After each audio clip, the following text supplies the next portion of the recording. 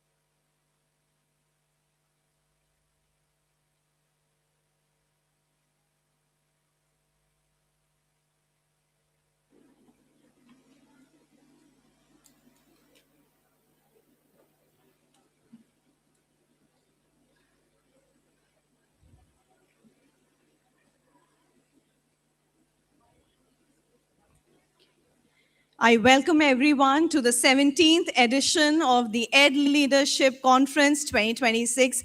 Can we give a huge round of applause for ourselves first? Thank you, dear galvanizers. I request all the galvanizers standing at the rear end of the auditorium, if you could kindly be seated. On behalf of City Montessori School and our entire family, I welcome Dr. Sunita Gandhi ma'am, Mr. Robert Gandhi, who's the MD of all the CIS campuses and One Tara School, all our distinguished educators, honored guests who have traveled from far, school leaders and delegates from across India as well as abroad. A very warm welcome, good morning and Jai Jagat to everyone. It is not the filling of a vessel, but the lighting of a flame that is the true purpose of education. Today, as we gather for the 17th Ed Leadership Conference 2026, we come together not merely as educators, but as architects of the future, united by a shared commitment to transform learning and empower every child. To invoke wisdom, enlightenment, and the spirit of learning, we will first be having our tradition of lighting of the lamp. But before that, I would like to warmly welcome all our international delegates. We have amidst us today Ms. Yusoko San from Japan. Respected ma'am, may I please request you to stand and wave so that, thank you so much. We have Mr. Hani Wadi Gumor from Egypt. Thank you, sir. Welcome to India. Ms. Raj Lakshmi Baidar from Nepal. Ms. Sunita Podul from Nepal. Ms. Ranu Khan from Nepal. Ms. Rita Ghimiri from Nepal. Ms. Rita Acharya from Nepal. And Ms. Tilotma Tilmitsima from Nepal. I'm so sorry if I've mispronounced anybody's name, apologies for that. But a very warm welcome, and may I kindly request Dr. Sunita Gandhi ma'am and all our delegates and the management, all our principals of CMS to kindly come forward for the lighting of the lamp ceremony. May I request the team of Ed Leadership Conference to kindly escort all our respected delegates up on the stage. May we have some music, please? May this light spread far all over the world for peace and harmony. May the Lord keep keep this light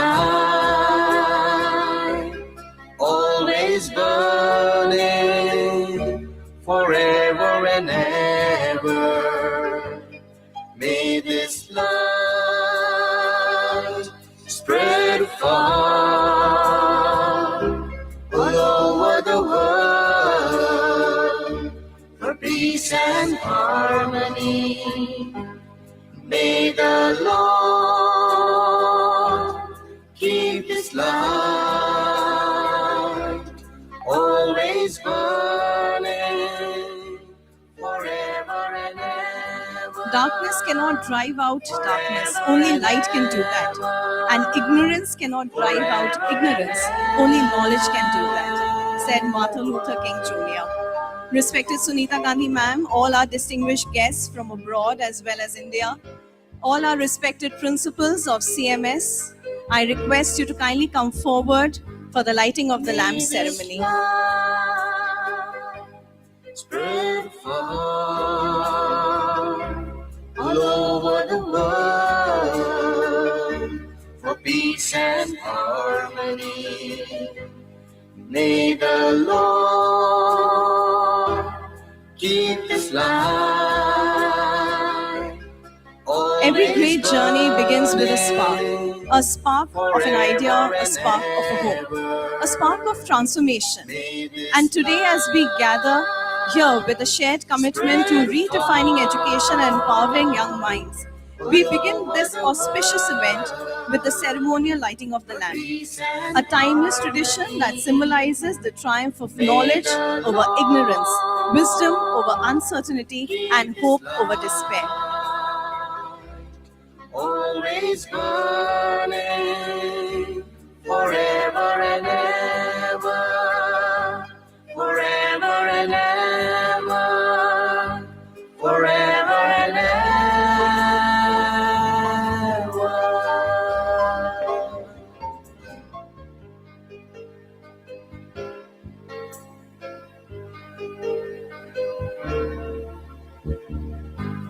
May this light spread far all over the world for peace and harmony. May the Lord keep His light always burning forever and ever. May this light spread far all over the world for peace and harmony.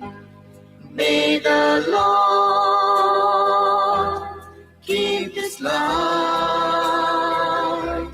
always burning forever and ever, forever and ever, forever and ever.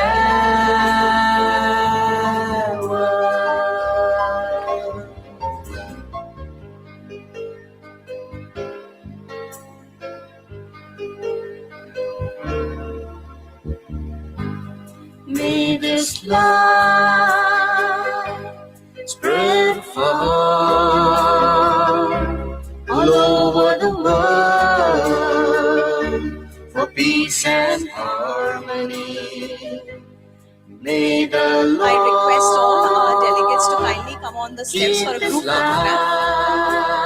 light always burning forever and ever. May this light spread far all over the world for peace and harmony. May the Lord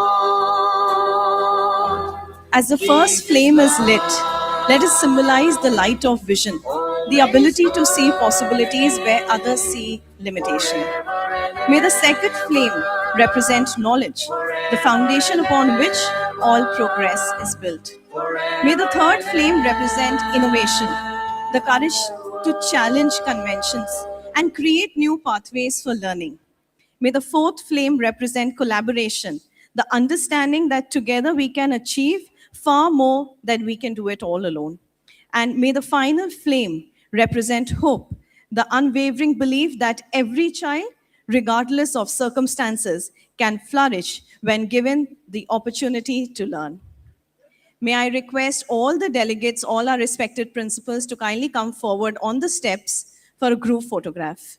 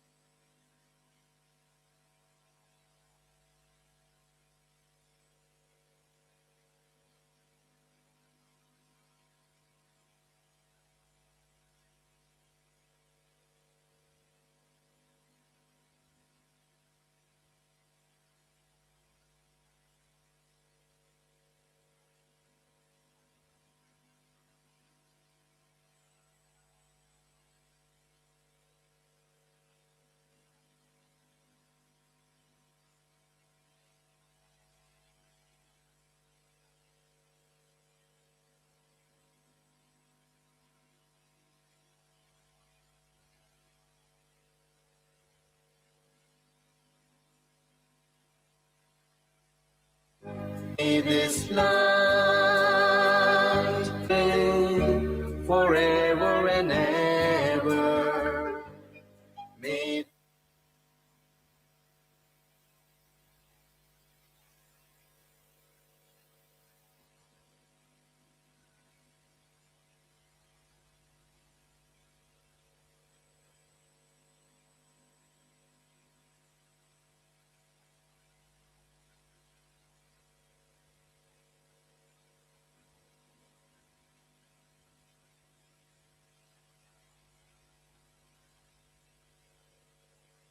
ever and ever, forever.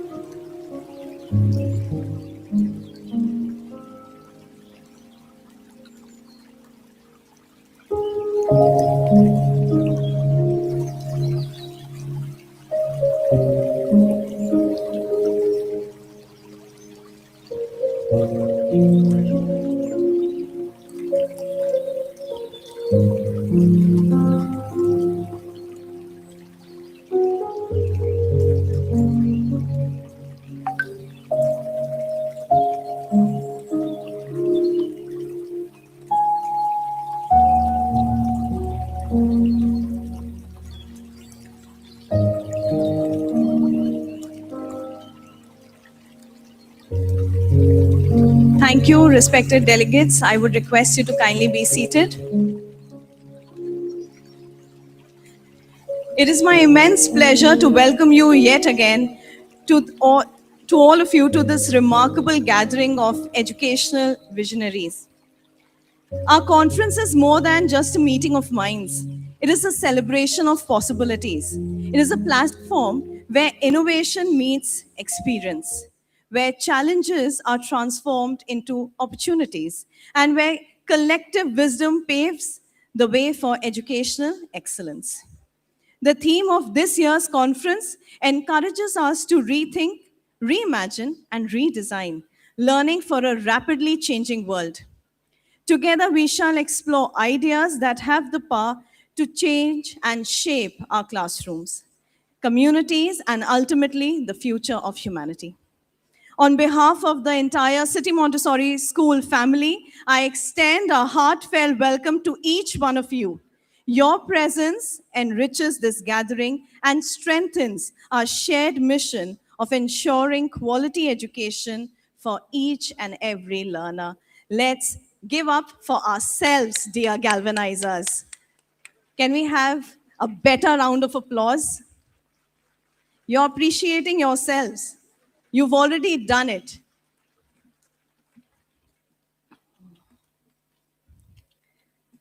A candle loses nothing by lighting another candle. To inspire us, energize us, and lead us for today's morning assembly, I invite the galvanizers from Indranagar campus too. Let us begin this beautiful morning with positivity in our hearts, gratitude in our mind, and commitment to excellence in all that we do. May I please invite Kritika ma'am from Indranagar campus 2 for the morning assembly.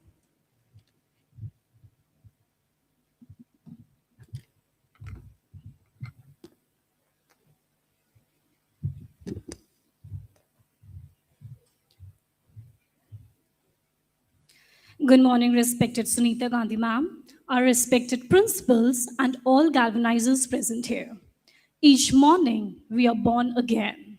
What we do today is what matters most. Today's assembly is being conducted by the teachers of Indranagar 2 United World Building. Let us begin by seeking the blessings of the Almighty. I would like to request you all to kindly rise for the school prayer.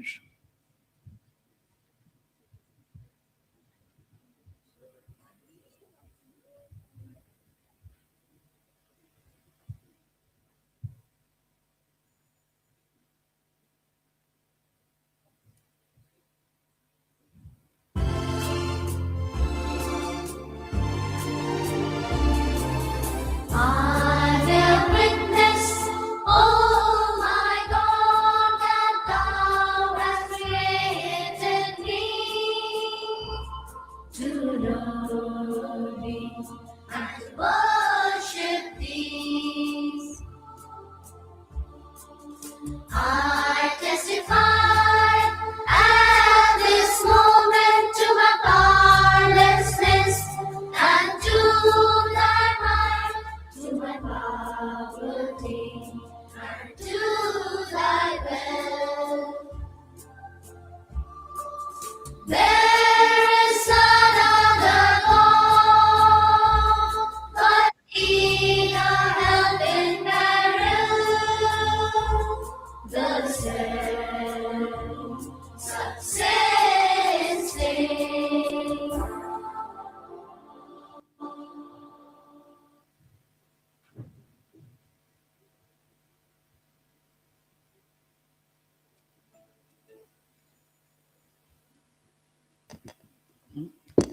Thank you so much. To help us understand the importance of the prayer, I would like to invite Ms. Shrishti. You all can take your place. Thank you so much. Jai Jagat, everyone. The meaning of school prayer is that God has created us to know Him and to worship Him. We can know God by knowing His manifestations. Some manifestations of God are Lord Ram, Lord Krishna, Prophet Muhammad, Jesus Christ. We can worship God by following His teachings written in the holy books. Few holy books are Srimad Bhagavad Gita, the Holy Quran, the Holy Bible, and Guru Granth Sahib. Thank you and Jai Jagat. Thank you so much. Now it's time to refresh our minds and energize our body. Get ready. I request everyone to stand up and make some space for yourself. For the next few minutes, all you have to do is follow the instructions, enjoy the process, and let your body move freely. Remember, there is no right or wrong moves here. The goal is to relax, recharge, and have fun together. So leave your worries behind, put on your biggest smile, and participate wholeheartedly. I request everybody to kindly rise for some warm up exercises.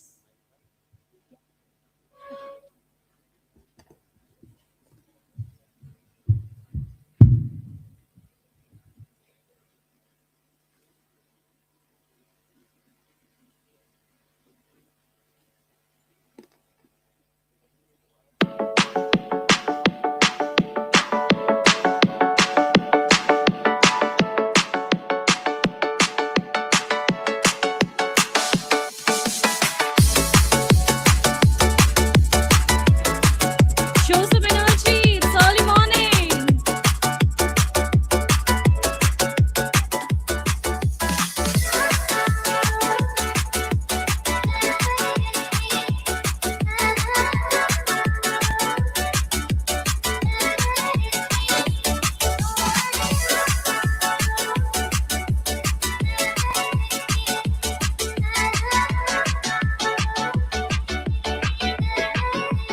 Fantastic.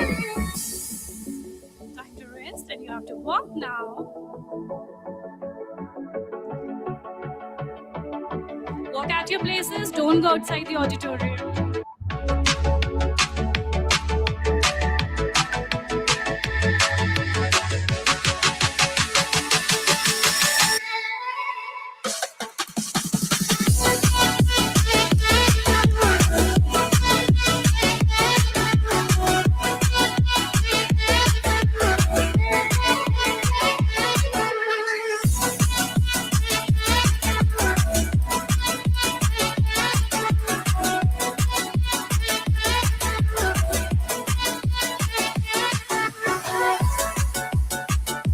Let's continue with the same spirit.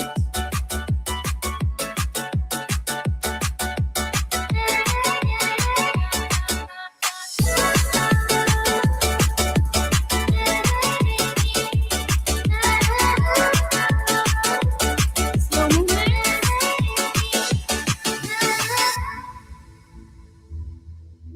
Slow down. Breathe.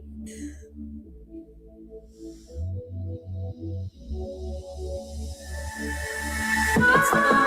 Calories. Jumping jacks.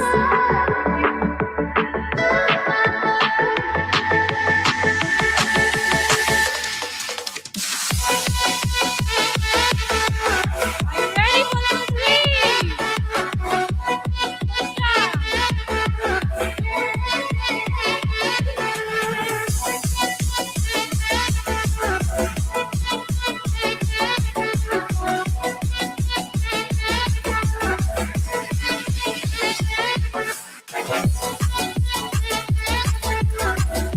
One. No new Instagram.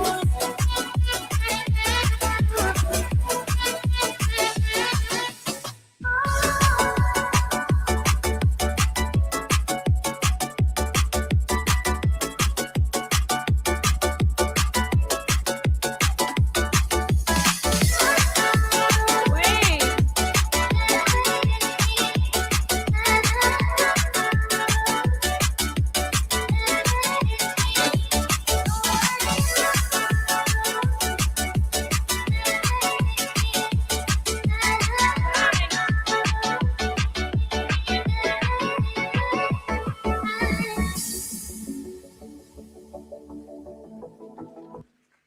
Thank you so much. Excellent. Give yourself a big round of applause. I hope you're feeling refreshed, energized, and ready to make the most of today's workshop.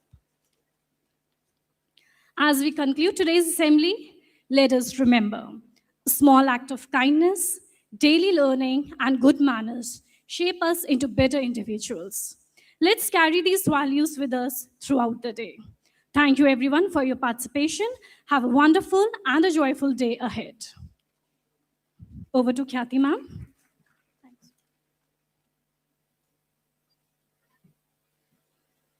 Thank you, Indranagar Campus 2, for that energized morning. I'm sure we are all pepped up for the conference.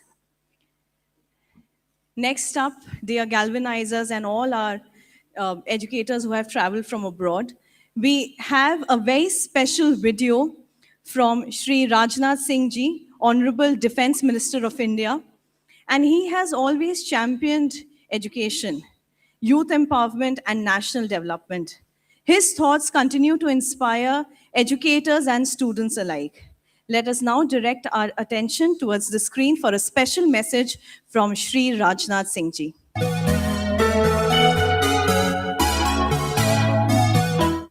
Namaskar. My warm congratulations to Dr. Sunita Gandhi and her team at the Global Education and Training Institute, GATI, that the Path Movement for Transforming Education is being launched at this roundtable. Education must be purposeful, active, transformative, and holistic. India's National Education Policy, NEP 2020, rightly emphasizes moving from teaching to learning, a move from memorization to understanding, from passive listening to active participation. I firmly believe that the 4C skills, collaboration, communication, critical thinking, and creativity, Dr. Sunita Gandhi, GATI have demonstrated that these are not just ideas, but realities that can be implemented across schools of every size and type. Leaders, educators, parents, and communities to come together for this transformative journey. Education leaders gathered Education Leadership International Roundtable in Lucknow, and those joining this event virtually from across India and around the world, and wishing this event a grand success. Thank you very much. Thank you to the media team for playing the video. Shri Rajnath Singh Ji mentioned about the 21st century skills, namely critical thinking, communication, collaboration, and this is exactly what Alpha has been doing. Our kids are getting better in terms of communication, in terms of critical thinking. The young ones, they'll be demonstrating it today through a demo class, what exactly Alpha is all about. So thank you so much for the video. Every meaningful journey begins with a clear sense of direction. As educational leaders, we are constantly challenged to prepare learners for a future that is dynamic, complex, and unpredictable. The question before us is not merely what students should learn, but who they are becoming. To guide us through this important reflection, I invite Ms. Reena Soti, ma'am, Head, City Montessori School, QAID, Quality Assurance and Innovations Department, for her presentation on charting a new path forward. Please join me in welcoming ma'am for her address. Can we give a huge round of applause for respected Reena, ma'am?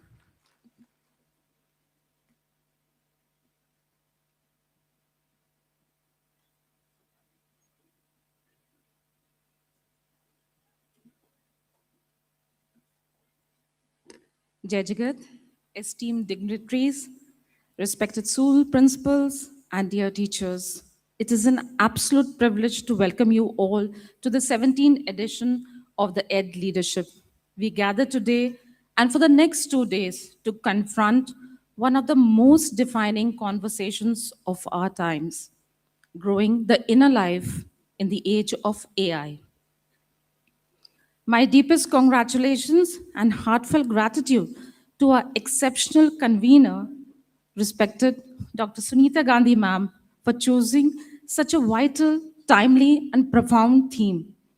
As a creator of Alpha and CMS academic advisor, ma'am has dedicated her life to one belief that every child, everywhere, deserves an education that is joyful, meaningful, and deeply human.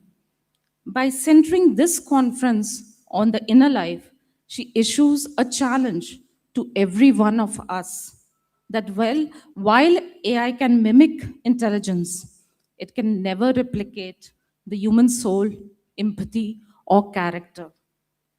And it is not only the theme that carries her imprint, the very framework that will guide our conversations over the next 2 days, the path framework, is her own creation.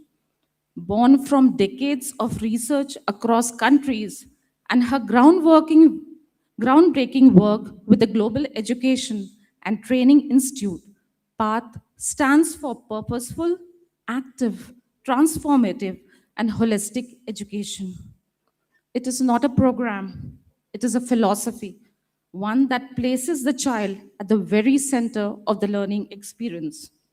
How fitting then that a framework now active in some 20,000 government and private schools across India, with agreement across 14 Indian states and growing adoption in Ghana and Peru, finds its home in CMS, an institution founded in 1959 to create socially conscious, morally rooted, globally aware citizens of the world.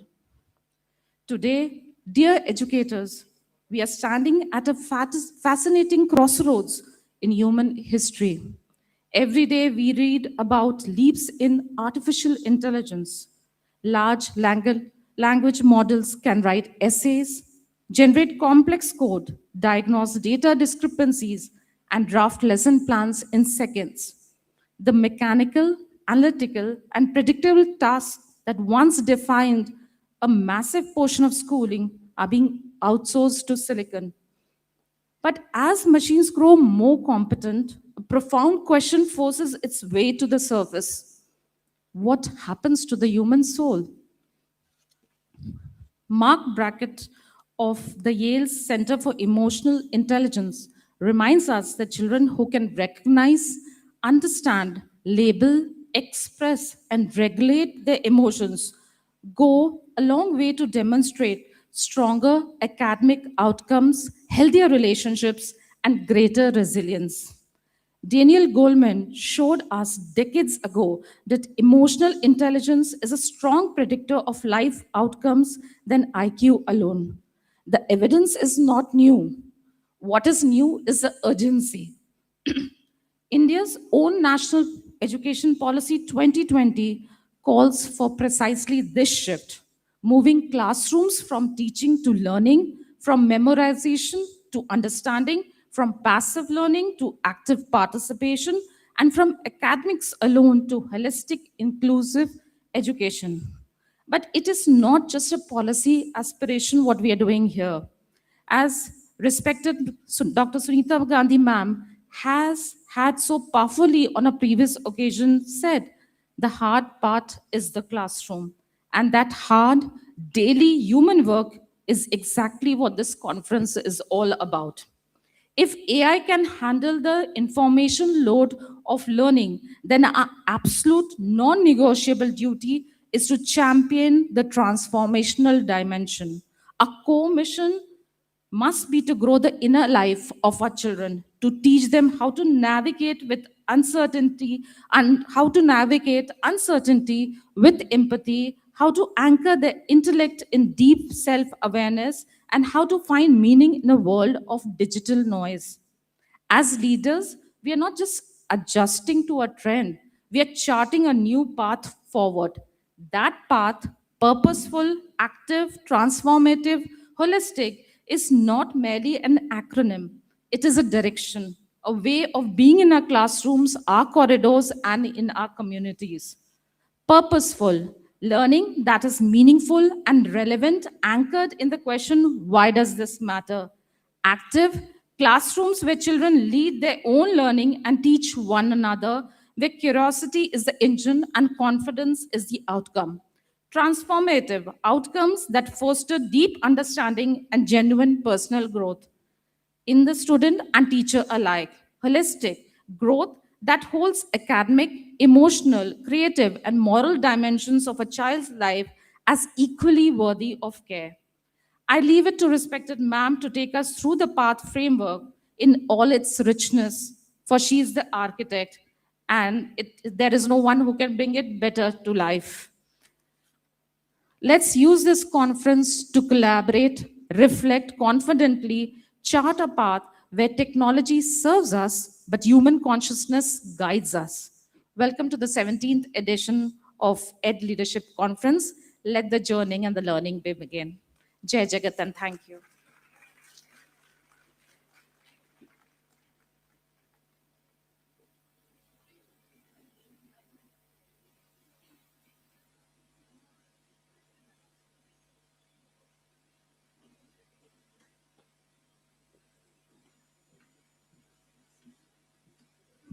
Thank you, respected Reena ma'am, for your inspiring address and reminding us that while technology may advance, human values, purposes, and character remains at the heart of true education. Your insights on the PATH framework have given us a powerful vision for creating meaningful and transformative learning experience. Thank you, respected ma'am. Every child can learn. The question is not whether children can learn, but whether we can teach them in the ways that allows them to succeed. There are moments in education that challenges everything we think we know. Imagine a 9-year-old girl who has spent 4 years in school yet cannot read a single word. Not because she lacks ability, not because she lacks efforts, but because she was taught in a way that did not help her to learn. Sadly, her story is shared by millions of children across the world. One visionary educator refused to accept this reality.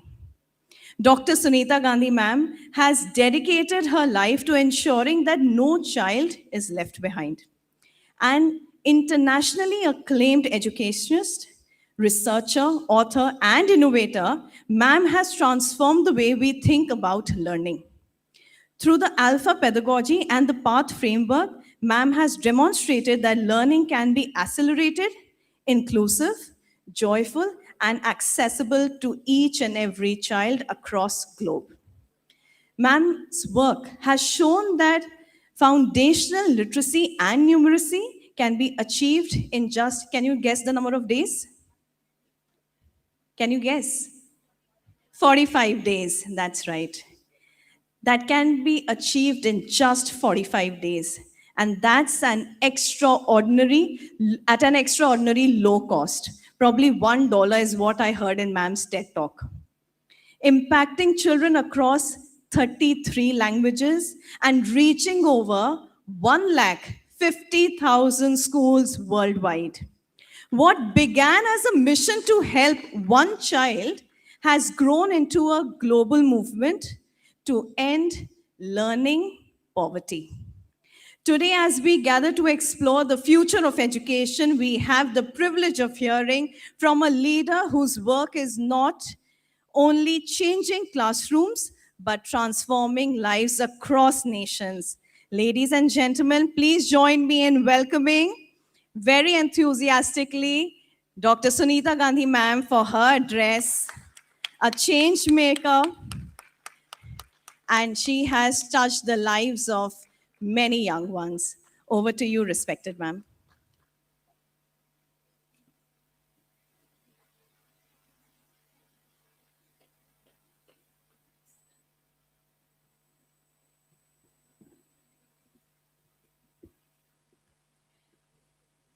A very good morning, everyone.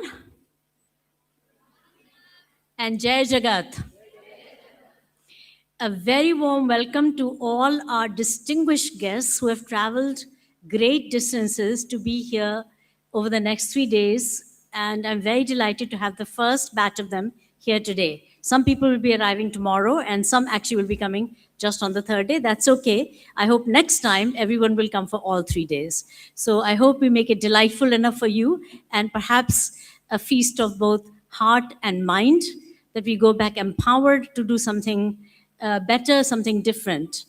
I'm really honored by all the wonderful words that have been said, here. But I want to say that education, we've not settled the score yet. Education is a long, long journey. And till every child is empowered, our journey is still in process. We're not done. And I think that's the thing that motivates us to do what we might refer to, or I refer to, as deficit accounting. So deficit accounting in my mind is that if the journey is that far away, right, and we have moved so much, how much of the journey is left? I think if we get too happy with where we are at, we're not going to move forward.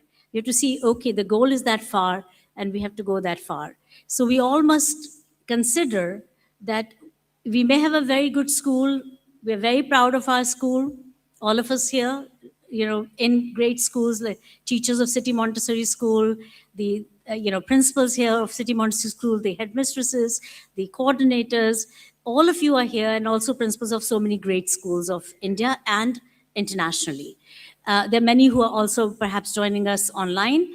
So I'd like to say that we must always not rest on our glories. We know that phrase, but we must continue to forge forward.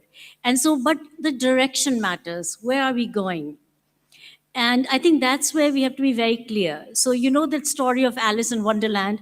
I sometimes do quote because I find it really fascinating. So, Alice is in Wonderland, and she arrives upon a fork in the road, and she wonders which of the two roads to take. And she's wondering and looking around and wondering which way to go, and she notices a Cheshire cat on a tree. So she turns to the wise cat, and she knows in Wonderland all the animals can speak. And she says, "Pray, wise cat, tell me which of these two roads should I take?" And the wise cat looks at Alice and says, wisely, "Alice, where do you want to go?" And Alice said, "I don't know." So then the wise cat says to her, "Alice, if you do not know where you want to go, then it doesn't matter which of the two roads you take." Isn't that awesome? We need to know where we want to go. But do we know where we want to go? All of us are busy. I'd say we're all guilty of being busy all day long. No time to think, no time to ponder which road we want to take. Where do we want to take this journey of an education towards everyone, every child becoming what we dream of, and they dream of, and their parents dream of? So I think knowing the direction is important. And so that makes our education purposeful. Meaning, the purpose of our education is what? Where do we want to take our boat? And as Rumi said, that, sir, I can hear you very well, Tiger sir. Okay, so I'm very happy to have Tiger sir with us, by the way. He is our great motivator and supporter, and he's an amazing person to have on our team. Very delighted to have General Tiger sir. Thank you. Okay, so I want to say that purpose education, Rumi said, I was going on to Rumi. Rumi said that as we walk the path appears. As we walk the way appears. And I think this is really important because sometimes we feel that we don't know enough to move on a particular path. I think if we know the purpose, we know which road to take, then we can move on that path, and the path will appear for us. It'll unravel itself in mysterious ways. We'll see so many new things and so many possibilities when we walk that path.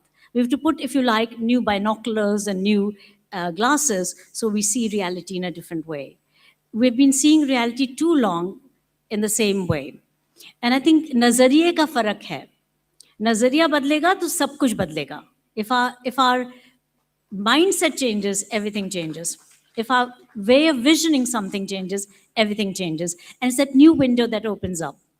And so we need to have what Carol Dweck calls growth mindset, as opposed to a fixed mindset. And I think, unfortunately, we educators are too much in fixed mindset about education, about children's ability, about putting them in brackets on where a child belongs, where a child doesn't belong, how smart they are, how smart they are not, how education must be run. Surely there is the only way. Surely they must compete with each other. Surely there's no other way out of it.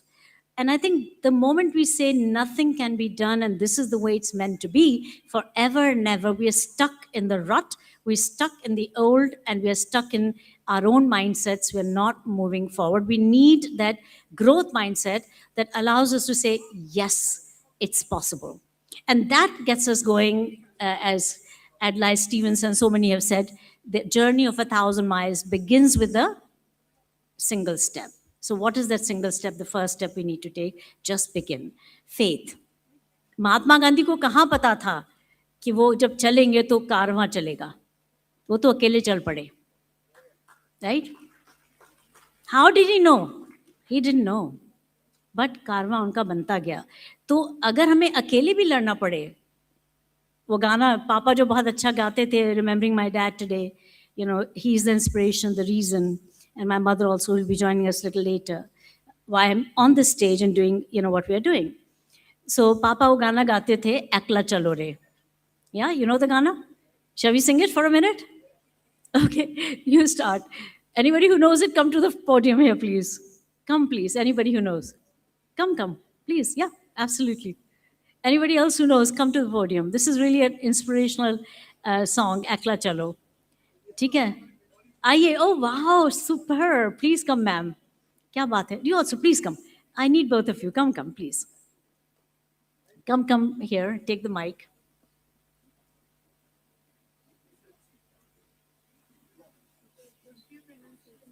Don't worry, it's okay. I'm also not getting it quite right. My father did it just whichever way. Wonderful, ma'am. Please come. No, she's going to join you as well. You're the main. Shall we start? Yes. যদি তার ডাক শুনে কেউ না আসে তবে একলা চলো রে যদি তোর ডাক শুনে কেউ না আসে তবে একলা চলো রে একলা চলো একলা চলো একলা চলো একলা চলো একলা চলো রে যদি তোর ডাক শুনে কেউ না আসে তবে একলা চলো রে যদি কেউ কথা না কয় ওরে ওরে ও ভাগা কেউ কথা না কয় যদি সময় থাকে মুখ ফিরায় সবাই করে ভয় তবে আগুন তুলে তুই মনের কথা মনে সবাই একলা বলো রে যদি তোর ডাক শুনে কেউ না আসে তবে একলা চলো রে.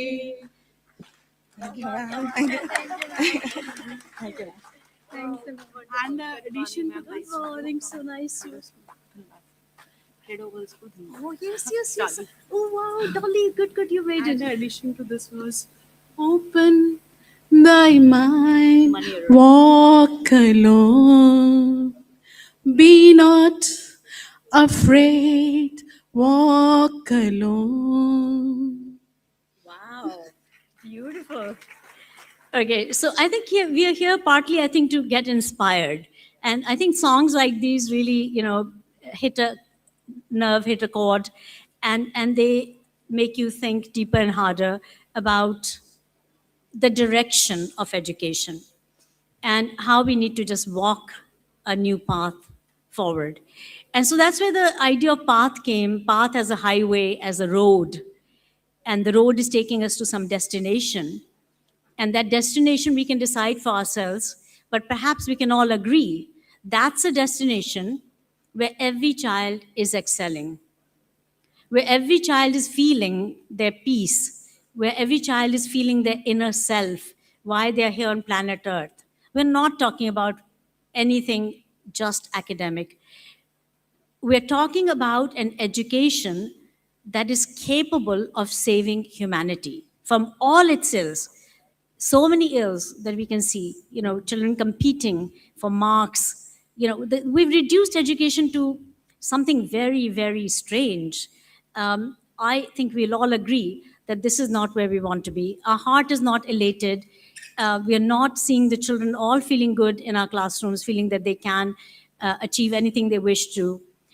We're not seeing an education that's leading to a better human development, a better human society, and this is the need of the hour. The education must transform itself, not just incremental change. A lot of educators I meet, they talk about incremental change. What is incremental change? Let's do this a little better. You know, let's get some training in for our teachers. Let's do another set of books.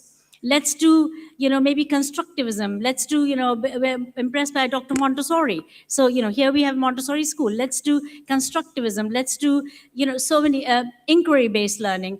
We get so impressed by externalities that we don't probe the inner. And what we need to do is probe the inner. gauge that we all have, that God has given us to tell us what's right, what's wrong, what's becoming, what's not, what's the best way forward for all of humanity. And I think we can all agree that one of the biggest skills, and here we be talking about this at City Montessori School and City International School and some of the schools that are working with us from Ayodhya to Bangalore. Very delighted that you're here. And Jaipur, we have school in Jaipur, in Assam, in Guwahati, in Aligarh. So all these places, people are beginning to dabble with something really different.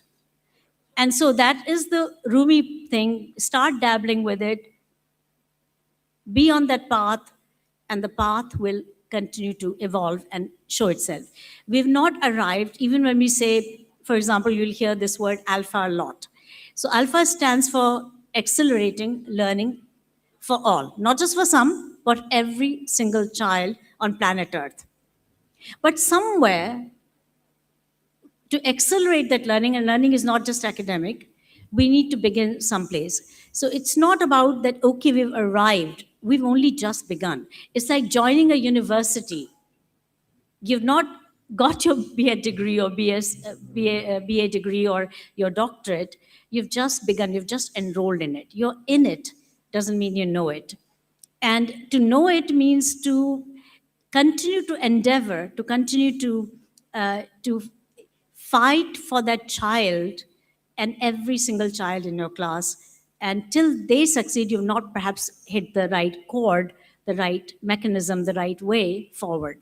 So I think that that vision is guiding where we are going, and success of every child, but also a human education that allows us to imagine a more humane world, a world free of wars, a world free of conflict, a world that is based on idea of love and peace for all, no poverty. Can we imagine that? And if we can imagine that, we can make it possible. But do we think about that? Do we even spend a few minutes of our busy day or a year or years on this idea that children must create a world that is different from today? Today is not a comfortable place. We know it. And we can't just talk about foundational literacy and numeracy. We can't just talk about academic excellence without thinking that that human being has to be created that creates a better world for all. And we all can. And this is what we have discovered along the way. I think that Alpha began as a journey, the path I didn't know. I mean, I just wanted to walk that path. And really and truly, what we found now is that there are greater gains than that of academics. I hope you'll agree, and that's why this conference is relevant, because we are talking about growing the inner life of a child, growing the inner being that is always so beautiful, that God has created with all the potentialities, all the love, all the peace, and everything in their heart and minds. We rob them of it. We take it away by mere competition from very early ages, by putting straight jackets into education, by constraining education the ways we have done. And I think we need to think differently. And the moment you think differently, it's, as I said, a new window opens. It's like, wow, was it even possible? And how many of you sitting here have been doing Alpha can truly say that this is an education that leads to collaboration? Raise your hands. Daily collaboration, minute-to-minute collaboration. Communication, all day long, children communicating with each other. How many of you say that? Critical thinking. Kids are making questions for each other all day long. Creativity. Character. Some of you have your hand permanently up. Okay, now creativity, character. Now character, after that comes citizenship, world citizenship, citizenship. How many of you say it builds better citizens, more equity, more inclusion? Because we rotate the pairs every single day. Children are sitting with every different child every single day by design, by design. And then climate consciousness is something we need to put nurture into it, but it's not exactly inside it as much as we want, but your hands-on learning materials all made of sticks that are sustainable, a sustainability curriculum within the whole thing, the SDG focus. Every chapter has SDG input. All of these things are leading to climate consciousness, the CC, the other C that we are talking about, the seventh C. And the eighth C is the most relevant for this conference and the most important because it anchors the child, and that's connectedness. The last C. So 4C skills and 4C traits. 4C skills are collaboration. They're skills because we can teach them. Collaboration, communication, critical thinking, and creativity. The 4C traits are who we are as a person. So character is not a skill, character is a trait. Character, citizenship, it's a trait. It's not a skill. You become a good citizen by consciously being that person. Then comes third thing, climate consciousness. Very good. That's also a trait. You develop it in a manner that it becomes part of your life, that you're constantly turning off lights and doing so many things consciously towards animals, towards plants, towards life in general, how we treat it. So conscious of that. And then finally, connectedness. Connectedness is really important because these days, especially, as we know, our children are more stuck on social media. They're on their mobiles, and it's sort of seemingly an irreversible trend. We've had evidence, I think I'm thinking about Samvida Adhikari ma'am and ma'am Batra. Ma'am Batra in particular was the first principal, our senior principal of City Montessori School, Gomti Nagar Campus 2 at the time. And I sort of invited her to our experimental school where the principal is here, Savita Makhija ma'am. And very happy to have you here as well, ma'am. And of course, Priya Chatrawal, part of our experiment from Lumina Terra School, principal of LT, Lumina Terra. So I want to say that, we began this as an experiment in City International School. And one day I said to Ma'am Batra, why don't you come and see what we're doing? And she just said, let's do it, which is not always the response we get from principals.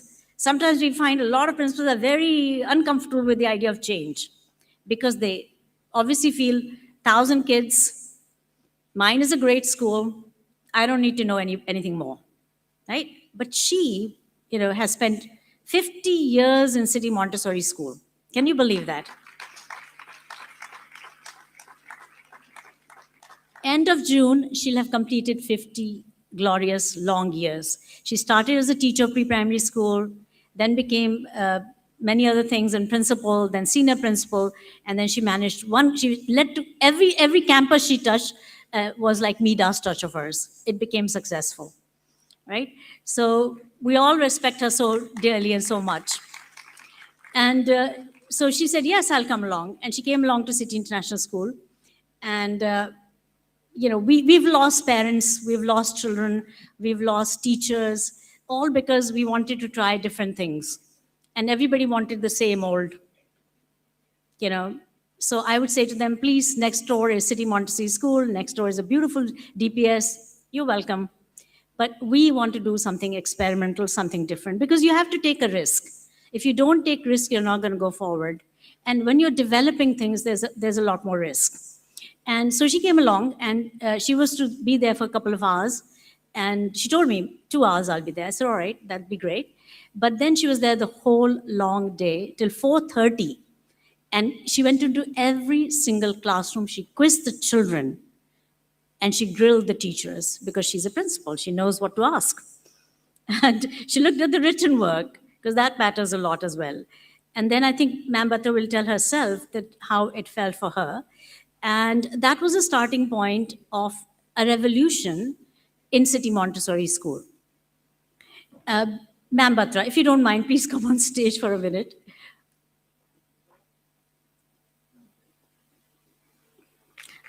Please, yes, let's clap for her. Samvida ma'am, you too, please come. So these are the two people who took the torch in their hands and made it into a flashlight.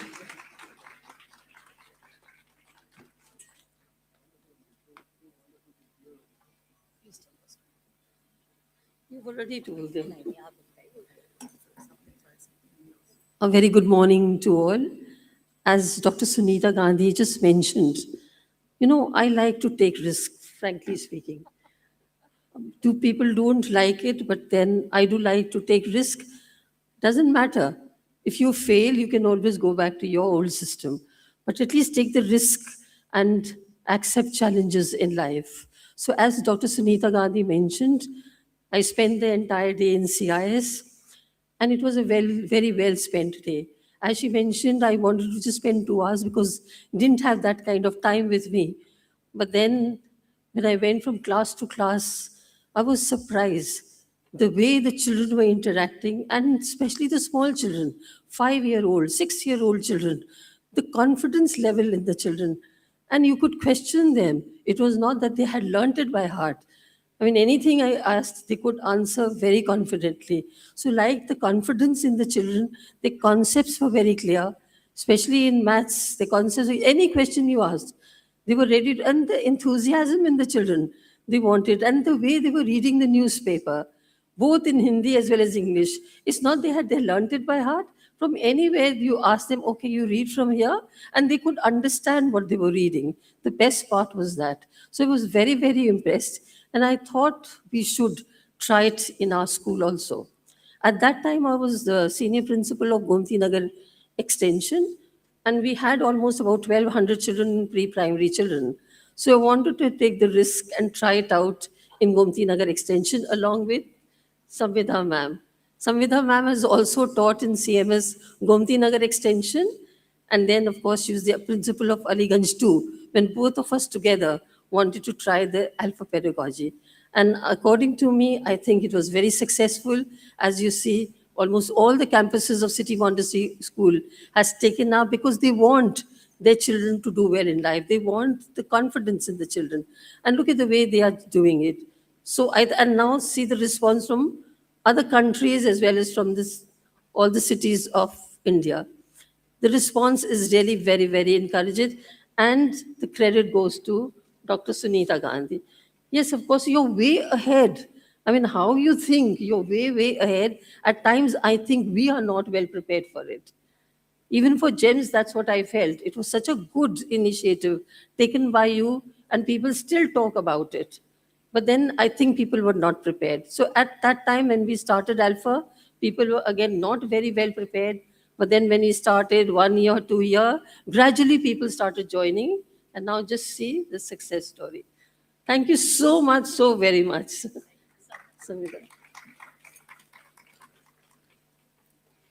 Jai Jagat, good morning.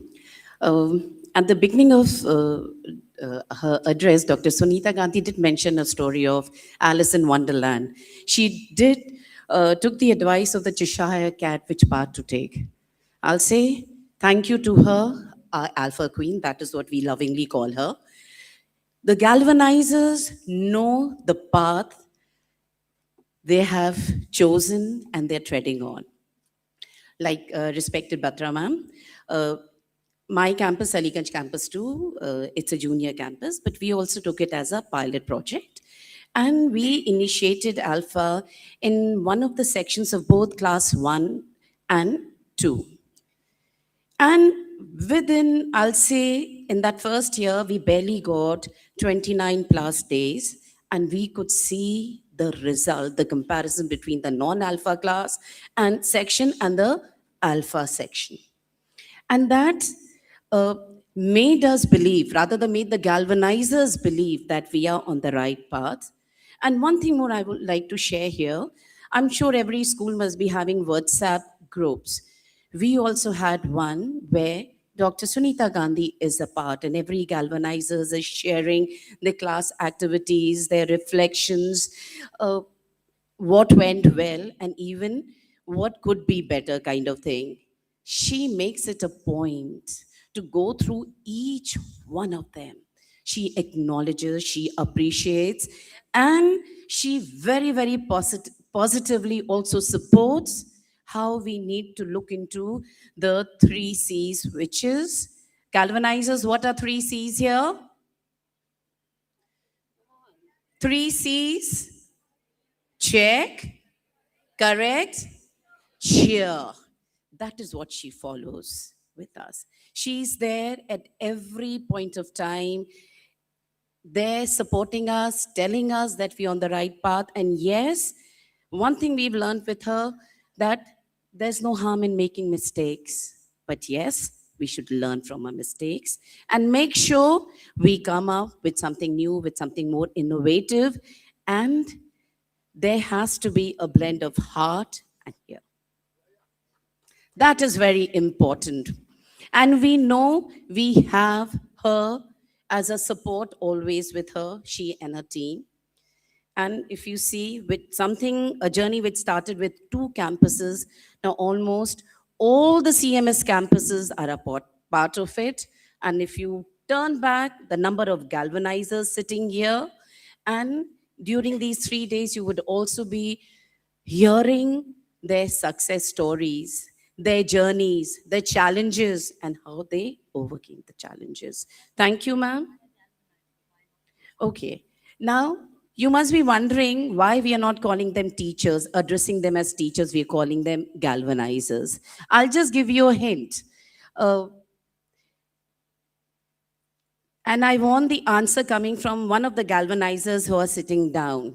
What is the difference between a teacher and a galvanizer? What does a teacher do and what does a galvanizer do?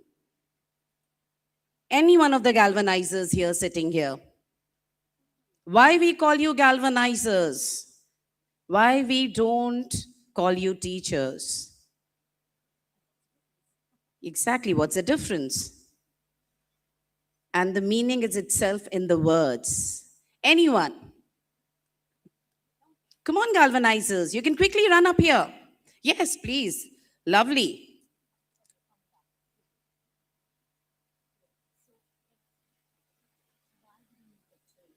Yeah. The change. Yes. Absolutely transformers. We are transforming. In Alpha, we all know it is a child-centered learning pedagogy. And that is the reason why from teachers we went to galvanizers. Now coming from one of the galvanizers, why we galvanize and we don't teach in our respective classes. Jai Jagat, everyone. I'm Sonal Mathur from Indranagar Campus 1, and I'm teaching class nursery. I'm not a teacher, I'm a galvanizer. I understood this concept after taking up my research work. Actually, 3 times I did my research work, and now I understood what is a galvanizer. Galvanizer is the one who ignites, who gives shock, or who electrifies. Electrifies means we are actually igniting the learning, the knowledge into the children. We are not just now teaching on the board, because now it's 14 years by now teaching in pre-primary. And I've seen from transformation from blackboard teaching to green board teaching to Tata class, and now to IWB interactive boards. And now I'm into Alpha, and this is the best one what I'm doing, because I'm not teaching, I'm standing by the side, and my children, they are now doing themselves in paired learning. And it's the best thing which I am learning. Because recently I went to Mumbai, and my nephew is in one of the schools in Mumbai, and we were just talking, and my bhabhi, she told me that they sit individually in the classrooms. They don't have paired learning. And paired learning is good because children, they interact, they communicate. He's a very quiet boy. So I asked him why he talks so less. So she told me because they sit quietly in the classes. They don't interact much. They have less social interaction. They are not allowed to talk in the classes. They don't move because they are so strict. So now, because social interaction is very necessary, so I see children of our city Montessori school, and I saw children playing in the society there. A great change, ma'am. Really, we have good lot here, ma'am. So in a nutshell, it is the alpha pedagogy that is empowering the teachers to transform into galvanizers. Good morning, everyone. I'm Ms. Fatima from CMS Gomti Nagar Extension, and I teach grade 1. So I would just like to add to what she said that a galvanizer is someone who inspires and motivates. They not just give the answers directly, they guide the students.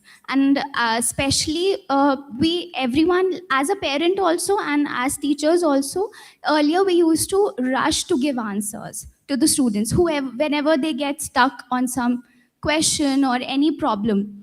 But now we become, as we teach them how to solve the problems, the skill that is very major, problem solving, and to use their mind, to use their brain and brainstorm to get the answers. That's how what a true galvanizer is. Thank you. Awesome. Thank you so much. You guys added so much thought to this whole thing. And 14 years and how many years? 3 years. Okay. So, but you know, this whole new thing is perhaps growing in you, not, you know, like, okay. Do you think every time we meet, there's something valuable added on? Yeah. You don't feel it's a waste of time to come again and again?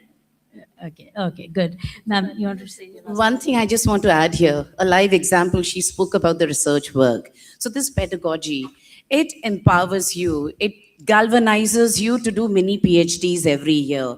All the galvanizers are doing their own research work, and then they get a platform to present here the practical results which they see in their respective campuses. This is a fantastic example, and we would like to applaud for all the galvanizers who are here and who are, along with the alpha pedagogy, they're looking into the research work also, which I very lovingly call, they're all doing mini PhDs here every year. Thank you so much, ma'am.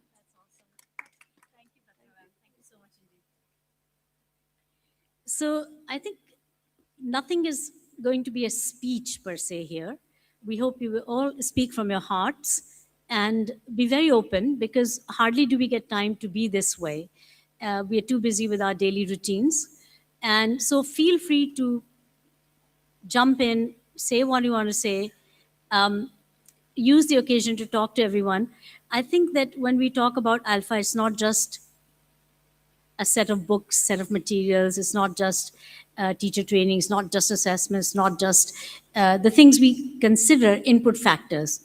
It's really a philosophy which is put into action. So if you imagine the path as being the road, the highway, then alpha is the vehicle on it. And that is the vehicle that allows us to move faster or slower.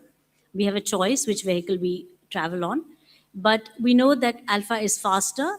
And the reason it is faster also has to be explored, because why is it faster? Is the teacher doing a different deal? Yes, of course, teacher is now a galvanizer. The tables are not in the center anymore. The table's on the side of a class. Teacher if you believe in it, and the more you believe, the more you get away from the idea of I guess, dominating the class. The more you believe in the children's potential, the more you sit on the side and you get time to think. And you are on your laptop, on your desktop, you are making the next set of questions you're going to ask the class. You're learning something more. You are watching, observing the class, and making notes in what's called the reflection register, so that next time you get a chance to be with the children, talk to them directly, that you're able to keep all that in mind or in your register and address it. So there are rhythms to the whole thing. There's a structure and a rhythm, but at the heart of it is the process of learning, which gives agency to the children. And that means that children are running their learning, not the teacher. So teacher, as so beautifully said by Sonal here as well, that you spark and you move away. So how do you spark? What do you do to spark the class? How do the children know what to do in their pairs? We know what to do in constructivism. All of us know think, pair, share. Now that is like a 10-minute deal. So you give a question on the board and you say, everybody now turn to your partner and solve that question. This is not what we are doing. It is vastly different. And the devil is in the detail, how things get done. But how many of you say it was really difficult to become an alpha teacher, a galvanizer? How many would say it was difficult? How many of you say it was easy to become a galvanizer? I can't see many hands. I'm not asking you to raise hands just for me, but if you feel so. Was it difficult to become a galvanizer or easy to become a galvanizer? Easy, right. And that's what we would hope, because something that is easy is what will get done. If it's difficult, it won't get done. And we found that exactly the same situation in the government schools. We began, not in City Montessori School, by the way, we began in City International School. That's where we developed the program, Alpha. We took it to the government schools first, not to the private schools. Government school, Anita Karwal, she was the secretary of MOE in 2022. I took it to her and I said, ma'am, अच्छे results आ रहे हैं. 6 साल के बच्चे अखबार पढ़ रहे हैं. 6-year-olds are reading newspapers in both English and Hindi, and these are the COVID kids. And that was one of my teachers, I'll never forget. She called me up and she said, ma'am, मेरे 5 साल के बच्चे अखबार पढ़ रहे हैं. I said, no, that's not possible. Alpha से. Still, I wasn't believing, because as you walk the way, you discover it. You kind of discover, oh, it's happening, great. So teachers are telling me what's happening, what's not happening, how to improve it, what to do, the fine tuning, everything I'm learning from you all, right? So she called me up, Shikha, and she said, ma'am, aap aake dekhiye. I was like, no way. I went there, I saw. And then I was so emboldened by the whole idea that I called a press conference. And that was 27th of February, 2022, called a press conference. And so that daring I became after that, because we saw a class full of children reading newspapers, 6-year-olds, 5-year-olds, many of the 5-year-olds, not all, and just showed the potential. And then I called Alok Ranjanji, who had been very motivational for me. In 2015, we were doing adult literacy work, and I did a very big survey of 1.5 million people of Lucknow, door-to-door survey, which 3,957 teachers of the government went door-to-door and collected the data. And from that survey, he was the one who helped me do all of that. So I invited him. He was the chief secretary of Uttar Pradesh at the time, but in 2022, he had retired. So I said, sir, see what you began, This is where we're at. I invited a whole bunch of other wonderful people, including the chairperson of the India Literacy Board. And then from there itself, I texted Anita Karwal ji, ma'am, अच्छे results आ रहे हैं, कृपया 1 minute हमको आप time दीजिए. She said, let's meet. We met, I think early March, it was the 6th of March, we met. And then she said, I want you to take up a low-performing district of India. I have 10 of them, and you, I know, will do the best job of all. I'm sure this will make a big difference. Such faith in just a conversation. That is the kind of people we need in the world, who are going to say, try it out, like Ma'am Batra, give it a go, Ma'am Samvita, right? Let's do it. Principals of CMS, who then later on joined the forces. Not everyone converted all at once. We had 2 principals initially, the ones who were on stage. We had then 11 campuses trialed it. For that, again, 45-day period. Then after that, about 50% of the children of these campuses tried it, 50 didn't. So we could collect data. And for me, as a researcher, I really wanted to collect data. And after that, 14 campuses took it up in 24-25 session for the first time as a whole year program. That much faith we have in our textbooks of the past. It took that many years in my own family-run school to convince the principals to shed those old books and take up our buddy books, right, which we call Sky High in CMS. So they took it up, and that was daring. 14 of them took it up out of 21 campuses at the time. Then 25, 26, 19 of the 21 campuses took it up. And then this year, 26, 27, we added a campus, Jankipuram, and that also has taken it up. So 21 of the 22 campuses have taken it up. I'm really grateful, because it is very, very risky to go into unknown terrain. Many were fearful when we tried for grade 3 that you take it up, because we have a beast called CSSL, right? Do you know the beast called CSSL? It's a third-party evaluation. It comes from Bangalore-based company. And my sister, Professor Geeta Kingdon, who is the manager of City Montessori School, she'll be joining us at some point during the 3 days. She's just arriving today from the US and from UK. Anyway, so she, what was the point? CSSL, she brought this beast in. And basically third-party evaluation makes a lot of sense because we sometimes will congratulate ourselves very quickly and easily. So they tell us, what what it looks like really for you. And if it is the same assessment across all campuses of CMS, we can say that it's fair and the distinction between alpha and non-alpha is actually real. And so we found that, and that was really, really amazing. And not just small difference, a big difference. And so the question, now this is to all of you principals who are here as well, the question, can a good school be better?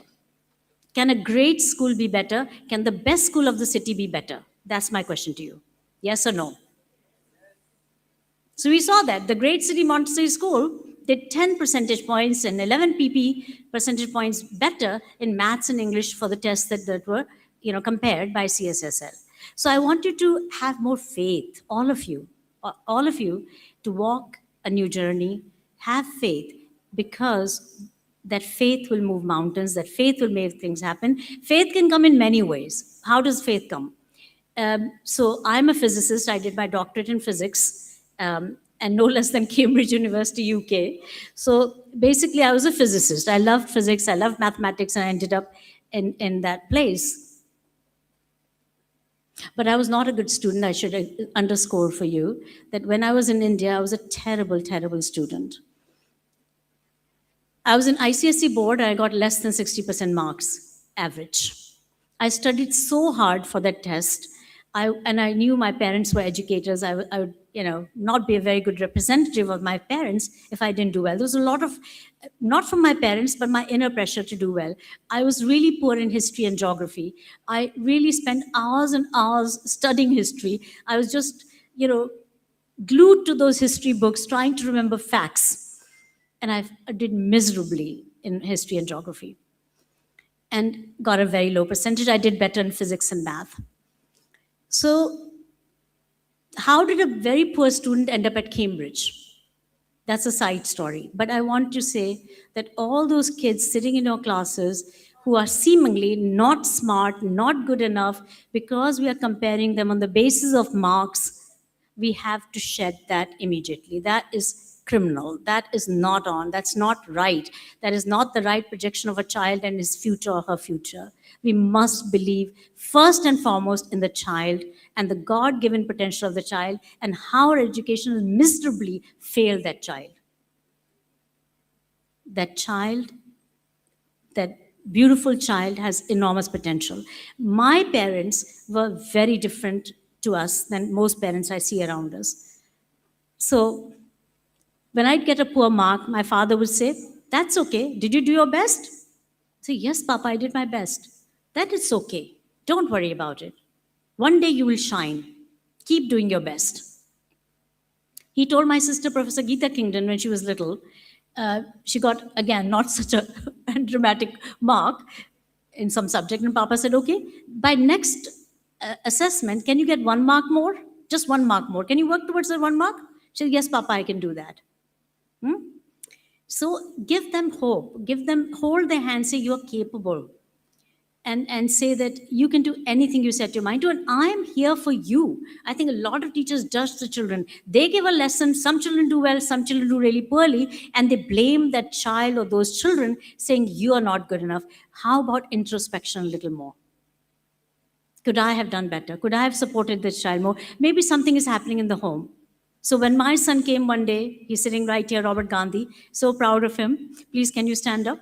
Yeah, Robert Gandhi. And he came home one day, and my sister had arrived. Do be seated, Robbie, thank you. My sister had arrived from England, another sister of mine who's a medical doctor. And he couldn't do his preparation and his homework that night. Next day, and she's a really good teacher, I really love her, the teacher said to Robert, "Phir homework nahi laye." Phir. That word phir, again, you've not brought your homework. That again is a real bad hit on the psychology of a child. It's a tag of sorts we put on a child. Again means you're not capable of doing this properly. You're not doing this every single day. Even if he has brought homework 5 days in a week, 6 days he doesn't bring, or let's say he has not brought it for many days in a month, doesn't matter. That's not the right message. We have to be very watchful of our tone, our language, and what we do and the support we provide. So yes, every child is capable of much more. I was able to demonstrate that because I knew my parents had sacrificed so much for my education. I wanted to do them well. And then when I was on my own, no support, no mummy, papa, nobody to help me, nobody to wash my clothes and cook my food, that was a turning point. I said, I have to do well. And when I put my heart to it, mind to it, and I really worked towards it, I excelled. And all of the children can. I got full scholarship, academic scholarship at Cambridge University. So those that the tactics of the past comparing children have to be dropped. So anyway, the point being that, okay, physics is my subject. Why did I mention that? No, nobody remembers. Having faith. Yeah, so I used to not have any faith because I used to think physics can define everything. And I've become a believer. So belief is very important. Second thing is belief in the child, of course, belief in the pedagogy that you are following.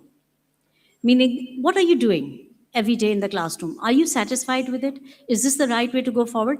Is this correct? So to the teachers, now galvanizers, I say you're not a galvanizer till you've earned that title. Just because you're doing something a little better, you're not a galvanizer yet. A galvanizer is earned.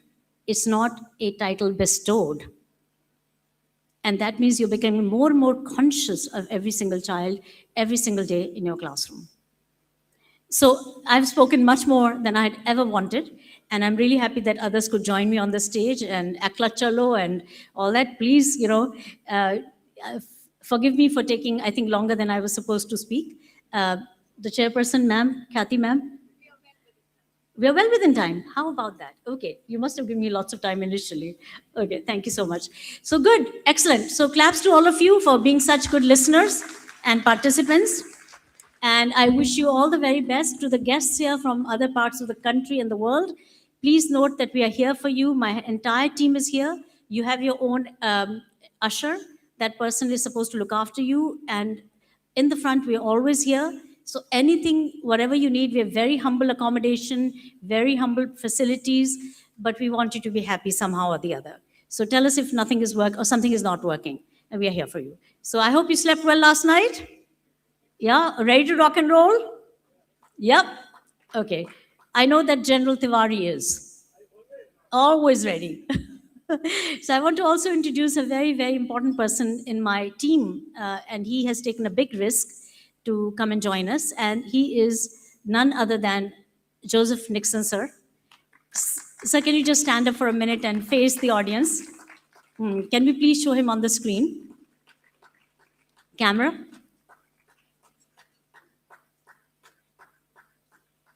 Nixon Joseph, sir. Sir दोबारा देख लीजिए उधर सबको please आपका हाँ okay sir की Hindi better हो रही है and Jasmine, who's joined me from Kerala also, too, from Kerala. So Jasmine is my personal manager, Jasmine Lilly. Anyway, so I'm very, very delighted with my team, but I want to say with with Joseph Nixon, sir, that he has been the president, CEO of SBI Foundation for 6 years, and before that, 30 plus years of work in different capacities, even traveling abroad for SBI and working in other countries like Japan for the SBI Foundation. And he left all that after retirement to join us here in Lucknow with his family. He moved here so that we can take this mission of literacy for the underprivileged, for the government schools forward. And he's been such a stalwart. You may clap for him, but for one more thing about him, you won't guess his age. He's 72 years of age, and he has run 74 full marathons. He's on the legends list of the Tata Bombay Marathon, for which people come from all over the world. 15 times he has run that marathon. He's on the legends list. So very lovely to have a legend like him with us, and very delighted to have all the team here, that's working alongside with me, willing to take that risk, jump into, whatever I say. I really am grateful to you, because there's no other way to find out if you can swim till you jump into the pool. Thank you so much indeed. Thank you.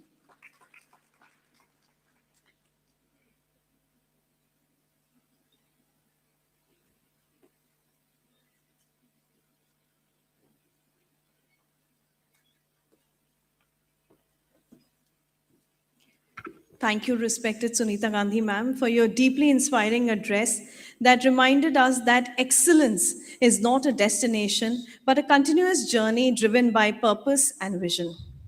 Your powerful insight on the importance of knowing our educational destination, coupled with your emphasis on nurturing character, citizenship, climate consciousness, and connectedness, have given us a renewed understanding of what truly matters in education. We are grateful for your wisdom, which continues to inspire us to create meaningful learning experience for every child. Next up, dear audience, I think we need some hands-on learning. And for that, I invite Tom and Miss Minilta for the next session. May we please request you to please come up on the stage and energize and enthuse the audience.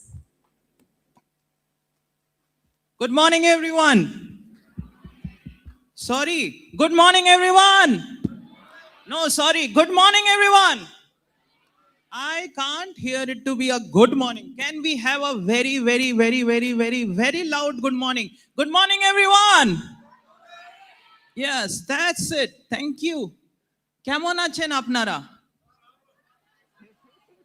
Kemon achen apnara? Bhalo. How you have to say? Bhalo. You have to say bhalo. Okay. Kemon achen apnara? Keno na? Aaj every one of us will learn the process of alpha. As ma'am said, that alpha is a kind of risk. When you take, it yields results. So how it is actually yielding results is what we will discover today. So, I can try, but Bengali मुझे सिर्फ एक शब्द आती है, शोबजी. सही बोला? शोबजी? सिर्फ एक शब्द मालूम है मुझे, उसके अलावा नहीं मालूम. Okay, so let's do something, okay?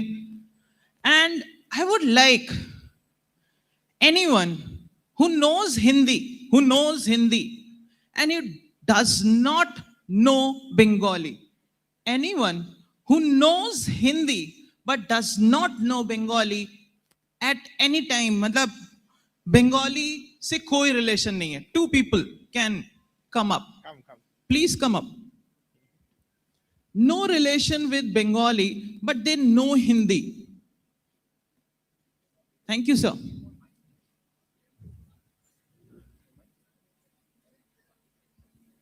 So please.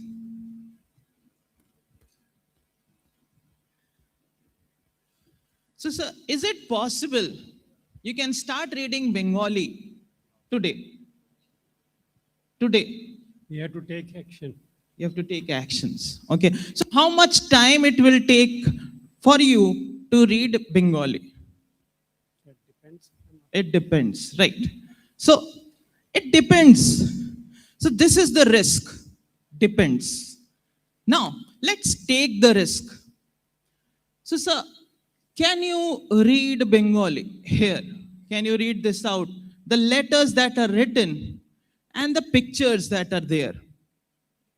Related with the picture, we can correlate with re and u. Okay.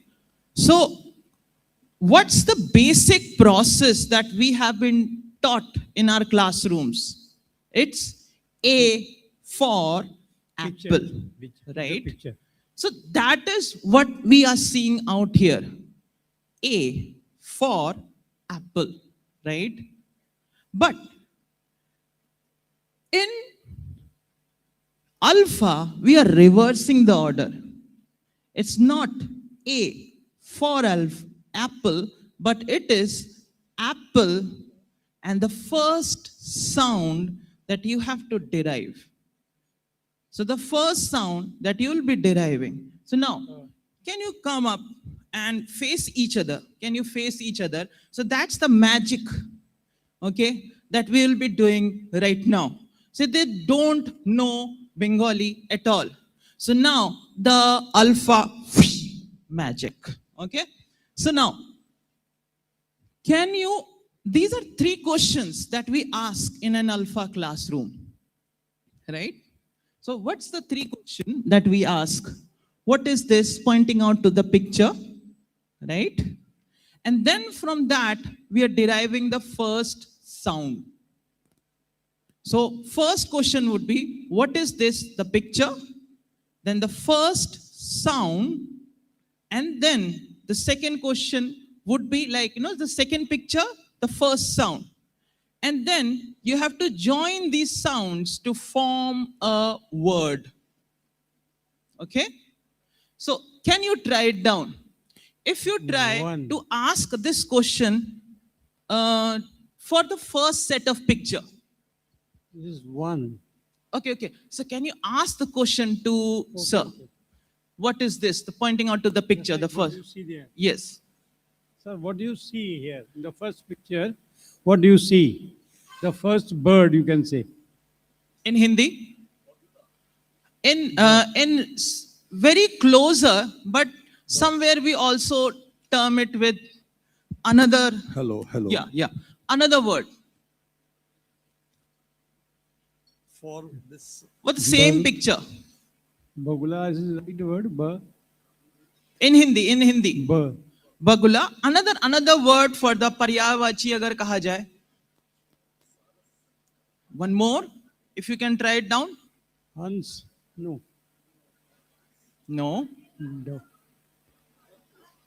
What's so helping from the audience, okay? No. So, Child can help yes. So the first picture is of work. Okay. Now the first sound. Okay. Now, sir, can you ask the second question to him? The second picture. What is the second picture? आप दूसरी picture में क्या देखते हैं? Yes. दूसरी picture में क्या देख रहे हैं? नदी. Yeah. न. Now you have to ask him the question. What's the first sound? पहला साउंड क्या है? न. अब हम इन दोनों को जोड़ेंगे. व और न. One. No. You have to ask him. He has to answer that. Okay. Sorry.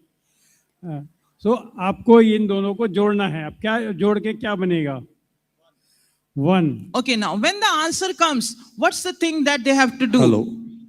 High five. So now you have to give a high five to each other. Okay, now the reverse will happen. Now he'll ask you the question from this place only for the second set of question, second set of picture. Yeah.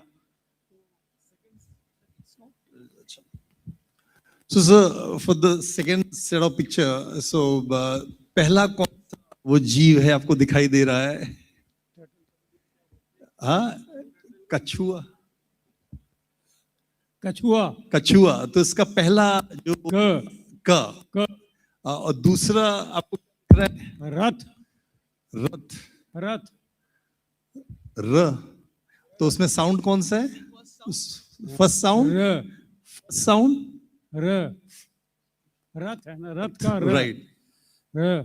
सो दोनों मिलके क्या हो गए? कर. Wow, amazing. So how much time did it take to read Bangla?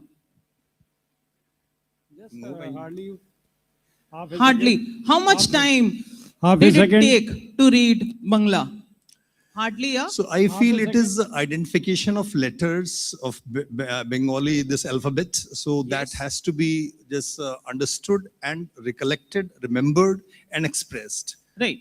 Just simply when the picture is there. True. So from the picture, it is very easy to derive the first sound. Very If I could have said, पहला अक्षर बताइए, it would have been a problem for you. But when I said that derive the first sound, it was much more easier. Much more easier. Thank you. That's so I true. would like to have two more people. Thank you. Thanks a lot. Can we clap for him? Clap for them. Can we clap for them? Because that was alpha magic that was happening. Thank you. Okay, now we'll be reading the second set of it. Okay, thank you. Come. So, please, can we clap for them from the beginning? Yeah. Because clapping always reduces what? It is prevents heart attack. So, if you really want to prevent your heart attack, okay, so you need to clap. Clap it louder.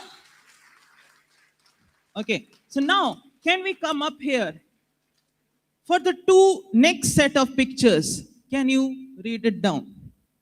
Again, please have that formula. Remember that formula. Next set of pictures.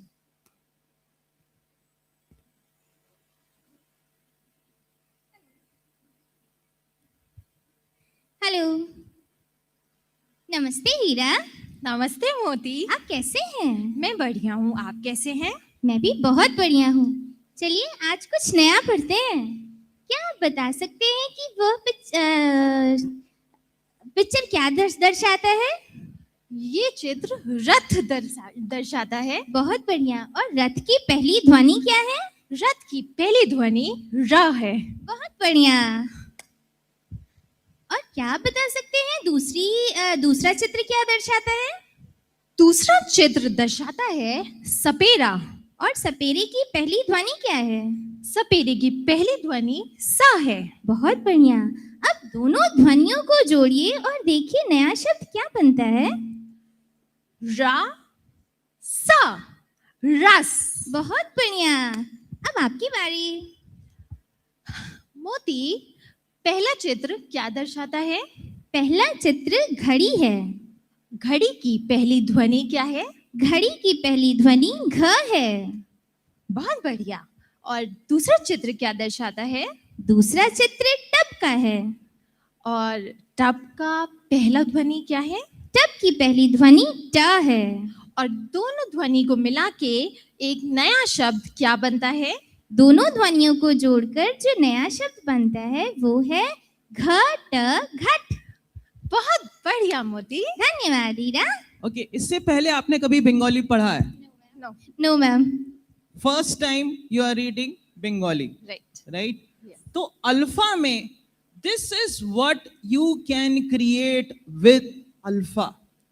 Any child, any place, if he or she can recognize that picture, he or she can start reading. And that is what created this effect, that anyone and everyone can start reading a newspaper. क्योंकि पहले ही दिन से, पहले ही गो से आप word formation की तरफ जा रहे हैं. You are reading a word, not emphasizing upon just the letter recognition. You are reading a word. But एक चीज बस और जोड़ दें इसमें, आप पूरा बंगाली हैं. क्यों? क्योंकि बंगाली में रसगुल्ला होता है. तो रसगुल्ला का मतलब जब आप रस पढ़ रहे हैं तो रस नहीं, पर वो क्या होगा? रोश. और जब आप घट पढ़ रहे हैं तब घट नहीं, पर क्या होगा? हट. राइट. बस इतना. और आप हैं बंगाली, तो आपके लिए अब क्या हो जाएगा? रसगुल्ला नहीं, पर rasgulla. Okay, so this is what is happening inside the classroom. Teacher, student demo, student demo. अब इसके बाद anyone, if the whole class, can you read the words that are given below? And you can also try it. Read the words that are given below. Can you read it down? Nath. Very good. Next word. Kar. Kush. Very nice. Next word. Ghat. Try it down. It's Ghar. It's Ghar. Very good. Very good. Next word. And it's Kar. Very good. Next word. One. Okay. But here is one thing. One thing. You are not able to recognize the letters in here because the picture set that is given here is little bit difficult for you. Kyun? Because you will pronounce the tricolor or our flag as jhanda, but Bengalis pronounce it as pataka. Okay. That is why we were able to read it. So- it is par. Right. For this, what we are doing is, what we can do is have picture cards of the pictures that are there in your module. Include some of the letter card also. Now, with this, you can play a game with the children.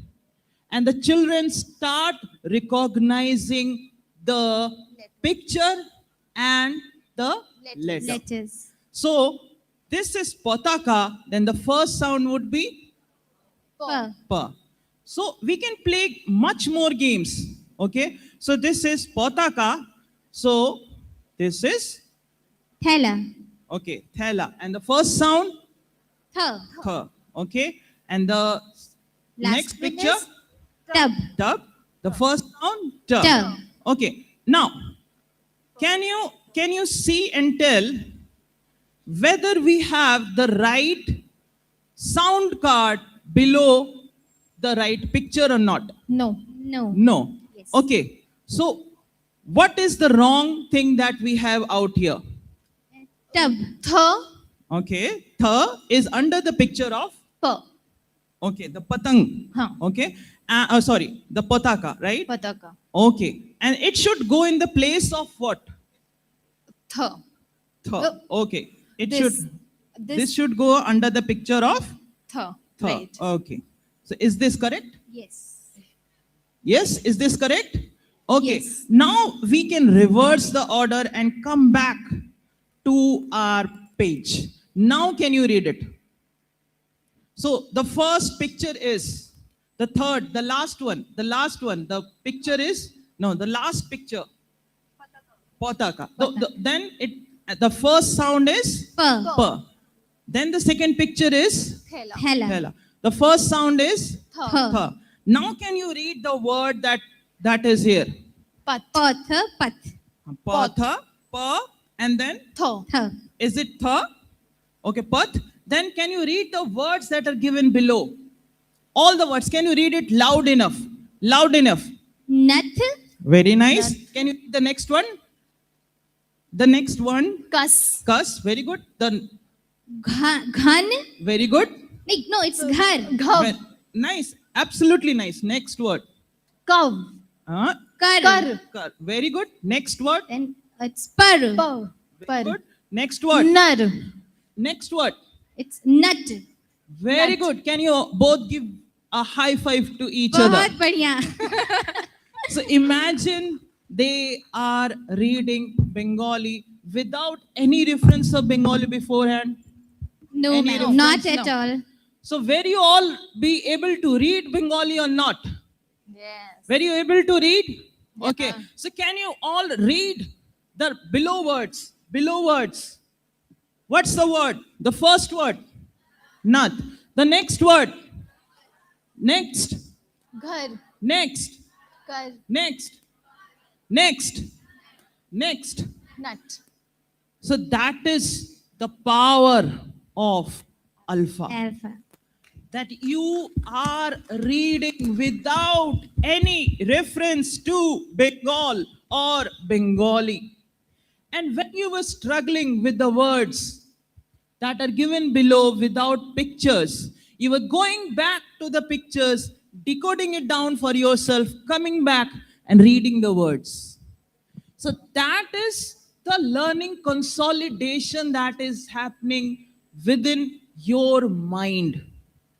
And after this, you know, even if I give you this sheet of paper, after even 1 year, 2 years, or 3 years, you know the formula, you will again read it.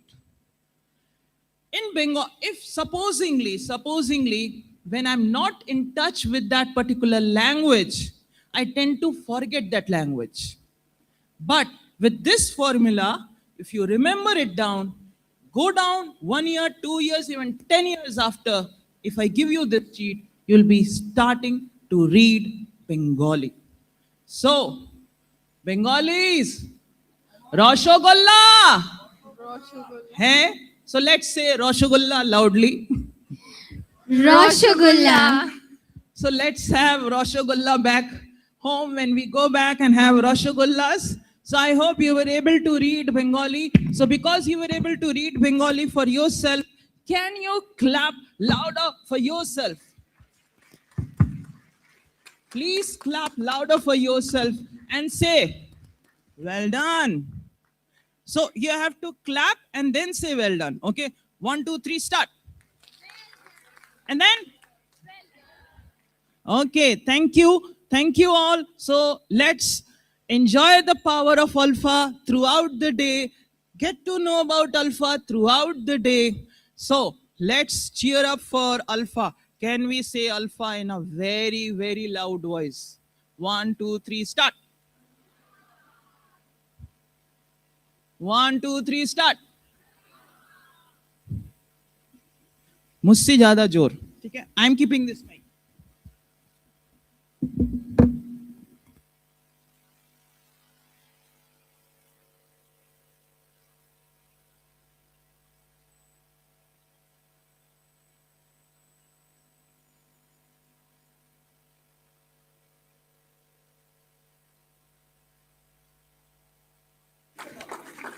Thank you so much, Milita ma'am, for that absolutely engaging session.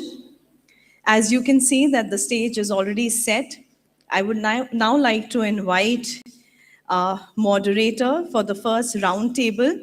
We have with us Mrs. Abha Anand ma'am, Principal, Kanpur Road Campus, as the moderator for the session.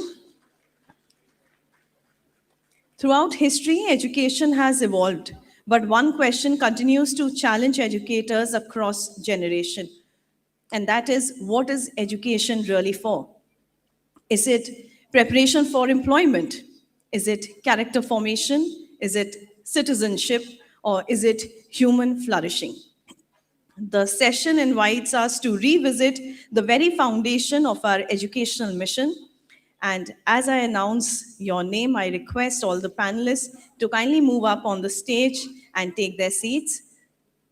For the moderation, we have with us Mrs. Abha Anand ma'am, Principal, CMS Kanpur Road Campus. I would also like to humbly invite Mrs. Shushma Rajkumar ma'am, Dean, Cambridge Campuses. Mr. Hani Wadi from Egypt. Ms. Suman Singh from Ghaziabad. Ms. Rita Acharya from Nepal. Ms. Savita Makhija from CIS Manasity. And Ms. Rashmi Divedi from CMS. Dear teachers, you're coming back after a long break, but it still seems that you need some time to wake up.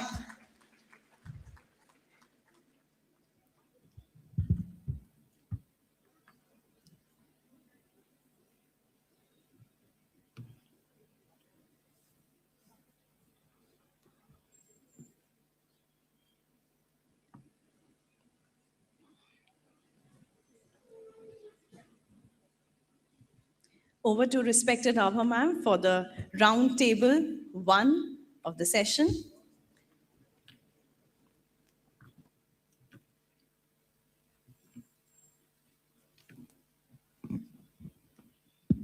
Thank you so much, Kathy ma'am.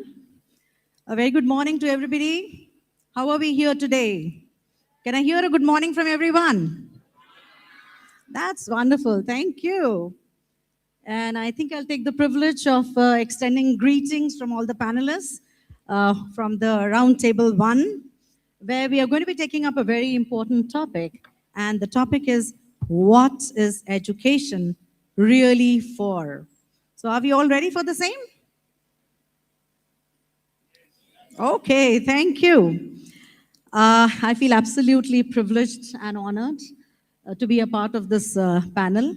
We have very eminent educationists here with us, and I'm very happy to welcome each one of them. We have Ms. Sushma Rajkumar. She is the Dean of our international section of City Montessori School, the Dean of the Cambridge section. So we're very happy to have you in our panel. Thank you, ma'am, for being here. Extremely privileged to have Ms. Rashmi Dwivedi. She's the headmistress at the CMS Rajatipuram campus. Extremely delighted to have you here, ma'am, with us, and you're welcome to the panel. We have Ms. Savita Makhija. Again, she's the principal at CIS. So you remember the first place where Alpha started, am I right, ma'am? CIS. So let's give it up for Ms. Savita Makhija. Thank you, ma'am, for being here. Very happy and honored to have Ms. Rita Acharya here with us.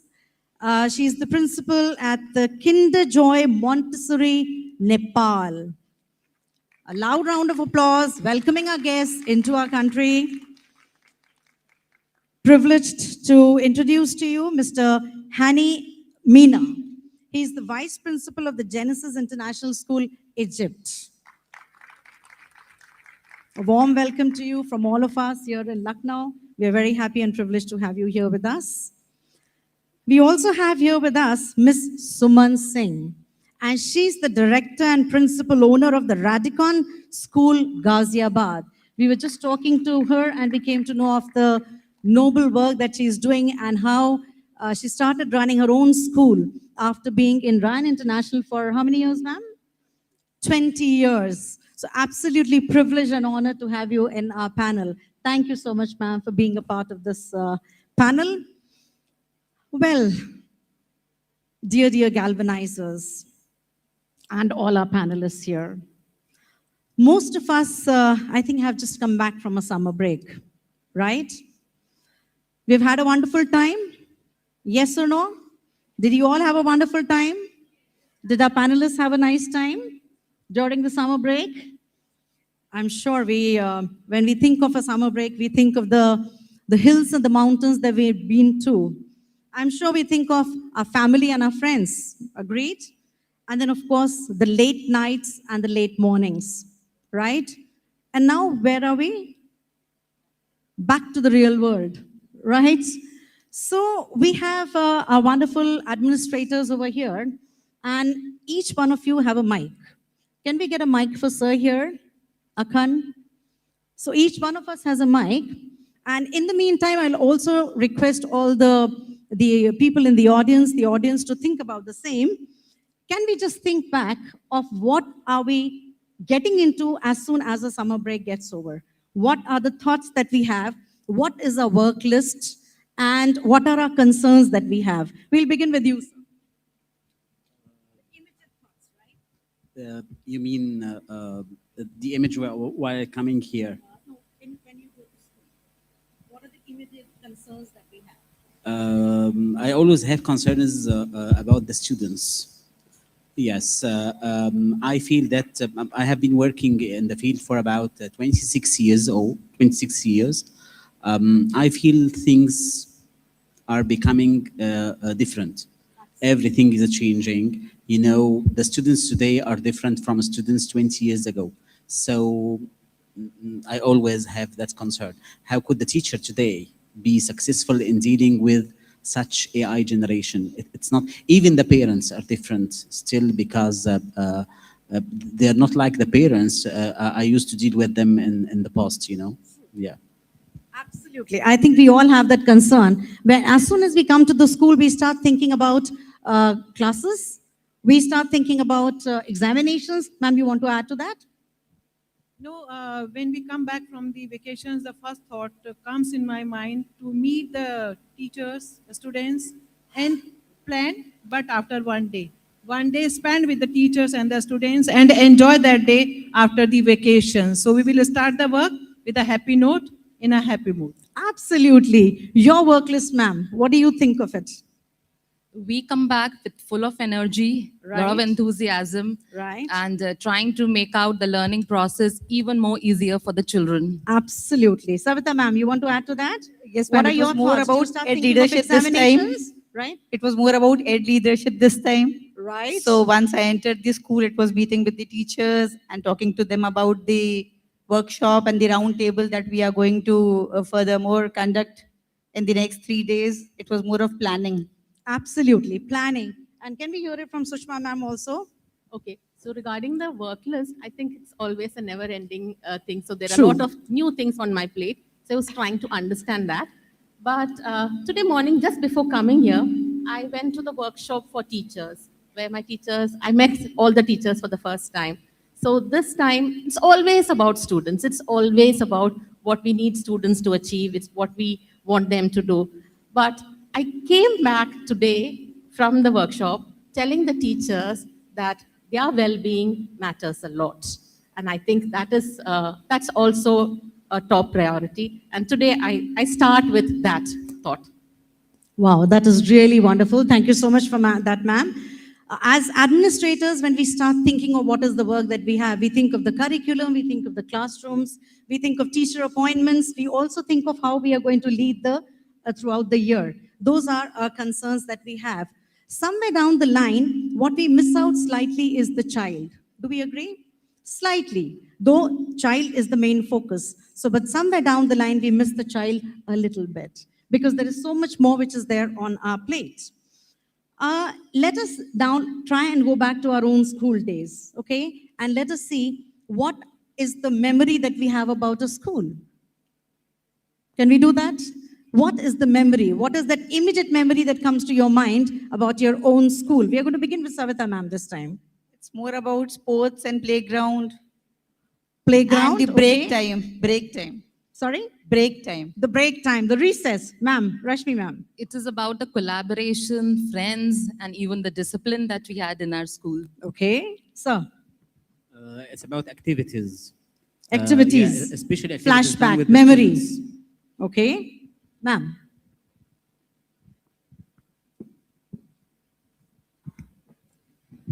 For me, that all break time and the rapport time with my friends and with friend circle, and especially that our some funny activity with we used to do. That is most Great important. activities, right? Yeah. Ma'am, can we hear it from you? Assembly time. Assembly time. Assembly. Great. Sushma ma'am, Where what do you everybody is think? gathered Sorry. and we are just pouring the thoughts, enjoying, singing, dancing, praying. Okay. And the entire school under one roof. Okay. So assembly is the soul of a school. Right. I put my finger on friends and also the stage. Well, these are all good children. None of them thought of the joy that they had fighting with their friends.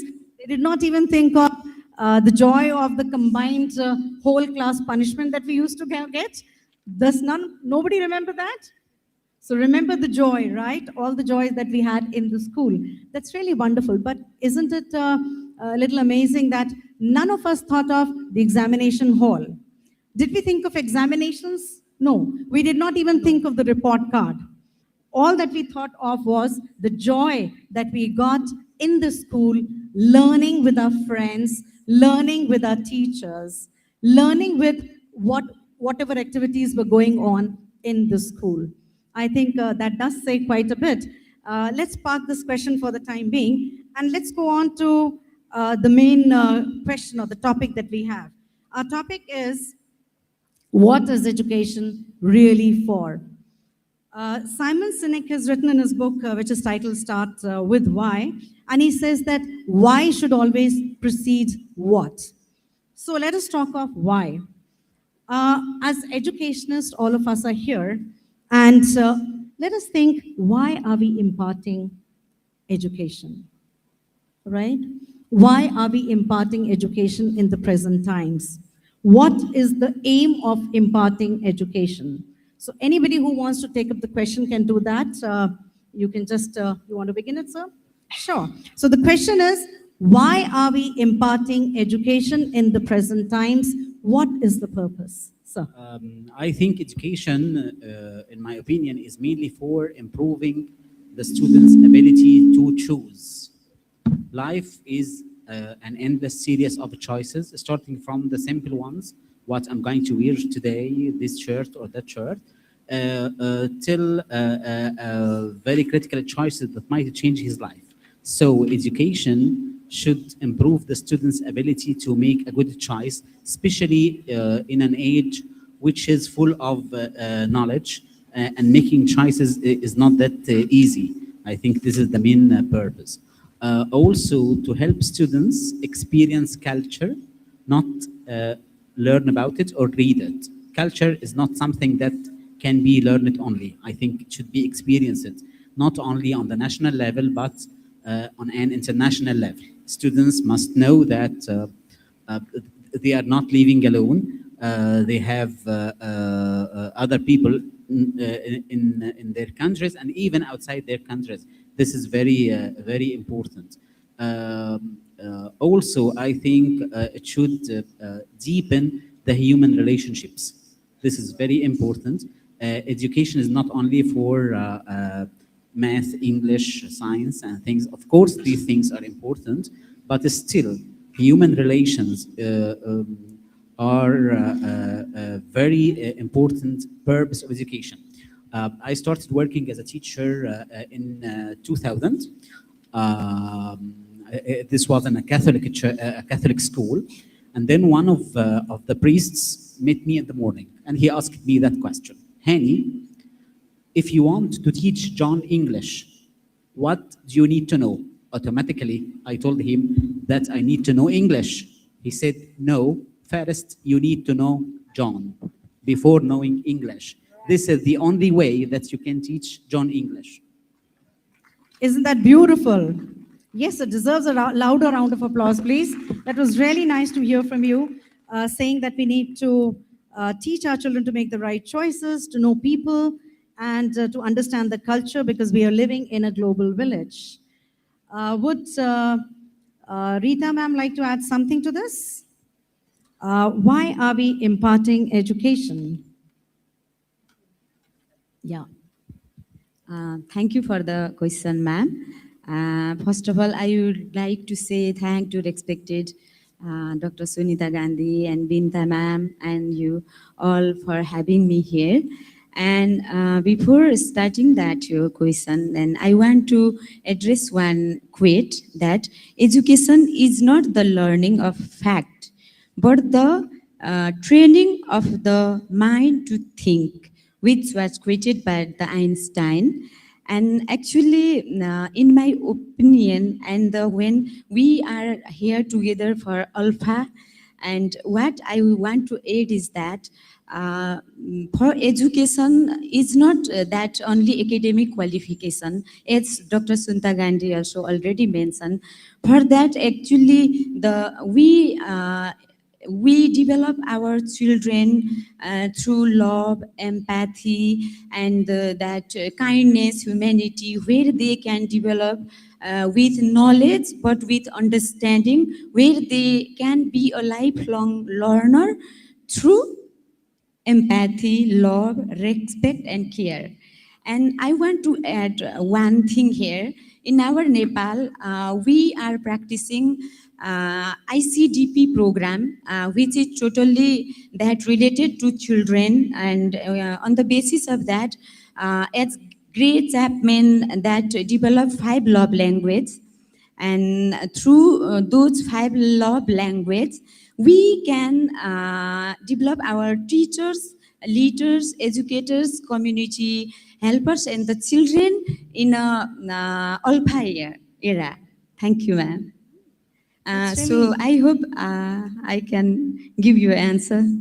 Okay, of course, absolutely, no doubt about it. It was really nice to know of how delicately you deal with children. and you're taking care of their social, emotional learning and behavior, right? We also have here with us Ms. Sushma Rajkumar. Ma'am, would you like to put forth your views on the same as to why are we imparting education to children? What is the purpose? And is this what is required for the future of the children? What is required for the future? Thank you, ma'am. So over the past few months, a few of us, our colleagues, we've been sitting together, reading certain material and understanding the fundamental question, which is the purpose of education. So over these 3 months, I've increasingly come to believe that the purpose of education is to discover the hidden capacities and capabilities of children so that they can make meaning of their own reality. Now, the social reality of every child is different. What one child encounters at home is very different from what the other child encounters. Children should be able, or rather, we should be able to help children understand what their reality is, and they should be able to contribute to society. So, my idea of education is to prepare children to become contributors of society. Like what, Ma'am, please. what I heard, what ma'am said, sir said, and ma'am also. So there is just two liners. This is there. Education is very important to construct a beautiful society, and imparting education in students, the exploration. The child explore where the child is good, where child can go ahead, and the teachers are helping them to grow. So this is the evolution, exploration, identification of herself or himself, so that they can just pull in for the future and they can take the right path according to the skill and the ability. And the teachers also guide in that. And then only we can make a successful society and a good nation. Isn't that absolutely right? Thank you so much, ma'am. You put everything so beautifully. And from what I heard from each one of you is that education is futuristic. It has to prepare the children for the future, because what is required today may not be required in 2036, right? I think it'll be nice to hear, because this is a very pertinent, important question. It'll be nice to hear from Savita ma'am and Rashmi ma'am also, as to why they think we are providing education and what are the essentials, right? Education is just not about preparing for a career. It's a framework for meaningful, impactful life. We can cultivate thinkers. They need to understand how to question, how to adapt themselves to the environment. It's about a balance between academic intelligence, emotional resilience, character, and a happy heart, which is more important. Wow, that was so beautiful. A happy heart. Can we clap for that? That actually calls for celebration. Thank you so much, ma'am. So I believe that the purpose of education is beyond academic knowledge. Yes. Now the learner of today's learner, they need a lot of skills so that they can thrive in the ever-changing world. So we need to develop a global citizen who can respect the diversity, sustainability, and of course has a social responsibility towards the nation or the community. Absolutely right. We heard everything the way Sunita ma'am had talked of. We heard everything resonating in the same manner, right? So we know that the present educational system is a little different, right? And this is so in most of the schools. There are a lot of schools where people are already trying to make changes to be able to cater to the requirement of the future. But we need to think as educationists, are we really there? One thing that I kept hearing from all of you was there is a purpose beyond marks. We agree? Purpose beyond marks. Then we also heard you all say preparing the children for the rapidly changing world situation. And then the last thing that we also heard was the empathy and the well-being of the children. So these pointers, these are very important, crucial aspects of education that we need to look into, and we have already started the process. Well, we have all administrators over here, right? There are times when we feel very frustrated with the kind of education system that we had at present in our case. What do you think is our education system really catering to the requirement that we have of the future and for the future? Would anybody like to volunteer for this question? The question is, at present, we have a very different education system. The system does not cater to the requirement of the future. We need to build, we need to have or prepare future citizens. But then our education system does not cater to it. At times, we as leaders are very frustrated because we are entangled, we are in the box, tightened in the box. So would anybody like to take that question and answer, what are the things that really frustrate us? Where are sort of where we are, what are the situations where we are in a box and we feel that we are not being able to make changes because of the system that we have, right? May I? Right, yes, ma'am, Rashmi ma'am. Still, many educational systems, they focus more on exams and marks. Examinations and marks, right, ma'am. And that builds a lot of stress among learners, and they don't get the real essence of the learning. They build up pressure to perform well, which often curbs their creativity, limits their confidence, and of course, negatively affects their social well-being. So we need to think beyond marks, and in CMS, we have consciously moved ahead of exam-centric approach. Through Alpha, of course, we are building the foundation, we are giving the foundational mastery to each and every child. We have started believing that every learner has its own pace to learn, and how a passive learner can be converted into an active listener and contributor. Absolutely right. Beyond examination is what we are hearing from you. Any other problems or any other aspects that curb us? Sushma ma'am? Ma'am, I agree with what Rashmi ma'am said about examination. The reality is that all schools aspire to prepare students for life, not only examination. But the reality is that we are in a system where success is measured by examination outcomes. Now, if the examinations were changed or the kind of assessments were changed, if the journey also gets captured, then it would have been a better system. Now, portfolios, different types of assessments, these are ways that one could change or one could move ahead. But the reality is not so. At the end, whatever we do at lower classes, but at least at the lower classes where the board pressure is not so much, one could try and bring in these changes where it's not only the end of the year examination, which a child gets to demonstrate what he knows, or sometimes, unfortunately, what he does not know, the child gets marked on. We can have a system where we have a collection of the work that the child puts in throughout the year that can be assessed, looked at. We could have oral submissions. We often see children, and this is a very interesting paradox. We often see children do very well in classroom. We ask them to prepare a lesson and teach. They prepare the lesson and teach very well. We've all seen that. But the same child, when it comes to our examination, may not be able to perform well. So we need to bring these things in. So that's my point. Do we all agree to this? Yeah? Because examinations are not always the best way of assessing a child's learning. There is so much more that is there to a child. Like ma'am mentioned, that a child may not do well in an examination, but he's very capable and really good at presenting himself or herself. We talked of communication, we talked of creativity, we talked of character, all the futuristic attributes which are required or a part of education. So all these things will be taken into consideration if we slightly alter our examination system or the way we assess them. Do you agree with this, Suman ma'am? Yes, absolutely agree.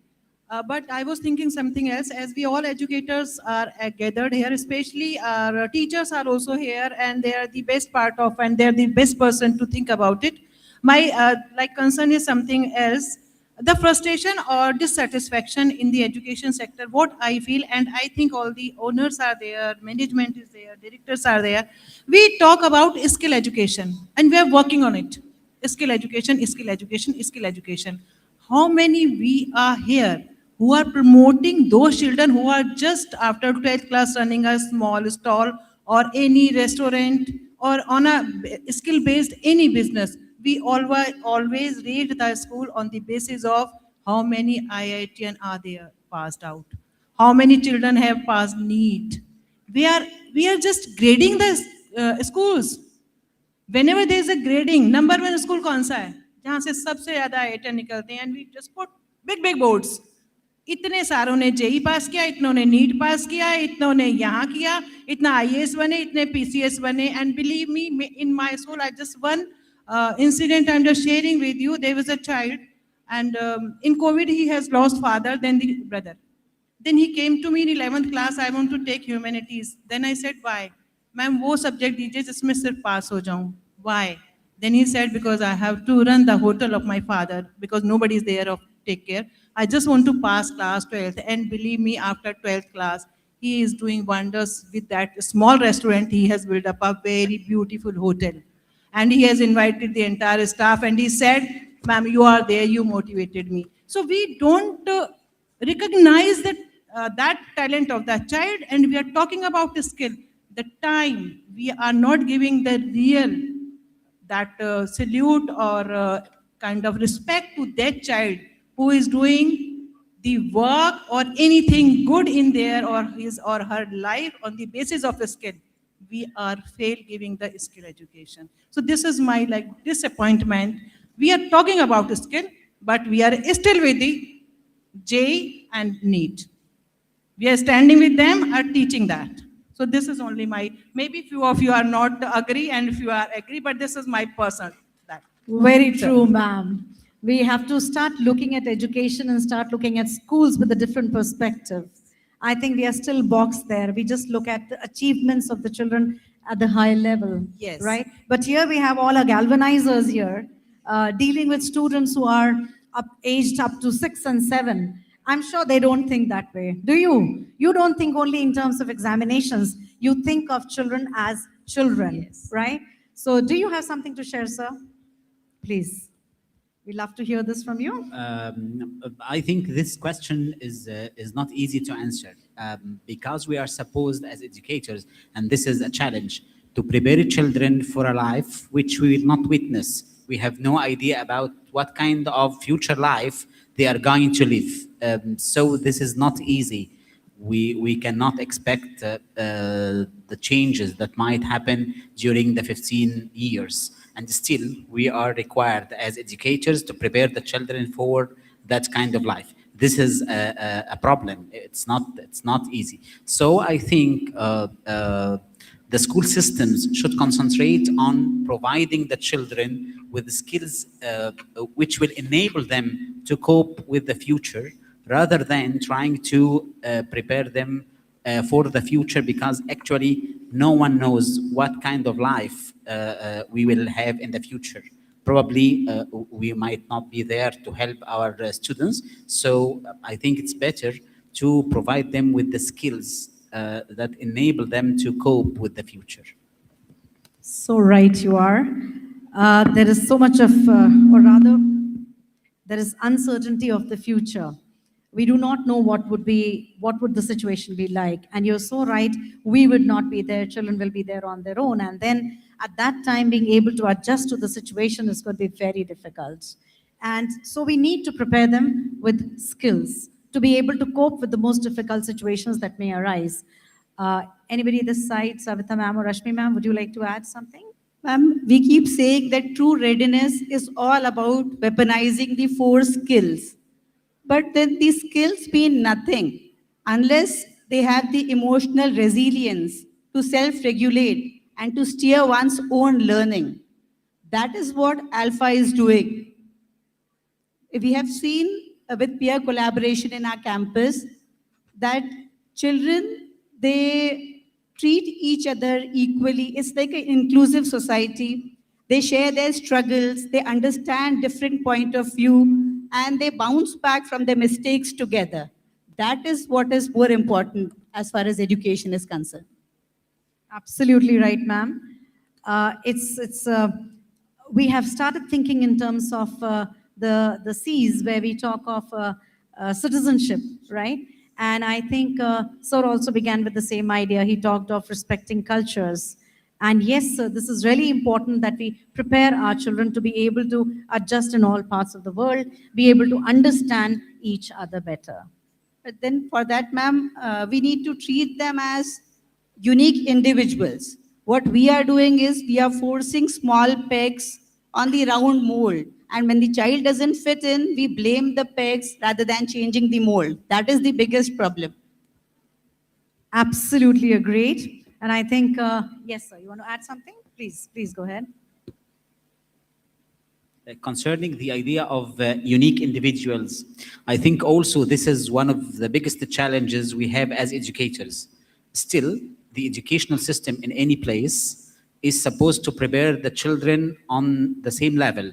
So in a way or another, they get the same knowledge, the same requirement, and still at the same time, although all the children, all the students go through the same path, still we are required to make every and each one of them unique. So this is not easy. It needs a lot of skills on our side as educators to give them the knowledge which is supposed that everybody should have to go in the same path, and still at the same time, each one of them should be a single unique individual, because Haini is different from Sunita is different from so and so. Absolutely. Yeah. Individuality of each child has to be respected, right?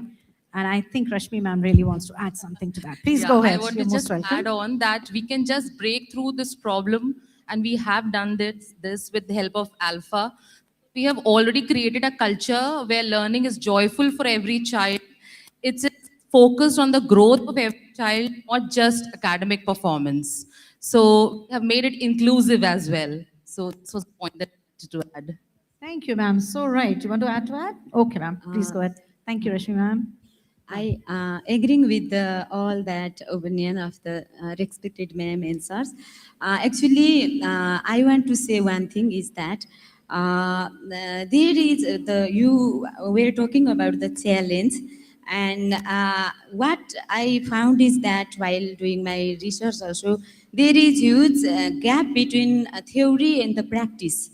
And whatever we are evaluating our children through fixed mindset, and we are pretending like to be a growth mindset, and we are trying to making that confusion. So before that, we as an educator, I think we have to also that think globally, and let's see the learners like as a person, not as an object, so that just not examination, not only their boundaries to evaluate, we can assist them by observing them daily in their activity, with their social emotional activity, and with their communications also we can assist like that, ma'am. Thank you. Thank you so much, ma'am. That was really appreciated. Treating every child as an individual, looking after their emotional needs, and assessing them on the basis of those skills rather than on what they learned, right? So we have to move away from rote learning. Please.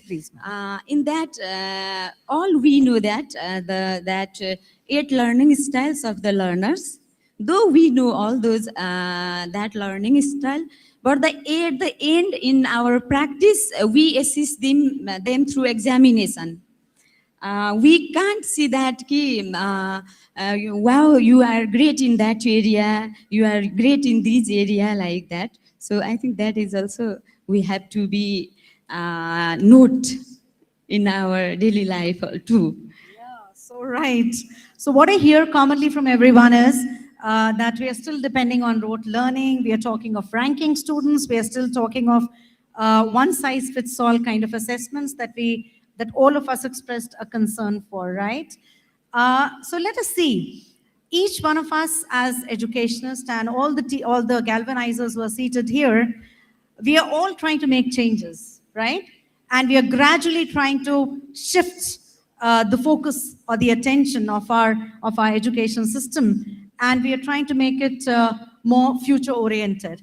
But in the process, there is a lot of apprehension. Do we agree? There's a lot of fear. You all said that there is fear, we cannot straight away. There is a risk. There is definitely a risk, and we heard from Batra ma'am and Sunita ma'am in the morning, the risk and how do we need to take it. But some of you definitely have taken that risk already. And here we see all of us here that the very reason why we are here is because we have taken that risk, right? So I would like to ask you people, is there any risk that you have taken up a challenge, and you've tried to make a change in your school? Okay? We would like to hear your change journey. Are you with me, audience? Then can we clap for these panelists? They've been expressing so well. Let's encourage everyone. And now let's come to, or rather listen to, the change journey of the various schools and people, the educationists who are here. What is it that you have tried and you felt a little difficult, or rather sort of hesitant beginning it, because there is apprehension always, but then you found that yes, it worked. Who wants to begin? Somewhere, all right, Suman ma'am wants to begin. Thank you, ma'am. I think this question is very near to the heart of every educator. Kyun, teachers? We all want to change something. We all have that, हमें ये change करना है, ये change करना है. But it's a very good question. First of all, if I say I want to change the experiential learning, skill education, hands-on training, many trainings for the teachers, this all is going on. CBSE is doing each and everything, and where I'm sitting in the campus of CMS, I think when CBSE or government plans something, I don't know from where they get the idea and they start before that. So CMS is like that. तो CMS में बैठ के ये बताना मुझे क्या आगे करना है, सूर्य को दिया दिखाना है. So I just want to share one thing. I have started my speaking skill from this stage. I have come with my team of the student in 2002 or 3. And then at the end of the function, I asked to just share the experiences. That there's the first day when I have taken the opportunity to come up to the dais. So thank you very much for giving this opportunity. And after that, I never stopped. And I'm here today. So, and the CMS, who is not a new name for anybody, but what change I want, I'm going back. When we talk about real education, I want to make a soulful pathshala in my school, a corner, where no furniture is there, no digital tool is there, no judgment, no marks. Only the teachers and the students are sitting and they will talk. And there is no exam, but we have to give one particular period daily to the students, especially from Montessori to class 5th. Why I'm saying Montessori to class 5th? जो चीज़ें उस समय बचपन में हमें बताई जाती हैं वो हमारे दिमाग में छप जाती हैं, and we follow those instructions and guidance throughout our life. If we talk to the children about moral values, moral value is not a subject. We should tell them the stories. Like Siddhartha and that swan, protector bada hai, ya paane wala bada hai. So when we start like that, directly we'll just mold our children towards to dharma and karma. What is karma and what is dharma? Dharma always say, do good. Karma says you will get what you are doing. So when we start this teaching in this Parshala, I love to sit there, and I have already started in my school, where we sit with the children and tell the stories, पुरानी वाली, जिससे बच्चा ये समझता है अगर मैं गलत करूंगा तो ये होगा, अच्छा करूंगा तो ये होगा. श्रवण की स्टोरी, श्रवण कुमार की story. So that thing we have to start, because when we see the incidents and accidents, our children are only involved. If they, in the starting, in the childhood, they will learn something, dharma and karma, they will not do anything wrong. So we are giving everything. हम बहुत आगे जा रहे हैं. हम बच्चों को बहुत कुछ दे चुके हैं. हमारे बच्चे बहुत smart हैं. They are very intelligent. They are earning well. But we are missing on the dharma and karma. So that thing we can give to the children in the childhood only, and I want to create one Parshala, soulful Parshala. We will teach everything through the stories, by talking, by listening, without judging that child, without giving them marks, without anything. We will listen and tell, so the child will take that along with to the home, and they will discuss with the parents, and parent will be satisfied, my child is in a very, very right hands. So that thing I want to bring. So this is only my dream, that one day, 1 minute, 1, 2 is not enough. One period daily to the children. That is only my suggestion. What a great deal of learning during the very first roundtable. Here we hear about creating a corner for the children where they learn the lessons of life so beautifully through the soulful Pathshala. Is that what you Soulful call Pathshala, it? Right. where emotional, Right. like intelligence will be the main core, the Right. pillar, Right. and brotherhoodness, Absolutely and helping to each other, charity, everything. So if I will do something wrong, I will be punished. That fear, because we always fear. Why do we do prayer? हमको God का कहीं से fear है ना, तो बच्चों को शुरू से थोड़ा सा दिखा दे, बेटा ये करोगे तो ये हो जाएगा. So we have to just do our preventive measure we have to take before it will go something wrong. So That's so close to the theme, growing the inner life in the age of AI. And I think ma'am has already touched upon it. She's already given us a solution, right? Taken us so close to the theme. Thank you so much, ma'am. That was really enlightening, and that was a great learning for all of us, I feel. Is there anybody else who has tried anything? Ma'am, can I? Sure, ma'am, please. Okay. So my examples are pretty mundane compared to what ma'am has said, but still I'd like to share. I love taking risks. So there was a friend who told me, it's not love taking risks, it's ko pange lene ki aadat hai. So I come with that brand. So I don't mind trying anything new. So one of the shifts that we've tried was to not teach subjects in isolation, but rather start off with interdisciplinary subjects. So in this endeavor, we started off the STEAM subjects, a period called STEAM: science, technology, engineering, art, and math. Now, my first confusion was a very simple confusion. Which teacher would I train?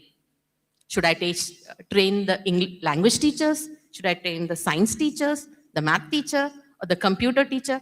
We kept on discussing, finally did not arrive at an answer, decided to train everybody. So we arranged for a training for everybody. And what we realized was that we had art teachers, we had games teachers, we had language teachers, history teachers, many of them who did not know science. And we went in for the training. The first challenge that we received in this training was to create a Rube Goldberg machine. Now, a Rube Goldberg machine is a machine where one action triggers of another, and that triggers another, that triggers another, till we reach an outcome. We've all seen that on TVs, very simple kind of machine. Now, I had a group where I had a games teacher, an art teacher, a French teacher, me, I'm a language teacher, and one, I think, science teacher. We kept on doing things, we kept on failing. We went around looking at the other stations, doing things, came back, tried something. In the end, we managed for a balloon to pop off and say welcome. It was a very simple task. But what we discovered was dialogues. The kind of dialogues that we had between the French teacher and the games teacher. We discovered patterns in the same subjects. And most importantly, we discovered joy of learning. That for teachers, when teachers discover joy as students, I think that was a big shift where we realized how, if adults learn this way, how would children learn? And that is what we now attempt to do in classrooms. We do not always have big wins. We fail, often we fail, but we are trying to make a change. Thank you, ma'am, for this opportunity. Can we give it up for that? Joyful learning environment.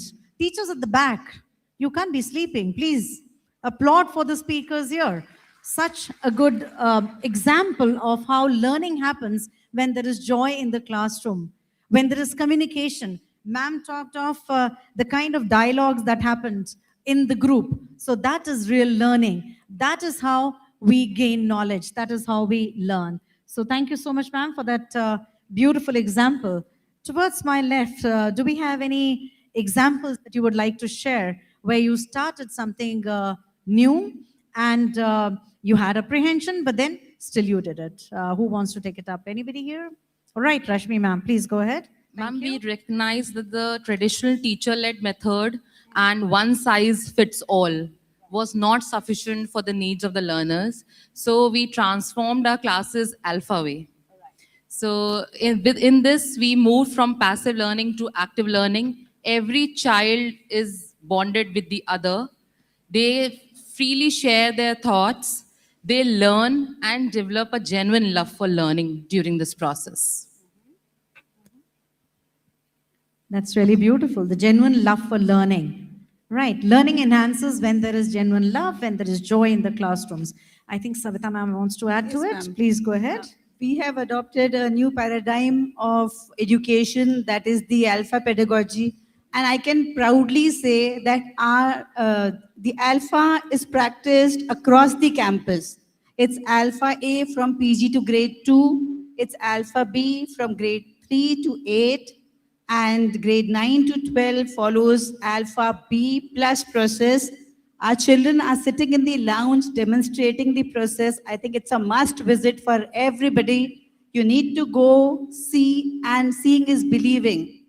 Students, they come up, they team up, they tackle the purposeful challenges, they actively explore new ideas together. It's definitely transformative. Since there's no passive listening, it's an active, real-life connection which builds true student agency, molding these students into holistic, well-rounded individuals. That is the best thing about Alpha. I would request everybody to, during the break, to move to the lounge area to see our children demonstrating all the 3 processes for you.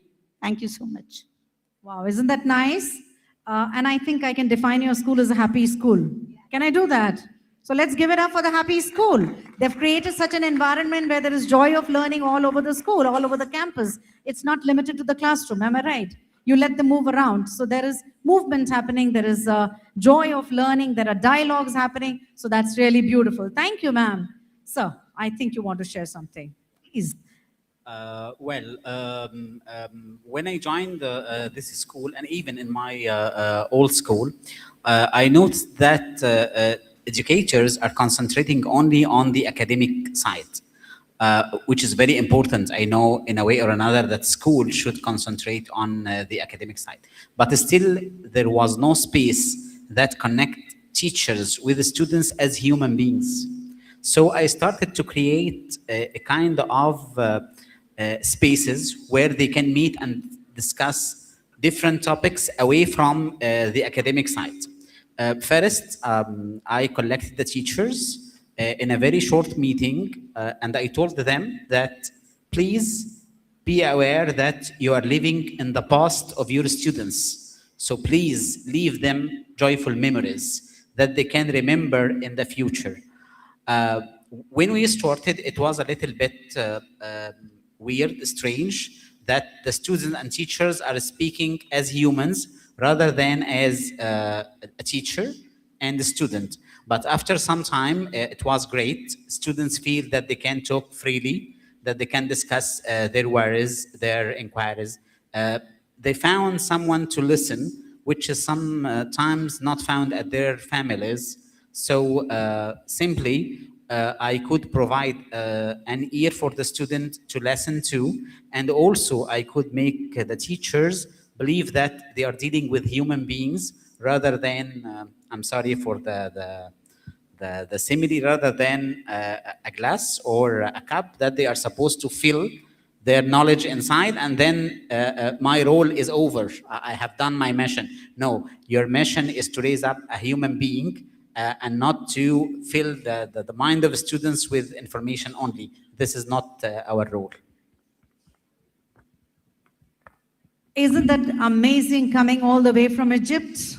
The experience that he has given as a leader to his teachers, wherein they have created spaces to discuss different topics.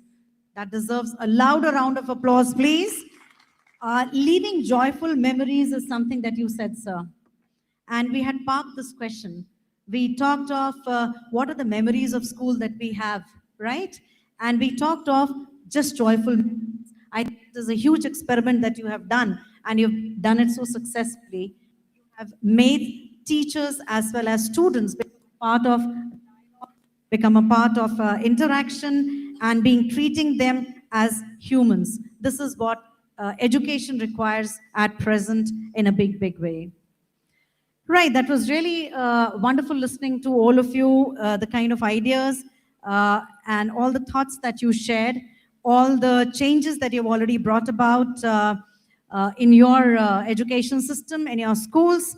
It was really nice to listen to the kind of problems that you think are already there that persist and how we can change them.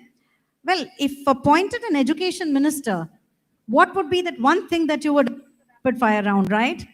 If you're appointed an education minister for a day, no, let's not call it a day, and you're allowed to make one change, right?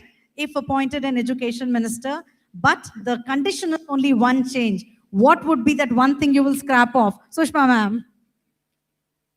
Since I've already said about assessment, I will not say that again. But yes, assessment is top on my list. Right. The second one would be our relationship with syllabus. Okay. All right. Can I give one more sentence to it? Okay. You know, we are always in a rush. We cover syllabus. I would say, let's start uncovering syllabus. Excellent. Let's keep clapping, okay? This is a rapid fire round. One after the other, we are just going to listen to the panelists.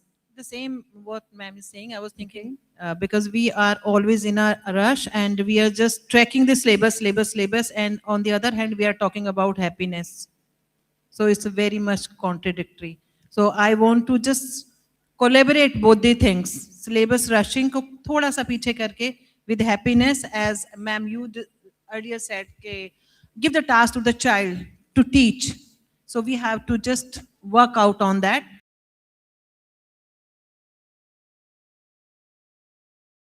And Sunita ma'am, that's for you. Yes, it's for you, ma'am. Start it. Yeah. Thank you so much, ma'am. One day ko lagi, just for one day.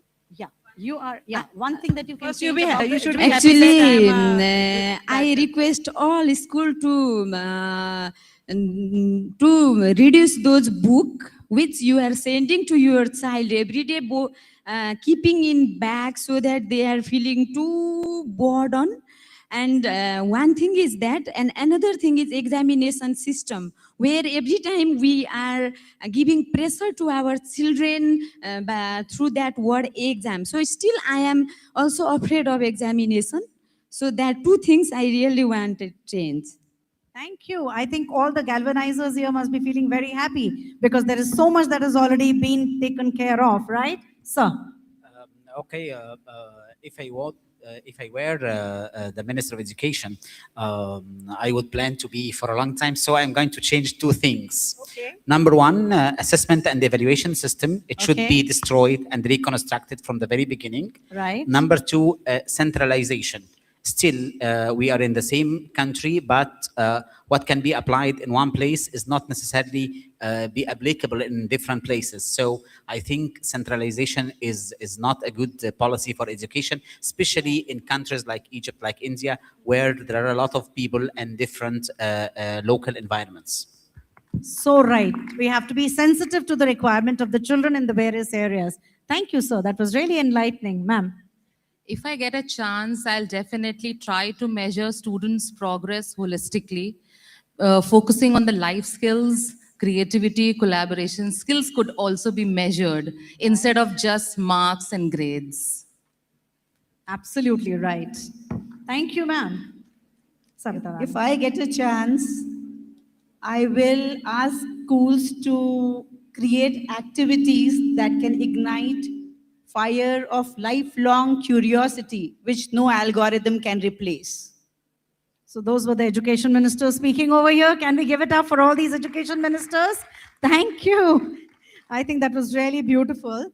And I think we all agree, whatever we heard from you all, that education is not merely helping children make a living, right?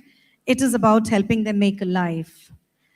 Long after facts are forgotten and exams are over, what remains are the values that the children hold, how they contribute to the society and the relationships that they build.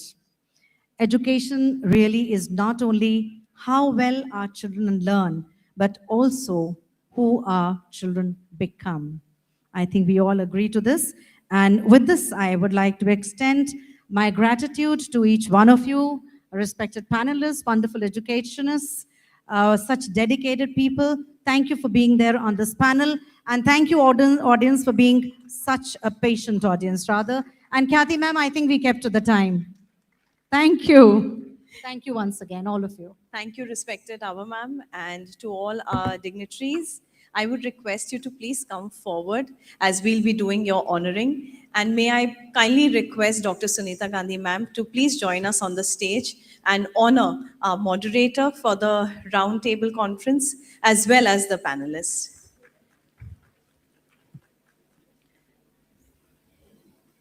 Can we have some music, please?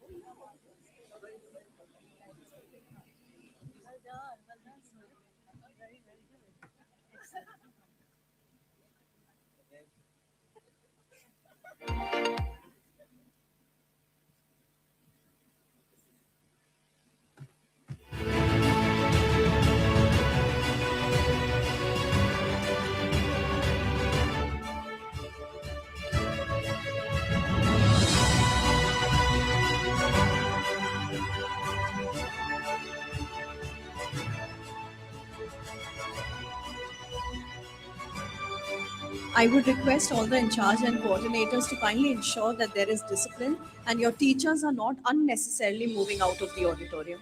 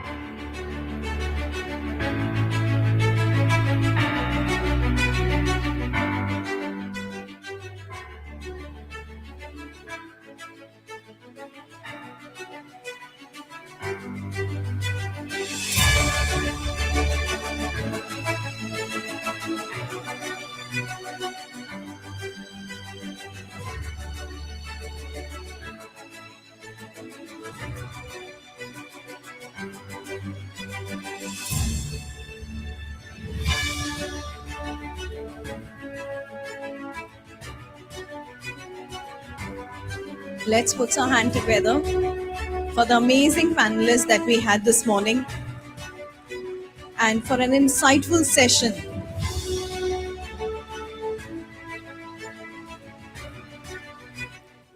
The three takeaways from this particular roundtable was that children should be treated as individuals with unique potential, not as products of a standardized system. Assessment must extend beyond examinations to include observation of daily learning, communication, and social emotional growth. Educators must nurture the whole child, helping learners grow as confident, capable, and globally aware individuals. And most importantly was the joy of learning. Thank you to our moderator, Abha ma'am, and to all our panelists. I request all the panelists to kindly take the side staircase to move downstairs.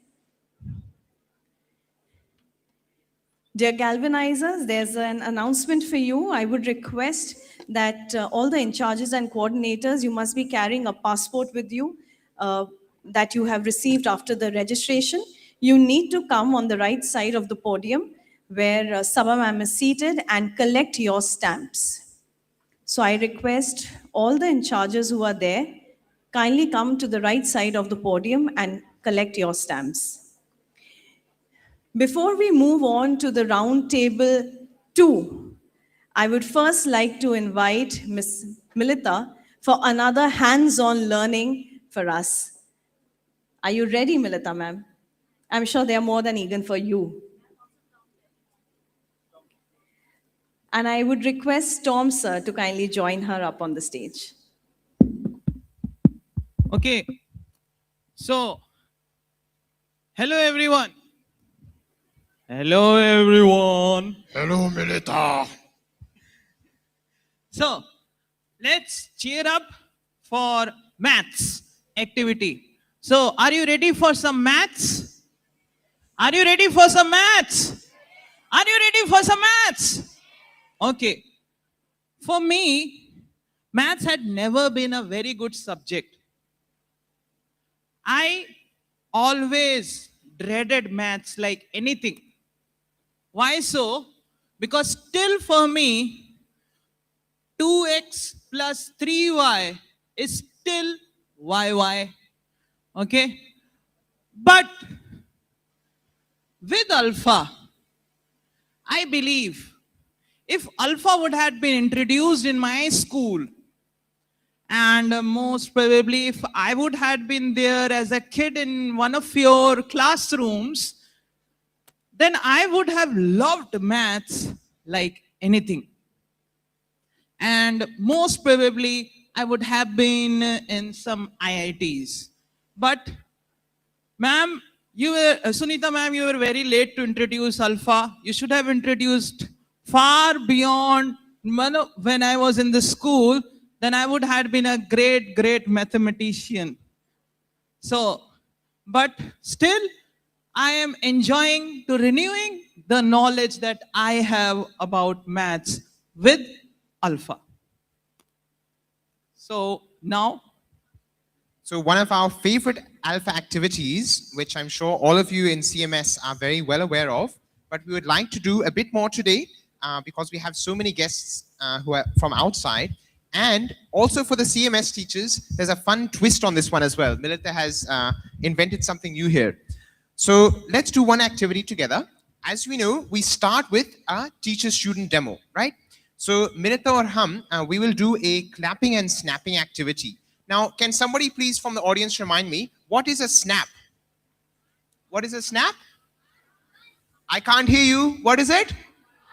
Okay, and what is a clap? Chance. Okay, let's start with a two-digit number. Okay, so first it will be my turn. I will clap and snap a number, and Milita will say what the number is. Ready? Okay, and everybody please listen carefully to see if she's gotten it correct or incorrect. Here we go. Ready?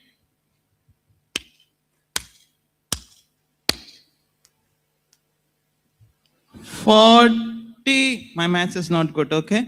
43. Is she correct? What should I say? I don't say Beokoof Ladki? No, okay. Try again. Try again, Milita, try again. Okay. So can you make it once more for me? Okay, let's do it again. Is it 42? Yes, Milita. Now what shall I do? Well done, Milita. Great job. Now, whose turn is it? Now it's your turn. Okay, my turn. Okay. So let me do it for you.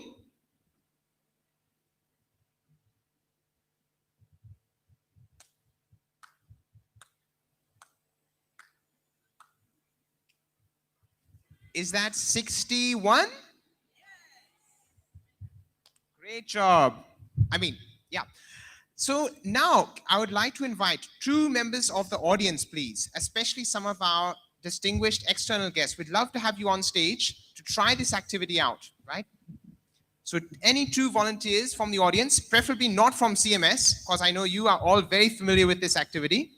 So any two external guests, yes, please do join us. Please, please, come on stage. Yes. Okay, wonderful, wonderful. Please come and join us. So, ma'am, would you like to start? Why don't you start by clapping and snapping a number, and sir can say what that number is.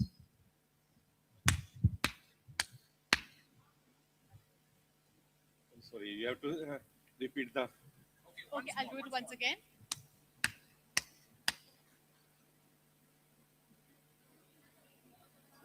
I have to tell? Yeah, tell.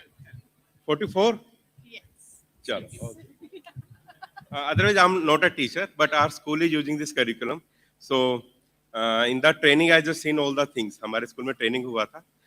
Because of that, I am aware about the things. Okay, things are really very good. I've never heard of And one thing still, चलो मैं stage पे आ गया हूँ.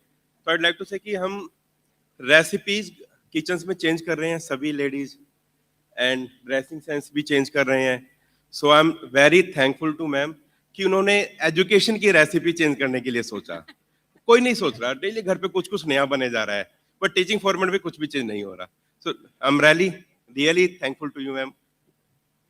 Thank you. But we are not finished with the activity yet until both children have a turn, right? Okay. दोनों बच्चों की बारी होनी चाहिए. So now your turn, sir.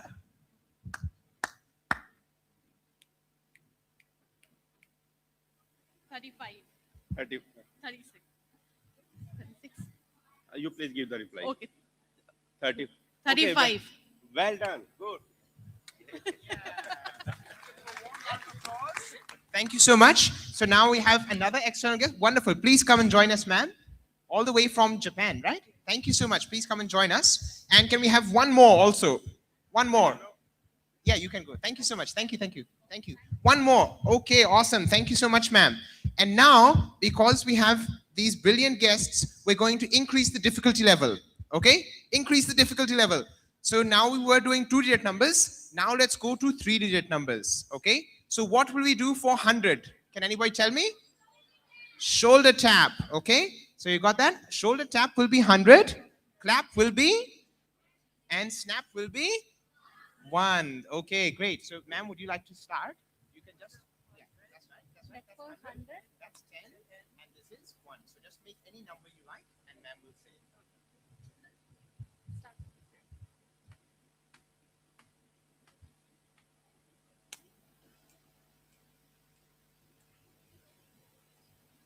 Oh, no. Come to the mic, ma'am. Give it a try. Let's try again. No, that's fine. Let's That's again. fine. One more. Once more. Okay, once more.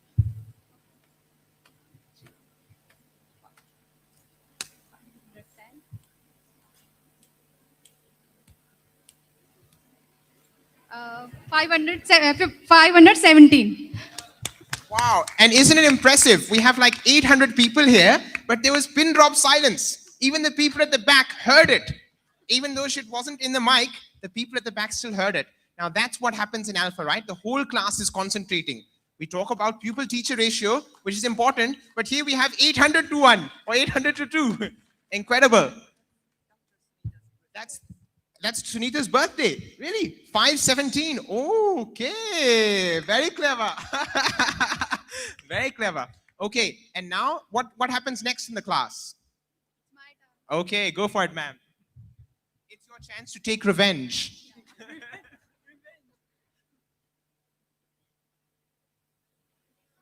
Can you just turn around a bit? Okay, again.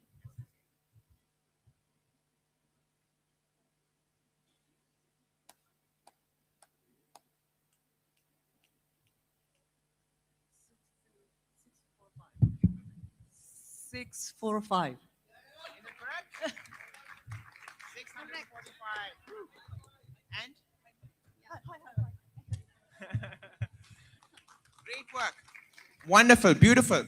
Now let's all do this together. Okay, we can go back down. Let's all do it together in pairs, right? Because so far in this class, only 4 or 5 people have been active. Everybody's been listening interestedly, but now it's time for everybody to do it together. And what we'll do, because you are already experts in this, let's go for 4-digit numbers. Hai na? 4-digit numbers chalega?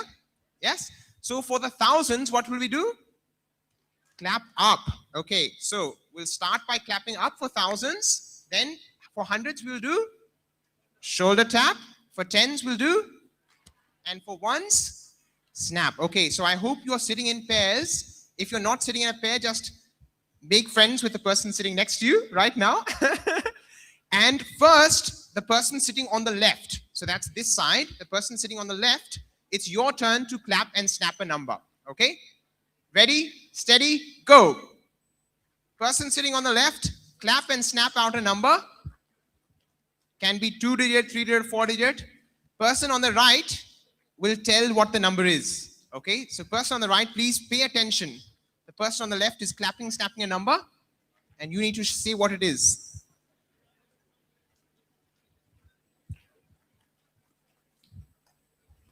Awesome. I'm seeing the whole audience is engaged in this. Great. So person on the left is clapping and snapping a number. Person on the right is saying what it is. And if they got it correct, give them a high five. Say, well done.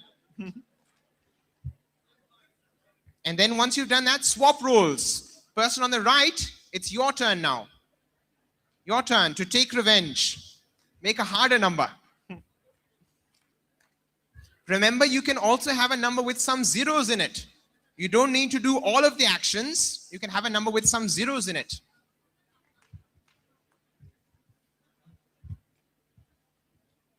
Awesome. So person on the right also taking a turn and again giving a high five. Again, okay, try again. Keep going, keep going, keep going. So in the class also, right, there's not a limit. You need to only make 2 questions or 4 questions. You can keep going. You can make as many questions as you like. Okay, so now to really emphasize this, Milita has created a great song which is going to be launched for the first time today. So for this, I think we'll request everybody to please stand. Stand up. Right? Everybody to stand. It's a song based on this famous activity of Alpha, one of Alpha's favorite activities. So I'd request you all to join us in doing the actions in this song. Right. And it's not defined. Your actions are not defined, but it's there in the song. So you have to follow the song very closely. And with the song, let's do some action. So let's get recharged. Okay. So let's begin the song.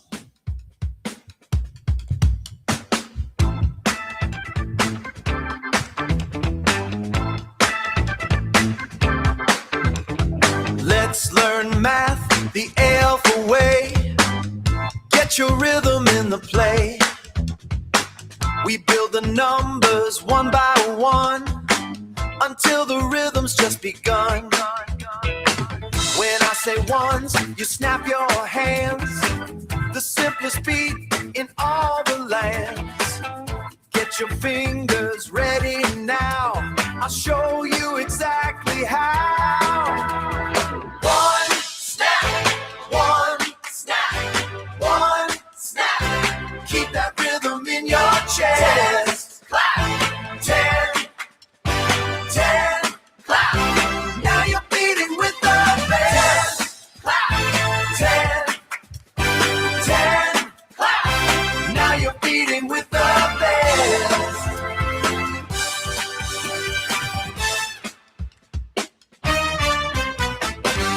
Now we're moving to the tens. Tell all of your rhythm friends. Clap your hands with energy. Build the beat for you and me. Then the hundreds come around. Listen to a different sound. Tap your shoulder, keep the time. Mastering the math and rhyme. 100 tap, 100 tap, 100 tap. Now we're counting with the flow. 10, clap, 10, 10, clap. Watch the math begin to grow. Snap, one snap, show.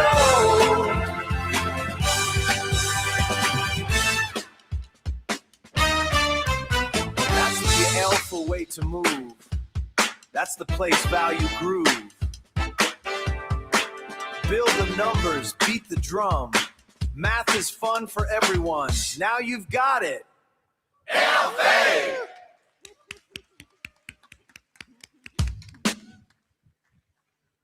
All right. Wow. Thank you, everybody. One more warm round of applause for yourselves for enjoying this song.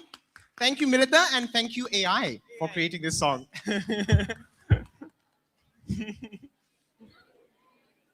Thank you so much, Tom and Milita ma'am. And I'm sure even though the music was created by AI, you definitely enjoyed it. Up next, we have the Roundtable 2, and the theme for this is Breaking the Mold, Bold Experiments That Worked. Innovation in education demands courage. Every breakthrough begins with someone willing to change assumptions, question traditions, and explore new possibilities. The next session celebrates educational leaders who dare to experiment and succeed in creating meaningful change. Dear audience, if you're going to talk, you will not be able to listen and pay heed to the panelist. May I request all the alpha in charges and coordinators to kindly ensure that there's decorum inside the auditorium. Thank you. To guide us through this inspiring session, I invite our moderator, Mrs. Nisha Pandey ma'am, Senior Principal, Rajajipuram Campus 1, along with our distinguished panelists, and I request you to kindly come forward as I take your name. First up, we have Mr. Pankaj Sharma, founder and CEO, Global School Leaders. Do we have Mr. Pankaj here? Okay. Dr. Suchitra Banopadhyay, Principal, Kolkata. Dr. J.S. Pranjyoti, Vice President, NISA.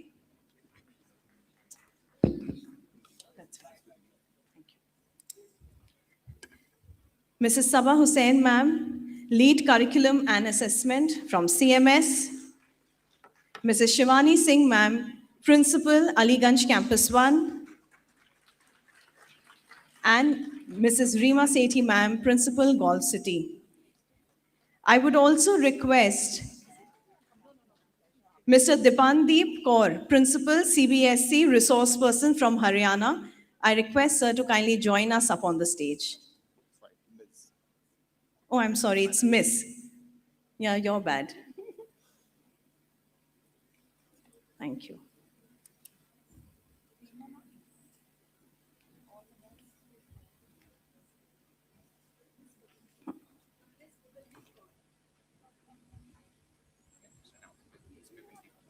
Yes, it's Miss Bipandeep Kaur. Thank you, Tom, for rectifying me again. Over to respected Nisha ma'am for the round table session. Pleasure meeting you. So good afternoon and Jai Jagat everybody. I think I have to match Tom's standards and energies. So I'm really thinking about how to start. So let's ask a question to the audience first out here. Now raise your hands if you've ever introduced a new initiative and heard the sentence, "This won't work here." Come on, I want the response. Great, wonderful. That means you're all qualified to be part of today's session. Great. So Jai Jagat, everybody, and a splendid welcome to each one of you. Our canvas today is about breaking the mold, bold experiments that worked. Now, this is an elegant rebellion against the gravity of the status quo. We are all school leaders out here. You see the panelists. We often are crowned as custodians of tradition. But legacy can easily become a gilded cage. True transformation actually never asks for permission, nor does it thrive in the predictable valleys of comfort. What does it require then? It requires strategic audacity, the willingness to step into the dark room of discomfort, to challenge the ghosts of inherited practices, and to trust the process long before the dawn of visible success really arrives. So today, dear friends, we are intentionally stepping away from the superficial trends.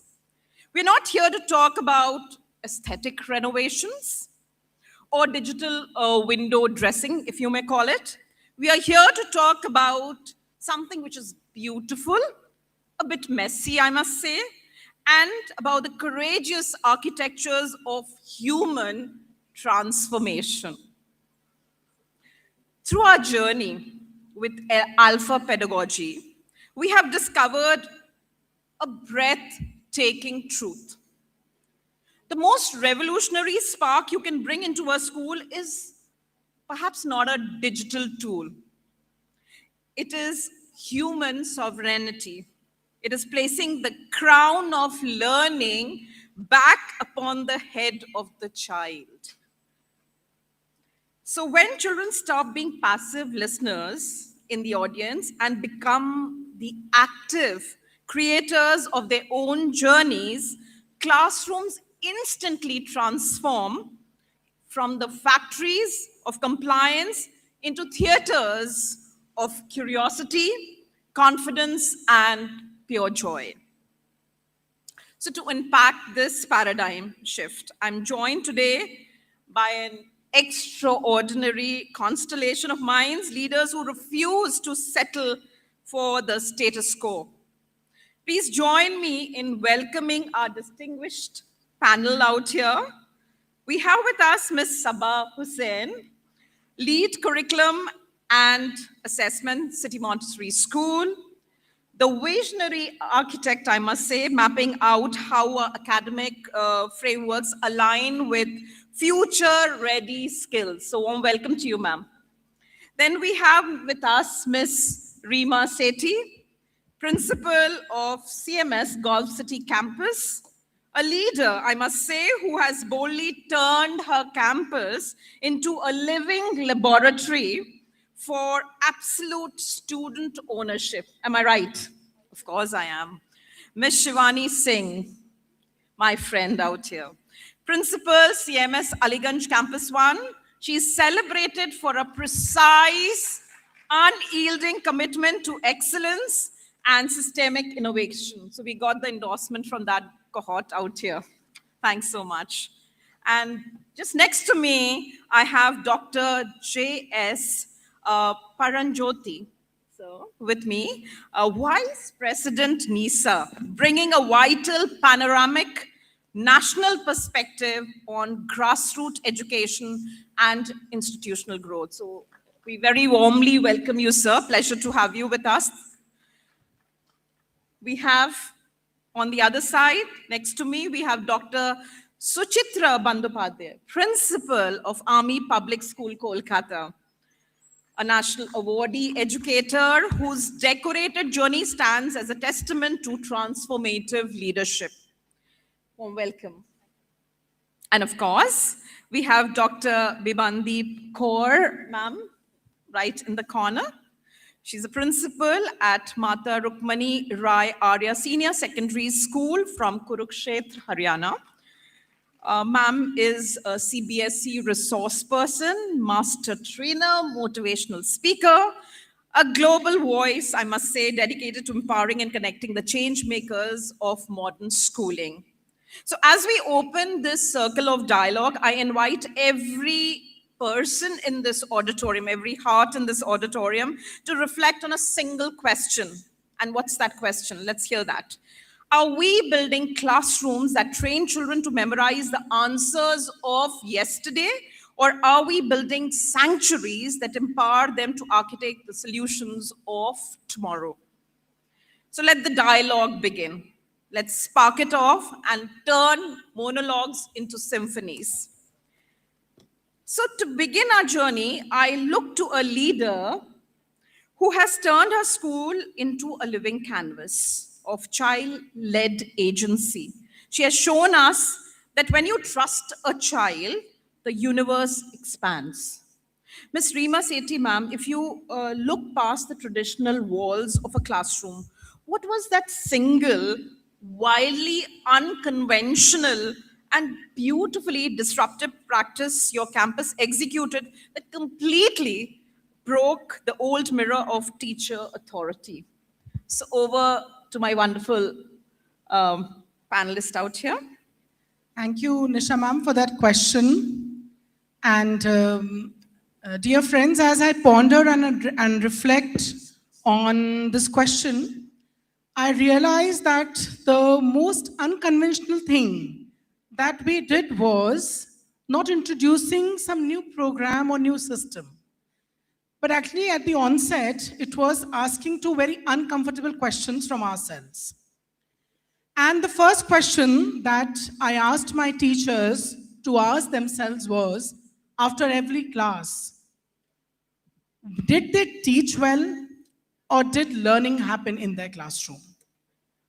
And the second very important question that I asked myself, I asked my MLLs to ask themselves and my teachers to ask themselves was that whatever I'm doing in the school, what is the impact? What is the evidence? And where is the gap? These questions have become the foundation of the journey of CMS Golf City campus, which started just 3.5 years back. And this shift did not happen in the first year. It had to be brought in consciously from the second year onwards. And from the last 3 years, we have been trying our best to inculcate or to bring in a culture where every classroom practice and every conversation is anchored in impact and evidence. So ma'am, there are few bold steps that I took in these last 3 years. The first and the foremost was a shift in the mindset. That is from a teacher-led classroom to a student-led classroom. A student takes the ownership of his or her learning. Now, traditionally, what are our classrooms? What do they look like? There are explanations, there are demonstrations, and there are controls.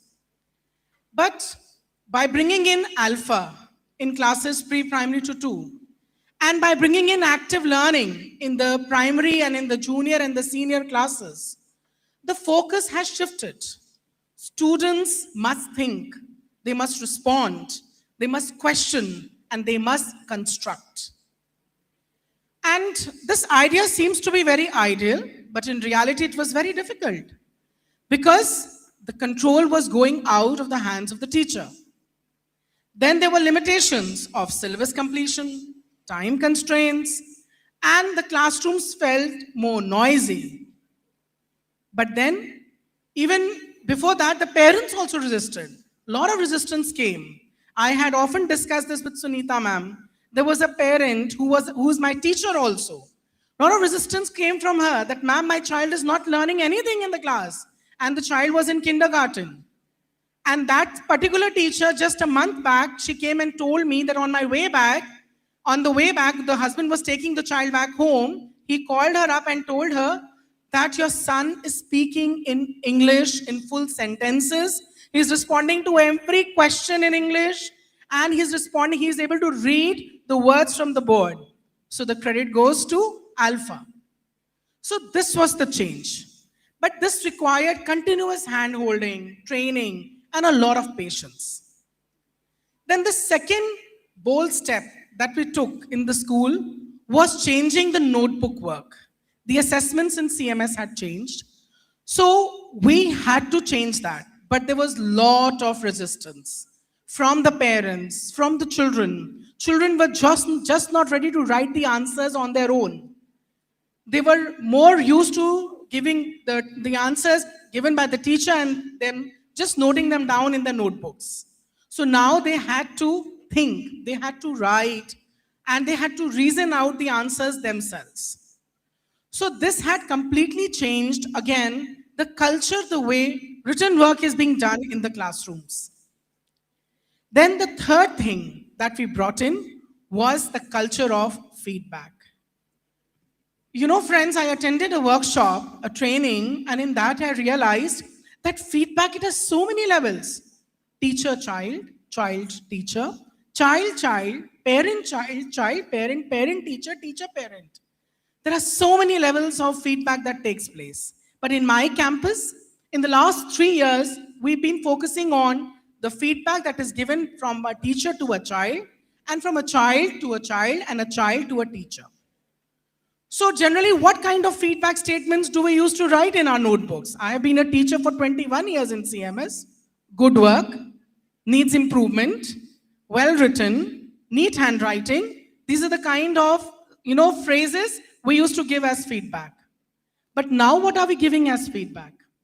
This is strong because you wrote this evidence. You could improve this by adding this point. I am not very clear about your reasoning here. I think you should add this particular point to your answer, then it would make more sense. These are the kinds of feedback statements you would find in the notebooks of CMS Golf City campus. And this is the language that the teachers have started using during PTMs and also while giving the feedback during formative assessments inside the classrooms. So what are we trying to do actually? We're actually trying to improve the learning of the child, and we are trying to give the onus to the child only of his own learning. So the impact was visible. Students became less afraid of making mistakes. They were more open to revision, and they were more aware of the quality. And finally, one big thing that changed in the school was the language that the teachers were using now. It was more evidence-based. Suddenly, the teachers started using language like, they started asking questions like, what is the evidence? Have the children understood this topic? How many have understood? How many have not understood? Why have they not understood? What is the gap? How can we address that gap? These questions have become a part of daily conversations of the teachers and of the staff room. So dear friends, what has actually happened is that the real transformation has started taking place now. So ma'am, if I go back to the actual question that you had asked, what is the most unconventional thing that was done at CMS Golf City? I would say that it was not introducing something very extraordinarily, but doing something more intentional, more reflective, and more honest. We stopped asking, what did we teach today? And we started asking, what did the children learn? And how do we know that? Because in the end, there is no impact on the learner. How much innovative practice you try, if we have not really changed anything, and if that practice actually doesn't bring about any visible impact on the child. Thank you, and Jai Jagat ma'am. I think that was breathtaking, Reema ma'am. Do you agree, audience? Put your hands together for that wonderful insight that you've shared with us. So you didn't just alter a lesson plan, you shifted the entire gravity of this auditorium, I must say that. So yet as every visionary knows, when you plant a new seed, the old soil often resists the roots. Now, every great awakening begins with a tremor of uncertainty. When we break a time, honored mold, the sudden shift can cause discomfort amongst those who love the safety of old habits. It takes a rare kind of leadership, I must say, to steady the ship while the winds of change are blowing. Look, to guide us through the anatomy of institutional courage, I welcome Dr. Bibandeep Kaur. Ma'am, just wanted to ask you, when fresh currents of this new pedagogy began to move through your school, what deep-seated resistance did you encounter from the anxious hearts of parents and teachers, and how did you beautifully transform that friction into a shared anthem of trust? Over to you. Thank you, ma'am. Thank you so much. It's my really pleasure for me and privilege. I'm honored for that I have come after more than 11 to 12 years back to CMS. Earlier, I came here as a faculty with my students for international exchange program. So a big thanks with my folded hands to though we don't have Jagdish sir with us, but ma'am, Dr. Sunita Gandhi, and it's really pleasure to see ma'am. And thank you CMS for giving me this opportunity to be an integral part of this summit. So ma'am, your question is about, first of all, you asked me that the word you said that resistance. Resistance means it is simply the acceptance, the heartbeat of fear, which is encountered for the unknown. And ma'am has asked me that the ancient hearts of parents and the teachers, how are they, how you are able to transform with your anthem of trust.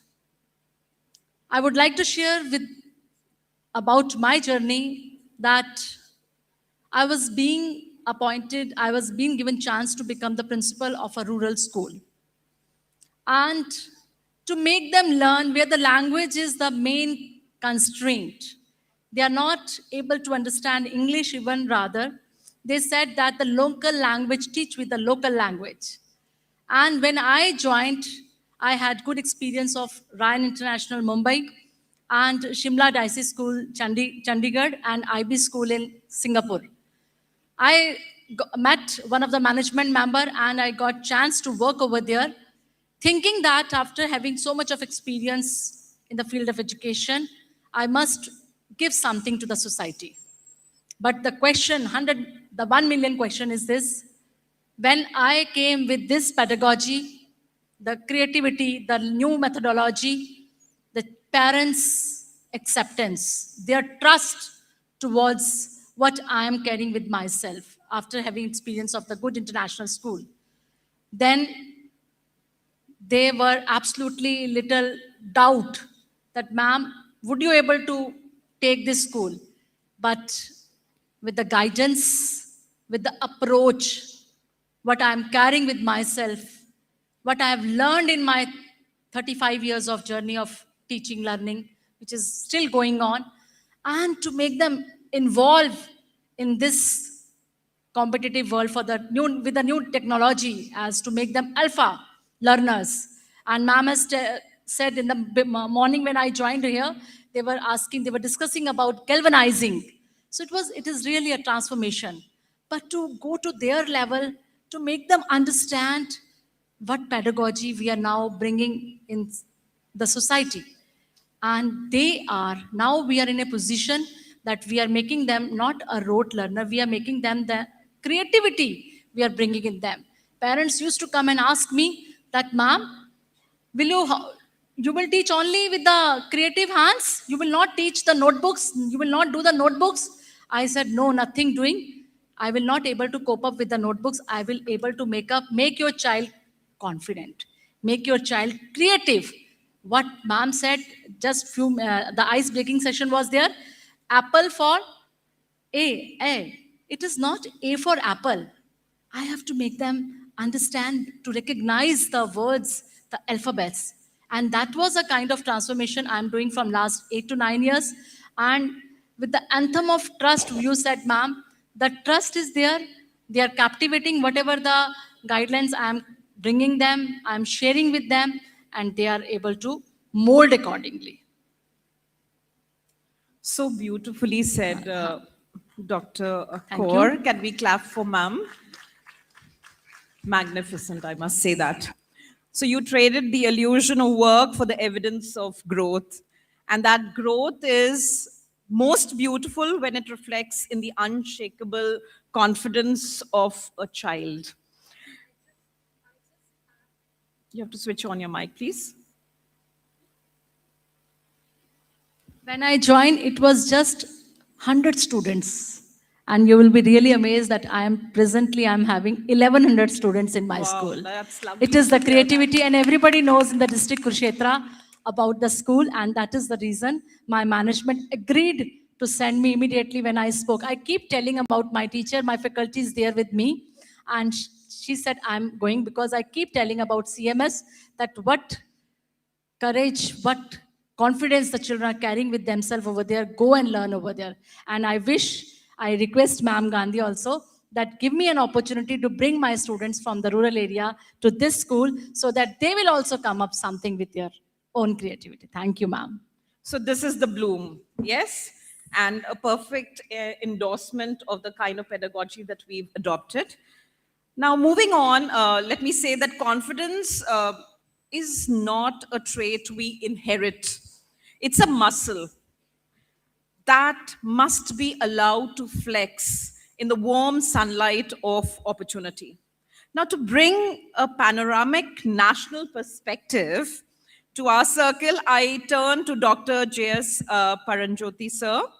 Sir, from your vast vantage point across countless educational landscapes, which specific chord, I would like to ask, in Alpha Symphony has struck the most beautiful, visible, and transformative note in the confidence of our children? So if you could answer that question. Thank you, moderator. Thank you, Sunita ji, for inviting me here to participate in this program. Shall we all have a focus game? Can you please tell me how many fingers am I showing? Louder.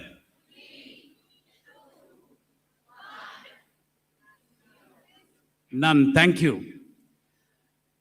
Generally, as a teacher and a speaker, when I go, I'll be observing what my audience and listeners are doing. Some of you are very busy in your mobiles, and very unfortunately, some of you are busy in others' mobiles also. Point to be noted. You are called here, and it has some value. Almost 1,000 of us are sitting here. Of course, fortunately or unfortunately, men among the 7 is only one. Among all of you is hardly 50, 60. But how many are, my dear, you are educators, as Sunita ji told, you are galvanizers. Ma'am, thank you. How many of you, I wanted to ask a question. A teacher with 41 years of experience, having traveled all across the country, visited around 22 countries to learn something new in education and sharing it all over wherever I go. How many are you young teachers, galvanizers, educators? One day, you dream to be here on the stage. I just want you to raise your hands. No, if you have half intention, raise your hand half. If you have full intention, raise your hand full. Babu, can you please roll your camera that side? I wanted to see them captured. Then thank you. Then please, whenever you come to such occasion, come with an intention, with a purpose, with a dream. Because the people who are sitting here, they have traveled in this journey of education, long miles and distances. They have gathered lots of experience, and the cream is what they are going to share with you today. Even a single statement that comes out of them may transform you, And if a teacher is transformed, thousands of students are influenced.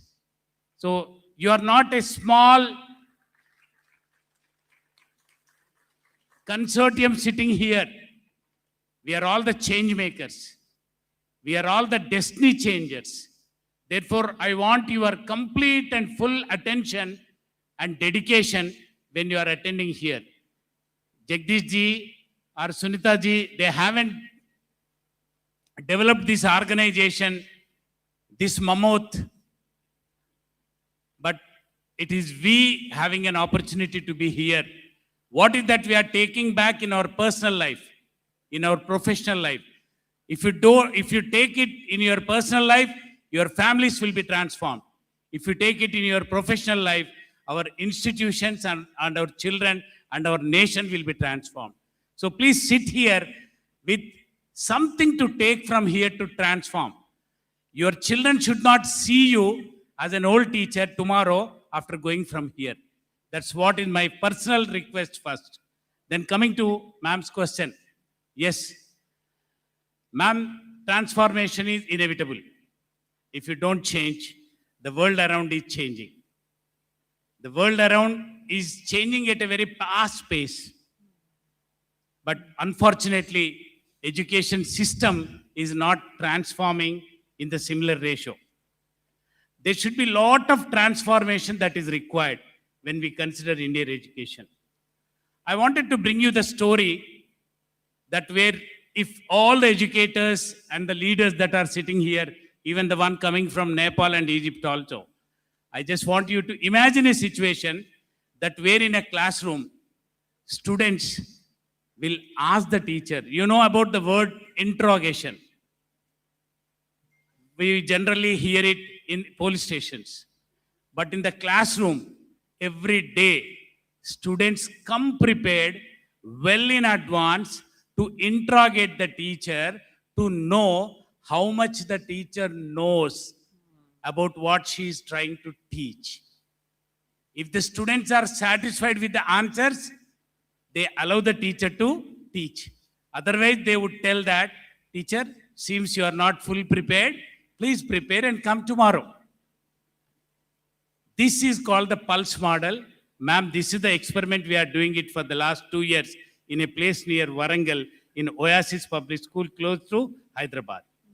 There, our students, they are sharing because we all have heard in several forums like this, repeatedly telling that teacher talk time, TTT, must be reduced. STT should be enhanced. Student talk time should be enhanced. Where our model is permitting that. So we have allocated 10 first minutes out of 40 minutes for the students to talk. 10 last minutes for the students to talk. Only mid 20 minutes is given to the teacher to teach. So the students engage the peers with what they learnt, because we have very sadly we observed, just now I was talking to Rathurji about, we all know that a child is born with natural ability of learning, that is self-learning, isn't it? I think how many of you have children? Right? How many of you sat with the child, gave a mobile and taught him how to use it? In fact, they are teaching us how to use it, isn't it? Isn't it? There is a natural learner in every child, but very unfortunately, our school system is keeping the natural learner outside the school gates and allowing only the dependent learner to come into the classroom. If we allow the natural learner, independent learner in the child to come inside, lot of magic will happen. That's what we did. Second thing we did is, there's a lot of digital dependency that is happening. Human to human communication is reducing.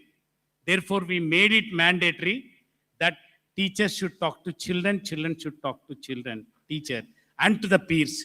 So human to human communication is enhanced. And we are forgetting there is a lot of neuroscience that is evolved. How brain learns, how a teacher should not activate amygdala, how The prefrontal cortex must be engaged in focus, concentration, planning, and execution. We are not knowing about the neuroscience. We are not even understanding how multiple repetitions, how neuroplasticity will enhance learning.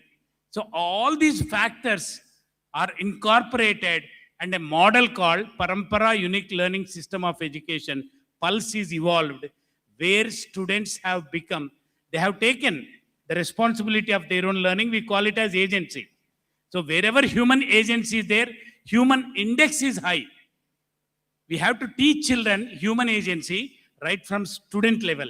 So therefore, student agency is taken and children are feeling responsible of their own self. And we told teachers in their preparation, never see a child as dependent learner. They are independent, give them power. Give them power. When children are given power, you see the magic happen. Second thing we told them is, don't see today's child as today's child. See tomorrow's professional in them. You will have respect and you have trust in them. When you see that child as tomorrow's professional, we don't know which cardiologist is sitting in front of you or which scientist is sitting in front of you in the classroom. So when the teacher is able to envision the future leaders, future professionals in them, that kind of a respect and responsibility will come in. That is how we are trying to see that transformation comes into the classroom. And for the last 2 years, we have seen wonderful things happening in the classroom. That is how Pulse model is doing its best in Oasis. And hundreds of school leaders are coming to the school to see how it works and taking it from there. Of course, to explain it, a lot of components are there. I don't want to do it at the cost of other speakers, but honestly speaking, transformation is inevitable. If not, we will be crippling our children to live and lead their life in the future. Future readiness is already lost in our education. We have to reinvent, we have to evolve a model that where children will be ready for tomorrow. Thank you, ma'am. Thank you for that. Wow, transformation is inevitable. So beautifully described. What a profound reminder that when we give children a voice, they don't just find their words, they find their courage.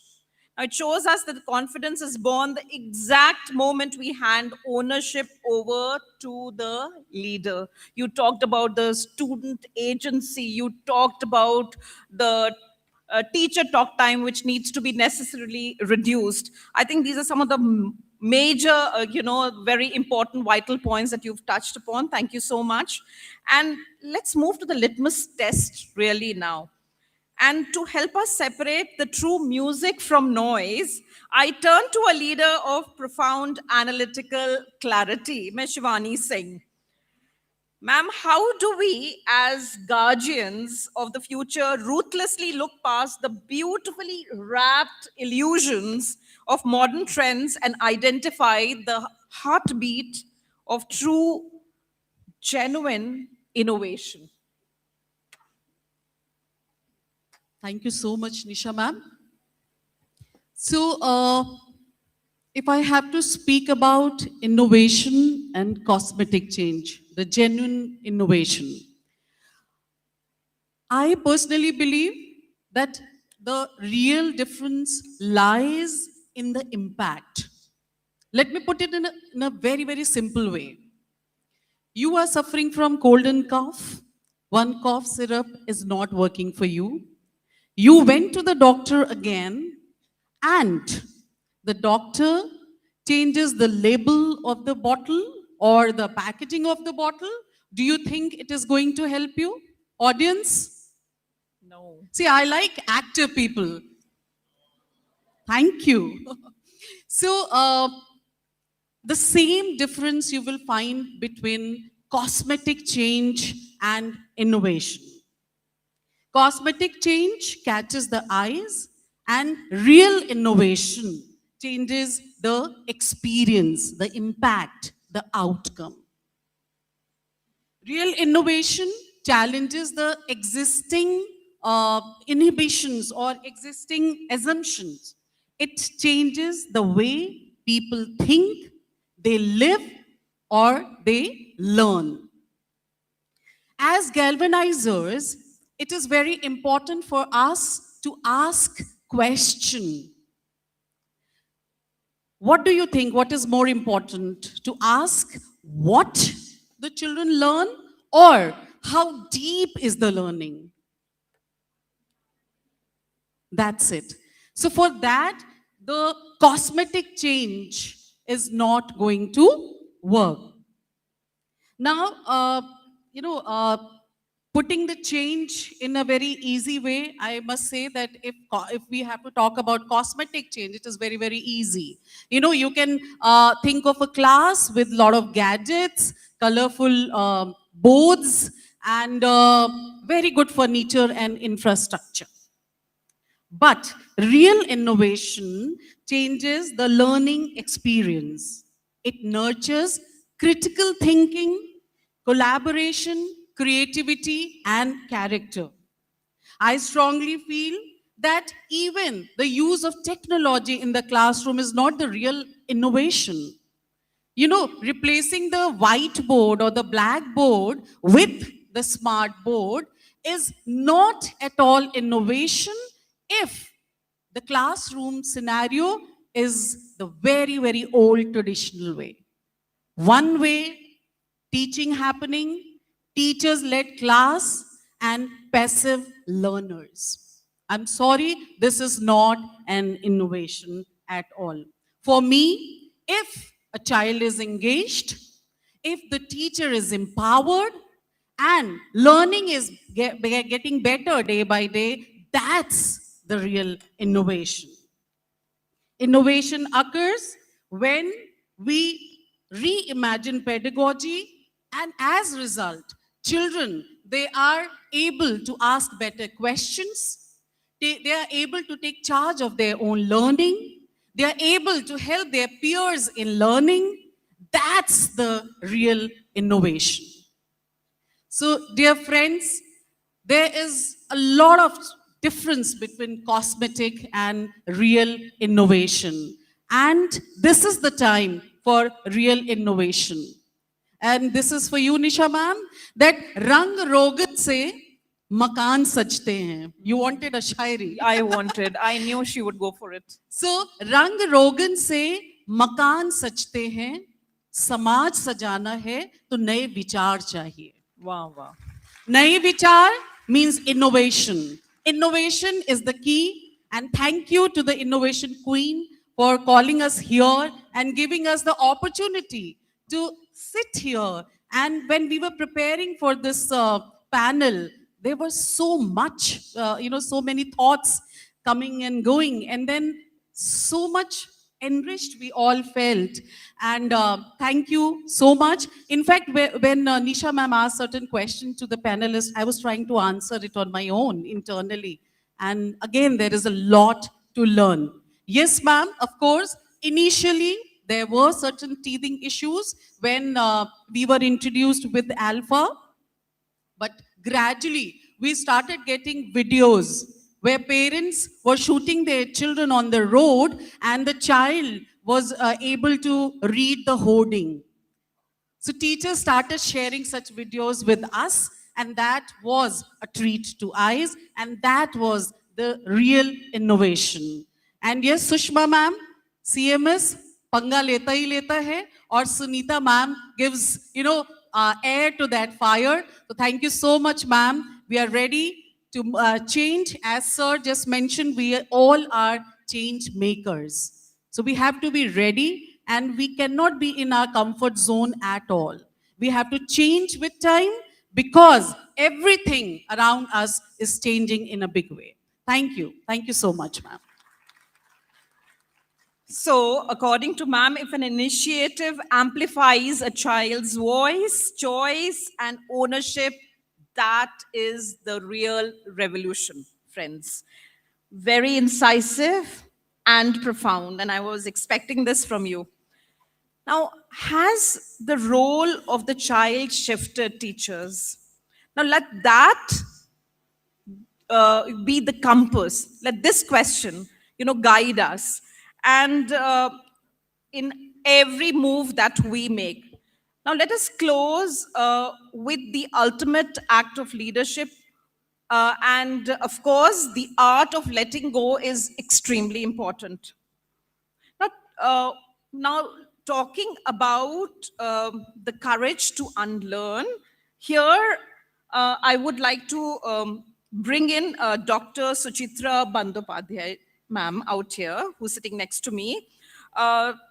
I want to simply ask you, ma'am, that what is that single deeply entrenched, sacred, traditional practice that schools must find the collective courage to abandon right now if we are to truly set our children free? Thank you, Nisha ma'am. A very good afternoon, ladies and gentlemen. For me, according to Army Public School devotions, the most important thing remains is your code of conduct. And the most important thing, as per ma'am's question, is giving birth to curiosity, asking them why, and if why, how to reply to that answer. If we have a destination, then how to reach? What would be the mode? What will be the time taken there? We have got Atal Tinkering Lab, and our school is standing in the top 3 position for last 4 years. The entire credit goes to the teachers. Why? Because they are the trainers. I am a principal who is just a support to them, but the entire game is played by my teachers, followed by the students. The curiosity, you know. Thank you so much. I'm grateful to all the teachers who are sitting over there, you know. Thank you so much. If we all are sitting over here, trust me, it's because of our teachers. And where your children are going to be tomorrow is you again. You are going to make the difference. So if you really want your children to make or break that ice, it's always giving them the chance to bring the problem and solve the problem. Trust me, they have the answers. You cannot make them all-rounder in all the aspects, but somewhere, some child is good in something. Please enhance, encourage the child. Always be beside the child. And yes, regarding your curriculum, syllabus, there are many things which are hand in hand. But at the same point of time, when we talk about education, there are many definitions. But the core which remains is manifestation of mind and soul. So if that is education, then it is a lifelong process. And if it is a lifelong process, then we have to take the priorities to set up that is there civic sense, ethics, ethos, is there mental and physical balance? Is the person fit? Are we giving them stress or they are free to do their work? Third comes up, are they culturally, historically advanced? Are they knowing the gist? Do they know their own history? Language respect. Are they respectful to all the religion? Sarvadharm? Or is there some kind of intention to make them learn what is empathy, seva? So I think if we code all those 4 or 5 points, we have done our gist. And nothing can be more than innovative for a child in a school. Thank you. Jai Hind. Wonderful to know that. Education, as ma'am said, is a lifelong journey, and we must find the collective courage to lay to rest the archaic, idol of volume over value.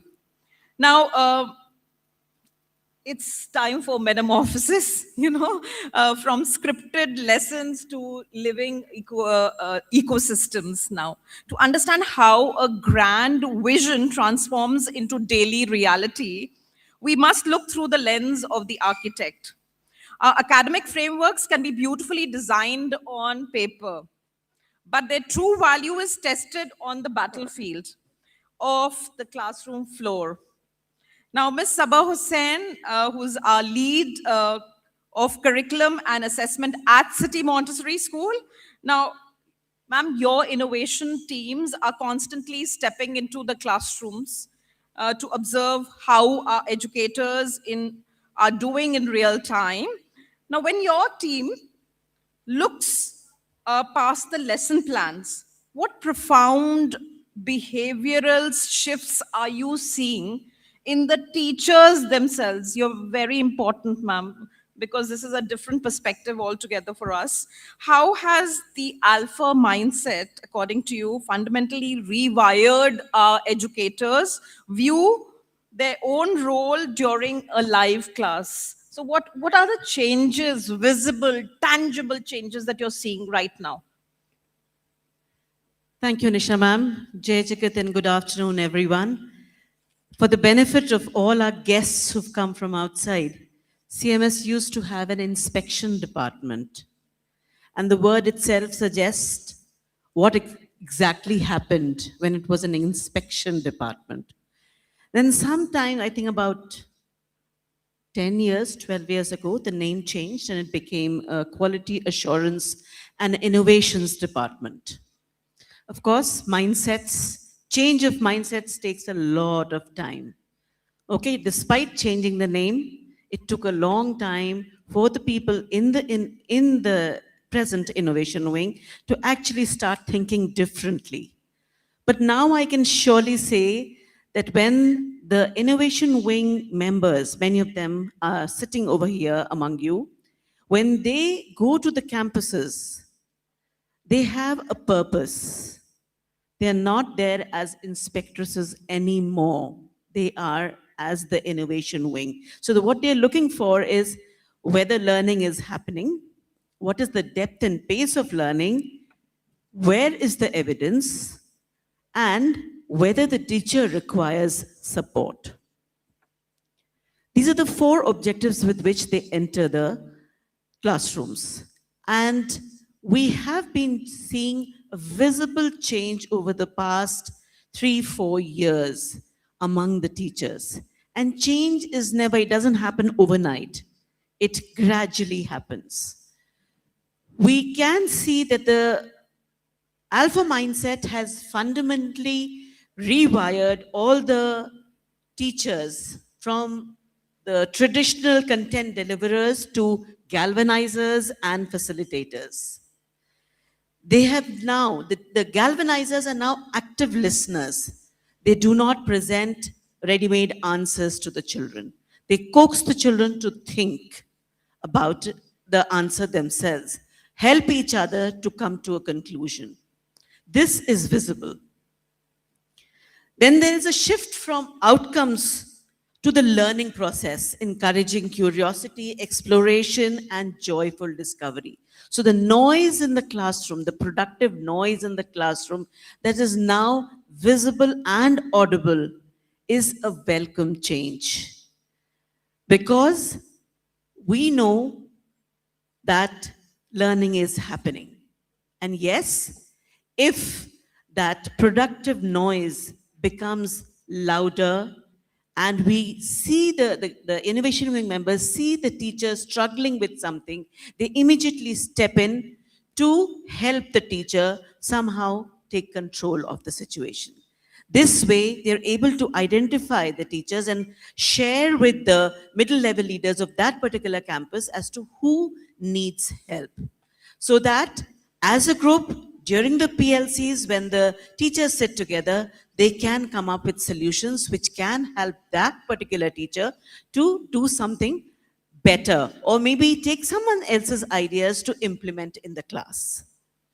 Now, peer learning is actively encouraged through random pairing, enabling learners to collaborate, share knowledge, and learn from each others.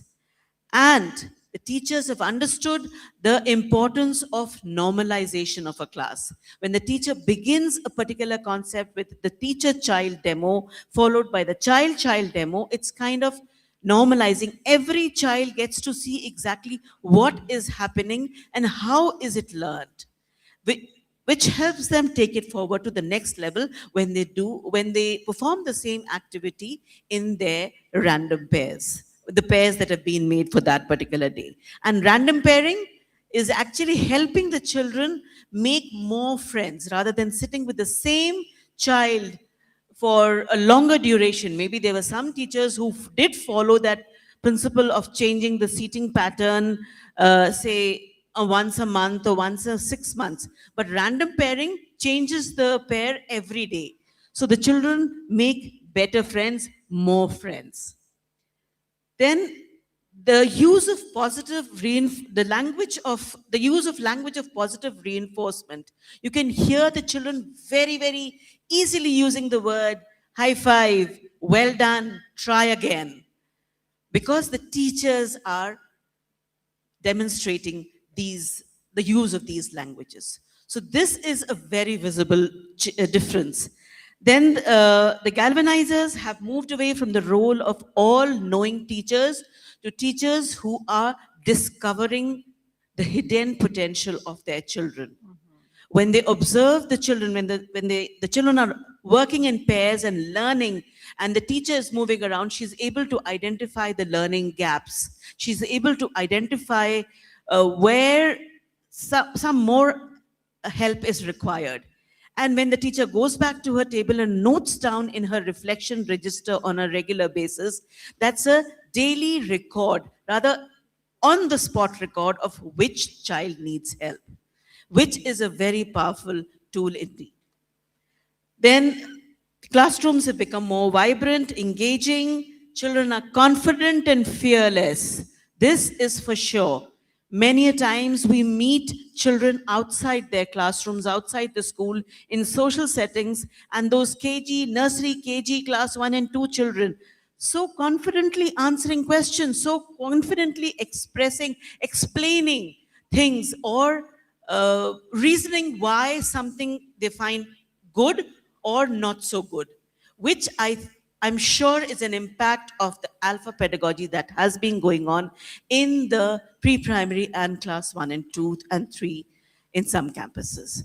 So there is a visible shift. We all are seeing it. The traditional classrooms were quiet classrooms, and like I mentioned in the morning, there is productive noise. We can see the children moving as per the requirement, but each child knows there is a purpose. So it's not a disorganized class. Even if someone walking in for the first time who doesn't know exactly what happened might feel that the teacher is allowing too much movement in the class. But once you get to know the pedagogy, you understand whatever is happening is actually a planned thing. Then the teachers are developing better belief in their learners.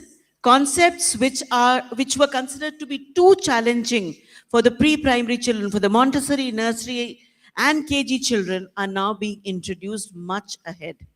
And the teachers feel that the children are gaining confidence, they're able to understand that concept much better, despite their initial belief that this is something that a nursery child would never be able to understand, but the children are able to do that.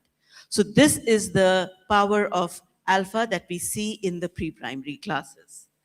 And when I say all of this, and one more thing, when we listen to the children in the classes, especially class 1 and 2, because they have proper lessons, they read those lessons and then they frame questions on their own.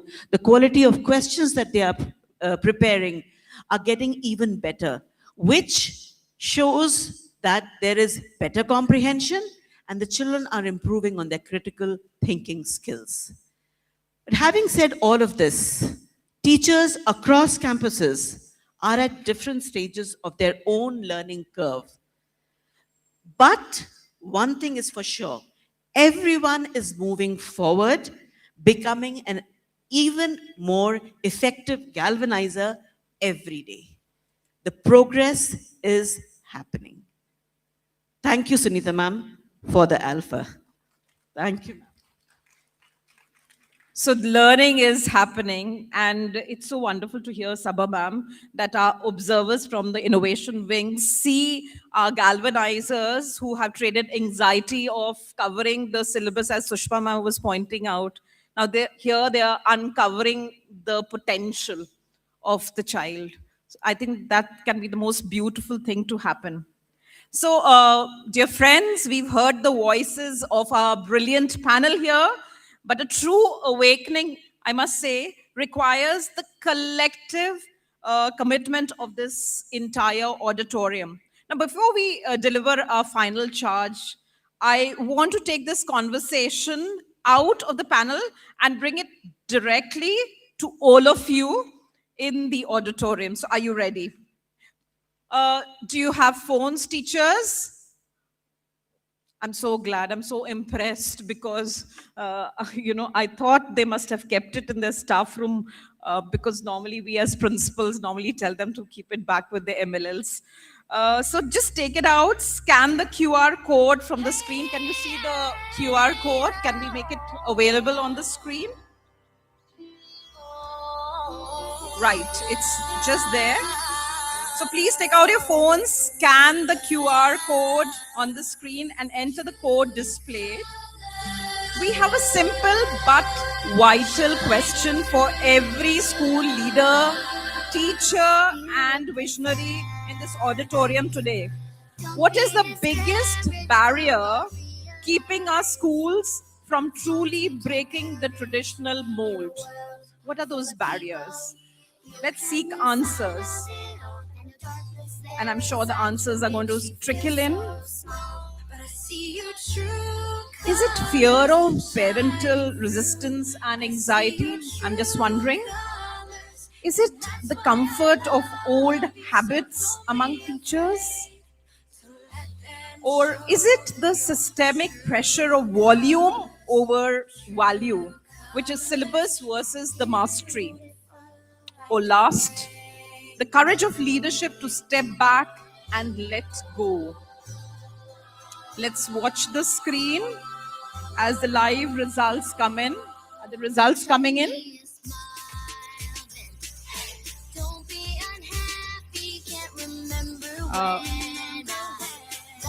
Can we have the results on the screen, please?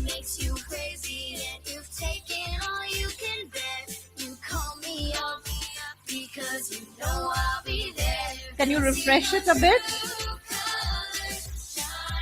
Okay, we'll wait for the data. It's so look at that screen out there. The data speaks for itself.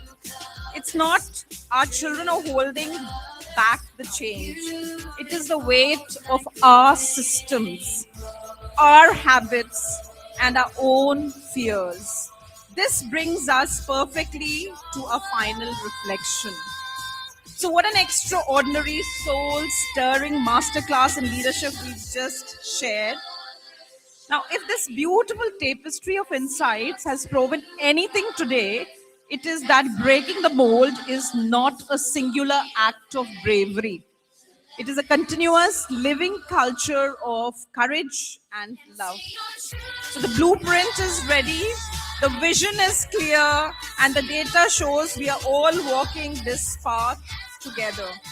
Let us exit this auditorium today not merely with an archive of notes, but with a promise to execute one bold, beautifully disruptive experiment in our schools once the children come back. Thank you to all my magnificent panelists and to each one of you for choosing to be the mold breakers, the dreamers and the true architects of tomorrow's education. Jai Jagat. Let's give a huge round of applause for Mrs. Nisha Pandey ma'am, Senior Principal, Rajajipuram Campus 1, and for that brilliant panel discussion. May I request all our panelists as well as the moderator for the session to kindly step forward so that we could honor you. And we have with us Dr. Sunita Gandhi ma'am as well as Ms. Manjeet Batra ma'am to honor the panelists.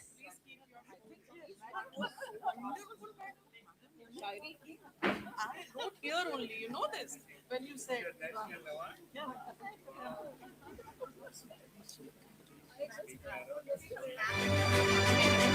We request the panelists to kindly come forward as we'll be drawing the curtain.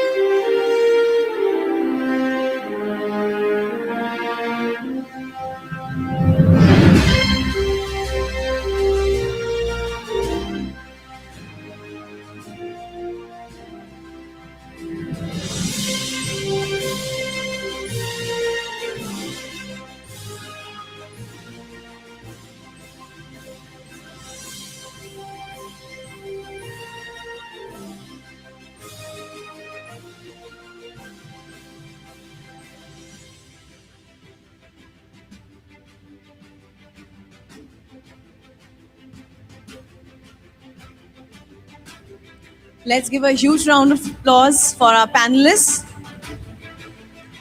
That's not huge. That's not even near huge. Thank you.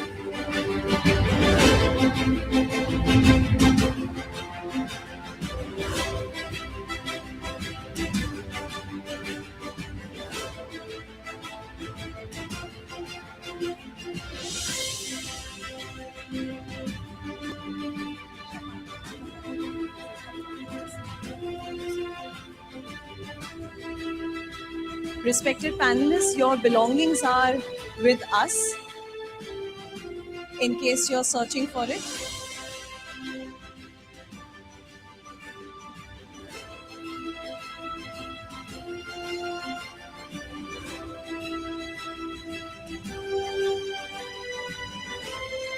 It's already reached your place.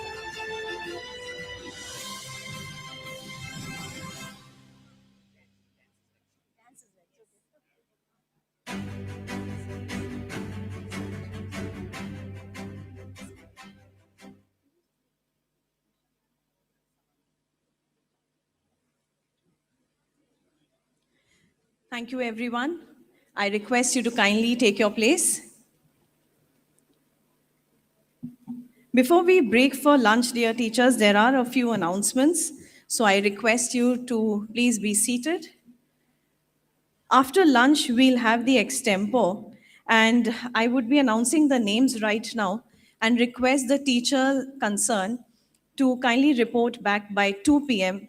inside the auditorium.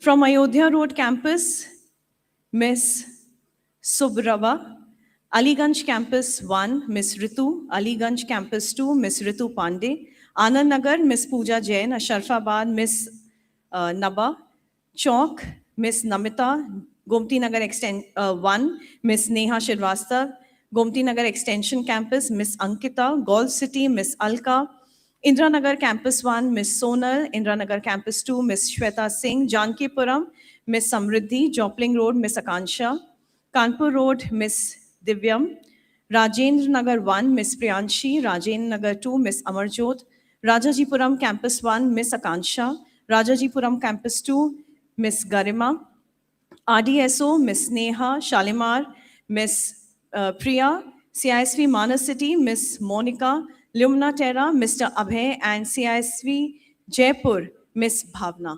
I would request all the participants to kindly report back inside the auditorium by 2 p.m.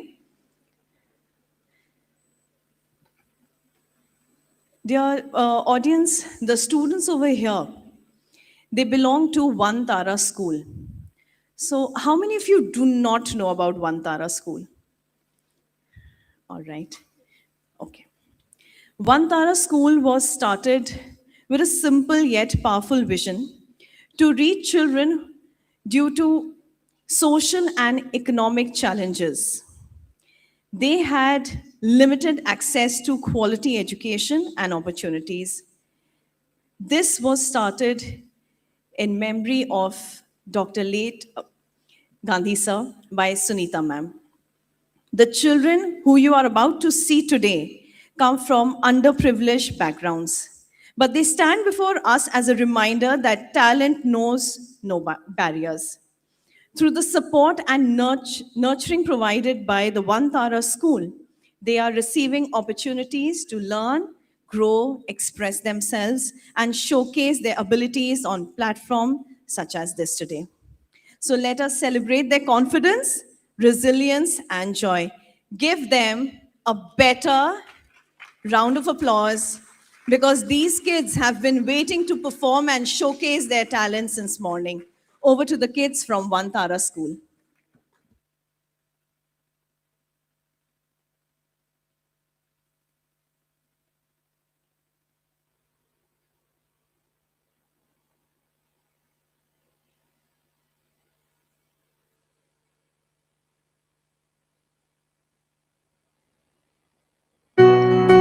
किताबों की खुशबू हमें भी बुलाती है, कक्षा की आवाज हमें भी सुनाई देती है। हम भी उस दुनिया का हिस्सा बनना चाहते हैं जहां सपने सच हो जाते हैं। सूरज जैसे चमकेंगे देखे है साटी अखियां ने है सपने अमराने सपने अमराने बूंद बूंद जोड़ेंगे पल पल दूर दूर बह जाएंगे फिर ना समंदरा दे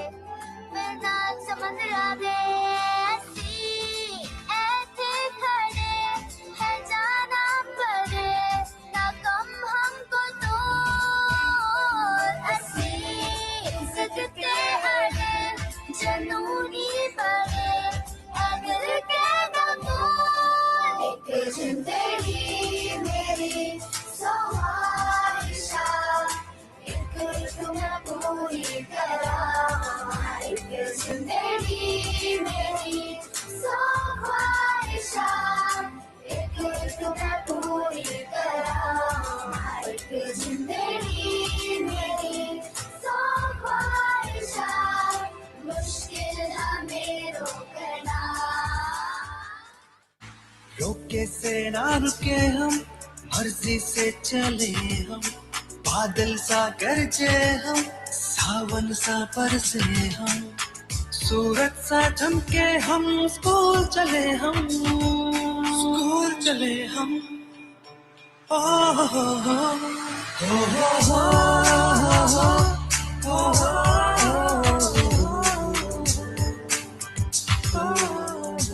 अब कोई भी सपना अधूरा नहीं रहेगा, ना कोई बच्चा ज्ञान से दूर रहेगा। जब वन तारा हो साथ तुम्हारे तो अंधेरे में भी उजाला भर जाएगा।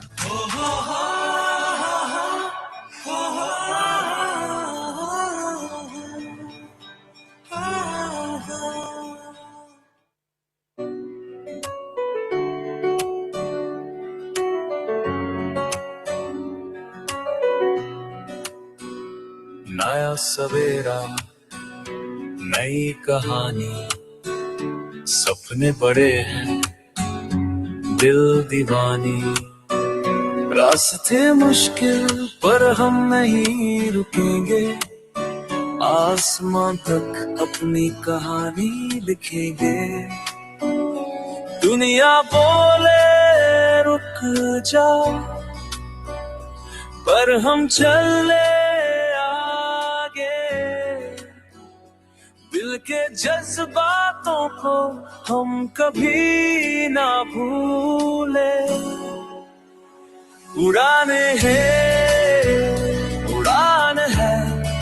हमारी कहानी छूने चले सितारे हम दीवाने हर मंजिल को हम पाएंगे सपनों को अपने जी के दिखाएंगे।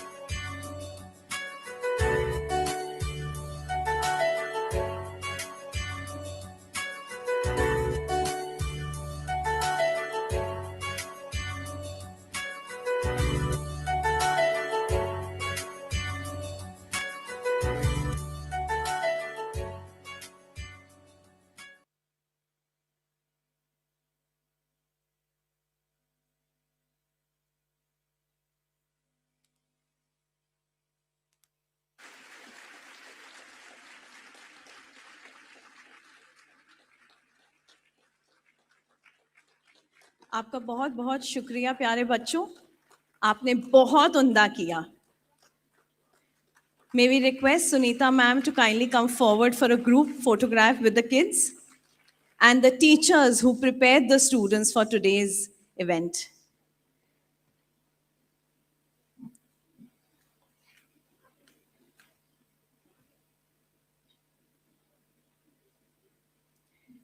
The audience, it takes a lot of courage to come on the stage and speak and perform. And what these kids have done today, without any judgment, they were absolutely brilliant.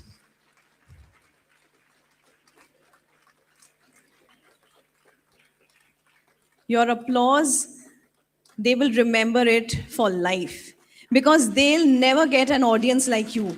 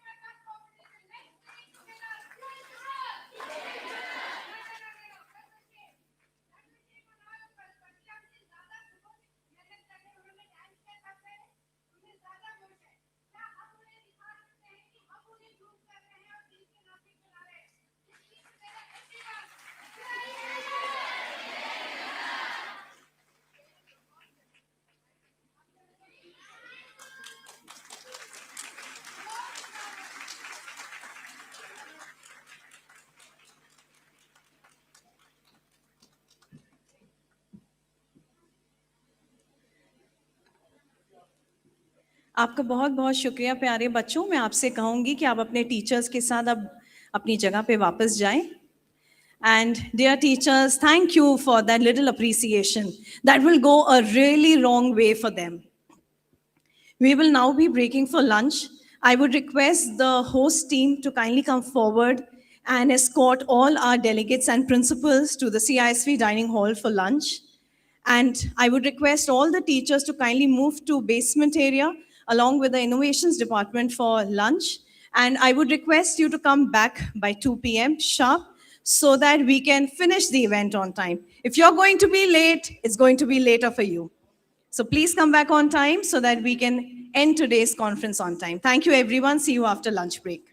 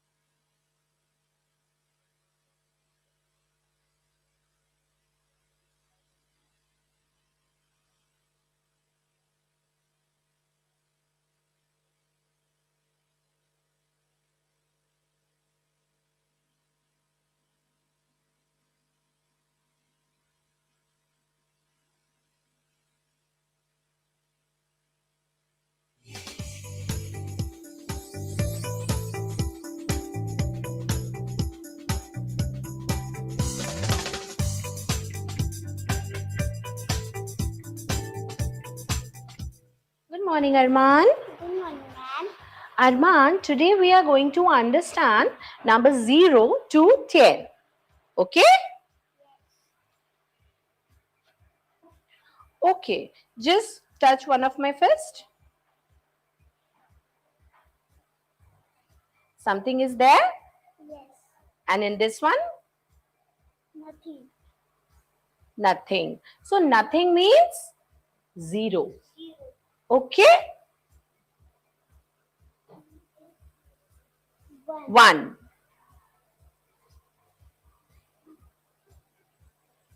2. 1, 2.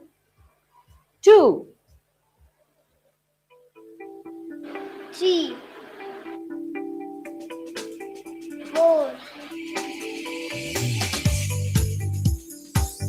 5. 6.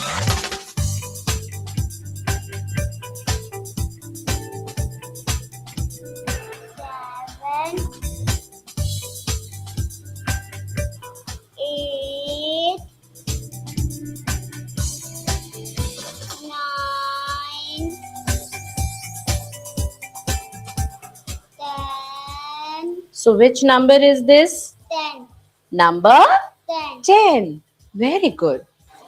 0, 1, 2, 3, 4, 5, 6, 7, 8, 9, 10.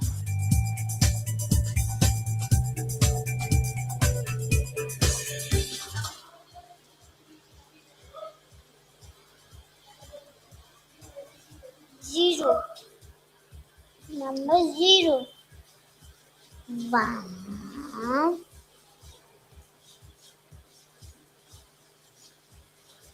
1, 2,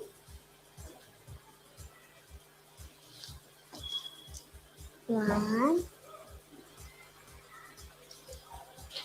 2, 3, 4, 5, 6,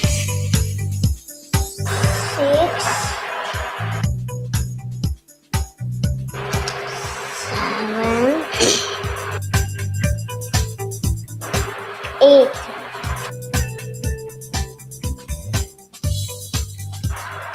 9,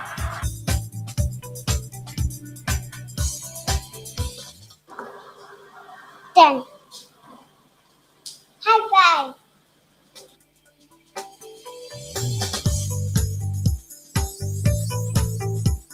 1, 2, 3, 4, 5, 6,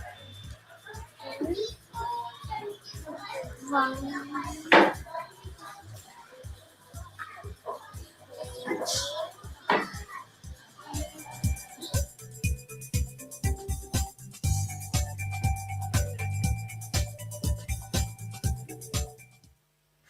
Cozy living room. Grandma is sitting on her favorite sofa and trying to read the newspaper. Her glasses are on, but she is struggling to read. Her grandson, Devraj, enters the room holding a chessboard. What happened, Grandma? Oh, Devraj, my eyes are just a bit tired. I'm trying to read the newspaper, but it's all blurry. Oh, Devraj, Oh, Grandma, you are trying to read all the small print. I will read it for you. Don't worry. okay, but you are too small. You are just in nursery and 4 years old. How can you read this newspaper? I can't believe it. I can read, Grandma. I can read. You are too small. You are just in. Do you know, in our school, alpha pedagogy was introduced by Dr. Sunita Gandhi ma'am. Okay. And our class teacher, Ma'am Shivangi Pandey, follows it. She motivates and encourages us to read and speak in English. So we have clear communication and pronunciation. Okay. To end our thoughts and emotions in English. Oh wow, that's great, Devraj, to know all that. I love this education pattern. Oh, PM, it's warm welcome in US Horse Talks with Biden. Wilmington, Delaware Prime Minister Narendra Modi met US President Joe Biden at his personal home in Wilmington. Wilmington Arms Atishi takes oath as Delhi's Chief Minister. Now some sports news, Grandma. Okay. Why coaches in international cricket can have greater influence on players?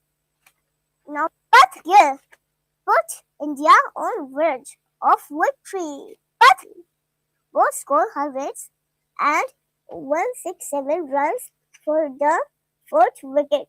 India set 515 run target before Ashwin claims 3 scalps. Everyone, my name is Anuradha Singh and I am mother of Devraj Singh.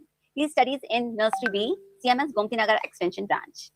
Everyone, through this video, we have given our feedback on alpha pedagogy because we thought it is more important to show the things practically rather than just studying. And I am delighted to see my child's overall performance, which is being nurtured at school.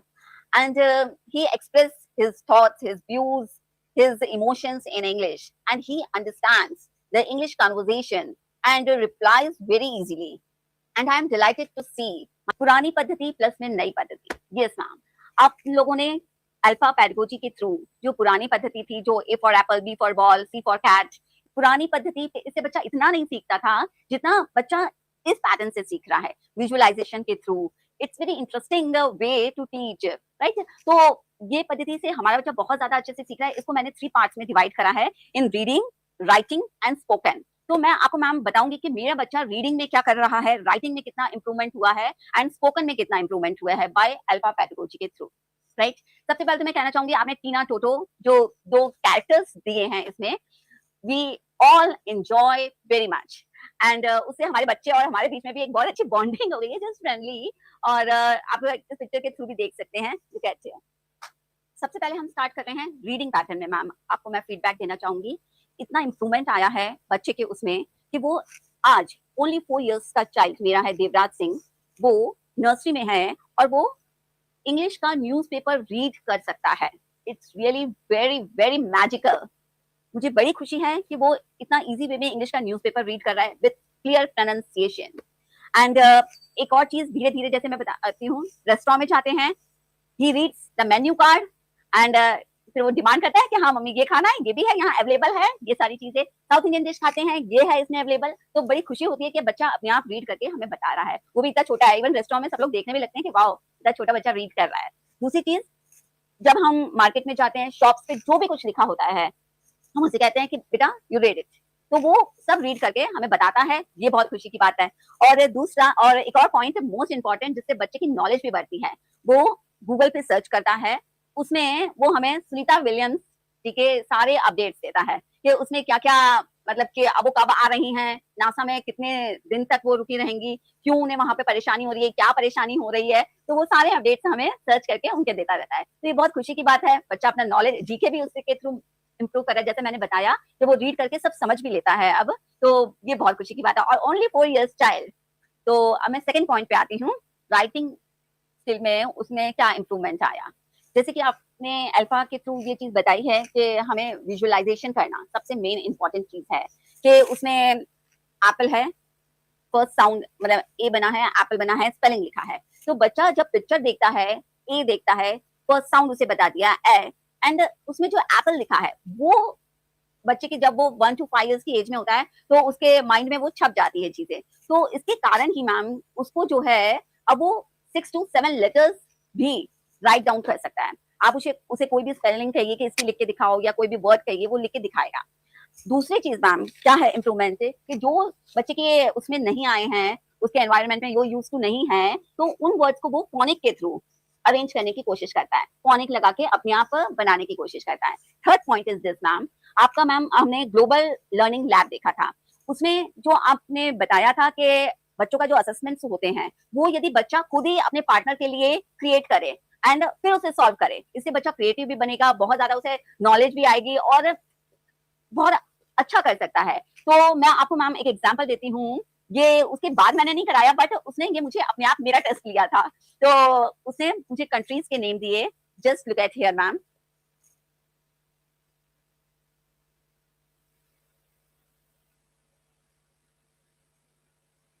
And this is the question paper. तो उसने countries के name दे रखे हैं and fill in the blanks करके हमें दे रखा है, तो ये है पूरा क्वेश्चन पेपर, तो दे रखे हैं। इस तरीके से बच्चा क्रिएटिव बन रहा है और ये सब चीजें जो आपने कही वो बच्चा दिख रहा है मैम हमें कि उसने ये चीज कर ली है। और फिर थर्ड पॉइंट पे हम आते हैं मैम, स्पोकन इंग्लिश। उसकी स्पीच में वेरी क्लैरिटी, उसके प्रोनाउंसिएशन में बहुत क्लैरिटी है, उसका कम्युनिकेशन बहुत अच्छा है, वो अपने आप से बोलता है, आंसर करता है और इवन क्लास में क्वेश्चंस मैम से कर लेता है इन इंग्लिश। तो यही स्पोकन इंग्लिश में हमें बच्चे का चाहिए और वो सिर्फ 4 इयर्स का है और नर्सरी ग्रेड में है, वो बहुत अच्छा कर रहा है।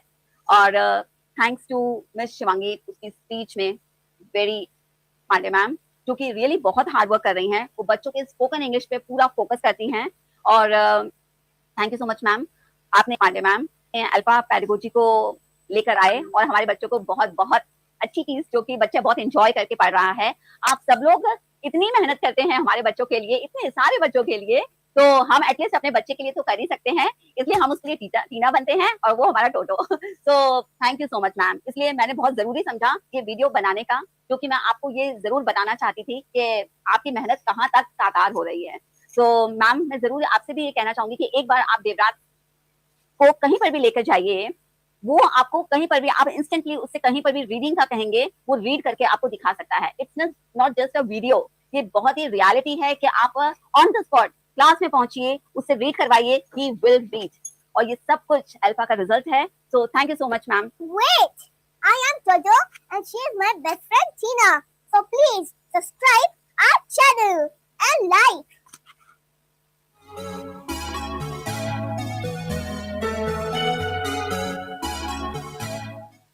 My name is Monisha Agarwal. My name is Sandy Srivastav. Today we will do odd and even number activity. This is my turn. This is 6 number. 1, 2, 3, 4, 5, 6. Hello everyone, my name is Vicky Agarwal from grade 1. Addition in tens. 40 and 10. 10, 20, 30, 40. And I will take 10. 10. Their friends make 50. 60 and 10. Sorry, 10. 10, 20, 30, 40, 50, 60. And I will take 10. 10. Friends, they make 70.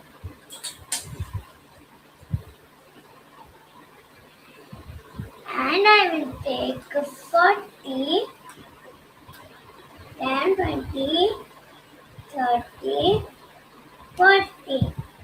And I will take 30, 10, 20, 70. And I will take 10, 20, 30, 40, 50, and 60. take 30. 10, 20, 30. Friends, 90. Thank you. Thank you. Everyone, my name is Sonaal Tiwari from class grade 1. गुब्बारे गुब्बारों का लेकर ढेर देखो आया है शमशेर हरे बैगनी लाल सफेद रंगों के हैं कितने भेद कोई लंबा कोई गोल लाओ पैसा ले लो मोल मुट्ठी में है इनकी डोर इन्हें घुमाओ चारों ओर हाथों से दो इन्हें उछाल लेकिन छूना खूब संभाल पड़ा किसी से ऊपर जोर एक जोर का होगा शोर गुब्बारे फट जाएगा खेल खत्म हो जाएगा थैंक यू नमस्ते मेरा नाम है बियान वर्मा अब मैं कक्षा 1 में पढ़ता हूँ आज मैं आपको सुनाने वाला हूँ एक कविता जिसका शीर्षक है बटूटा का जूता एबन बटूटा पहन का जूता निकल पड़े तूफान में थोड़ी हवा नाक ने गई थोड़ी गुड गई कान कभी नाक को कभी कान को मलटे एबन बटूटा इसी बीच ने निकल पड़ा उनके पैरों का जूता उड़ते उड़ते उनका जूता जा पहुंचा जापान एबन बटूटा खड़े रहेगा मोची की दुकान धन्यवाद हेलो मोती आप कैसे हो मैं ठीक हूँ आप कैसे हो मैं भी ठीक हूँ आज हम संज्ञा के बारे में पढ़ेंगे क्या तुम तैयार हो हाँ संज्ञा क्या होता है किसी व्यक्ति की वस्तु स्थान का संज्ञा कहते हैं यह एक लड़का है लड़का एक संज्ञा शब्द है यह एक किताब है किताब एक संज्ञा शब्द है Everyone, my name is Sonaal Tiwari from class grade 1. Today I am doing spray painting. This is shapes cut out. This is paints. This is water. This is brush.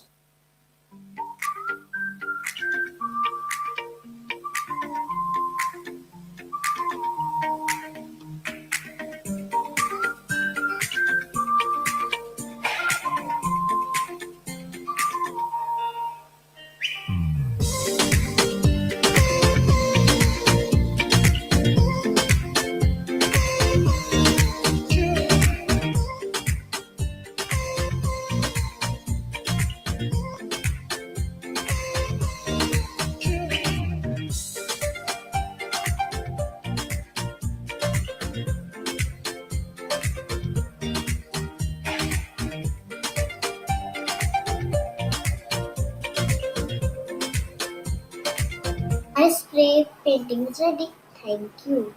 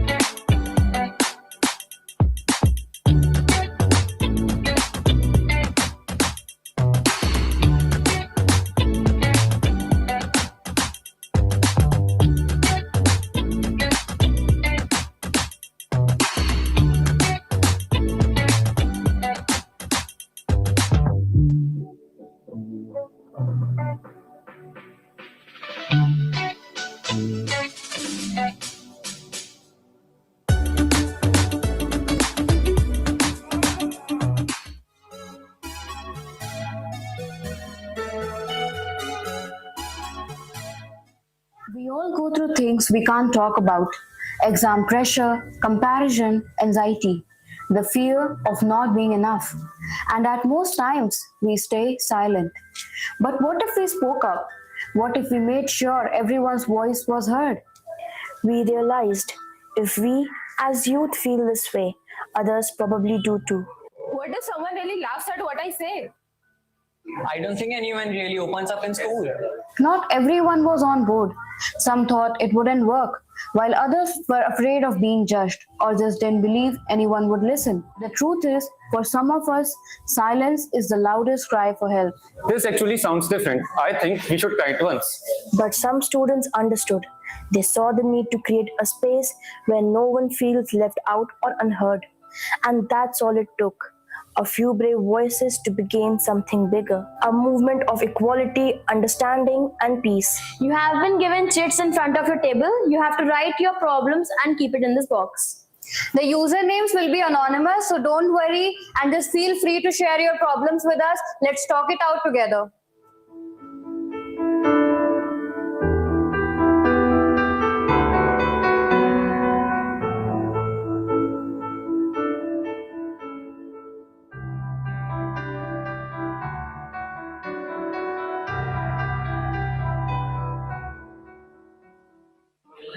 How do I deal with the pressure to be perfect all the time? How do I stop overthinking about the things I do or say every day? Can anxiety make you physically sick too? Okay, academics and sports. Yes, ma'am. So why do you feel so it's hard? Why don't you think the other way around? Each session was different. Some used art while some used silence. But every session reminded us that being vulnerable is being brave. It was a space where we didn't just share, We help heal and foster peace, a small step towards reducing inequality, one conversation at a time. I never said these things before. Well, I thought they made me feel weak. But then I realized that being honest is the actual strength. Thank you to the counselors for making me feel like there's a room for me. Thank you so much. Today's youth are more than tomorrow's leader. They are today's visionaries. Empowerment means giving them space to share their thoughts, express their feelings, and be truly heard. This is our voice, this is our leadership, this is Project Mosaic. Together we build a world where equality is the foundation and justice is the goal.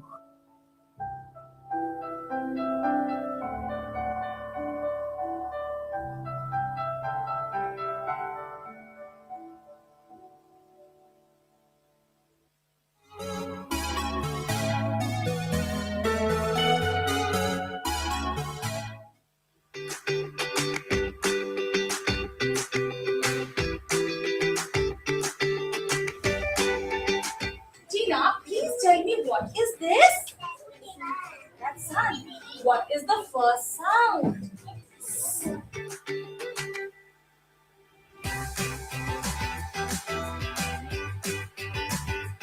So, what is the word? Sun. Give me a high five. Yay!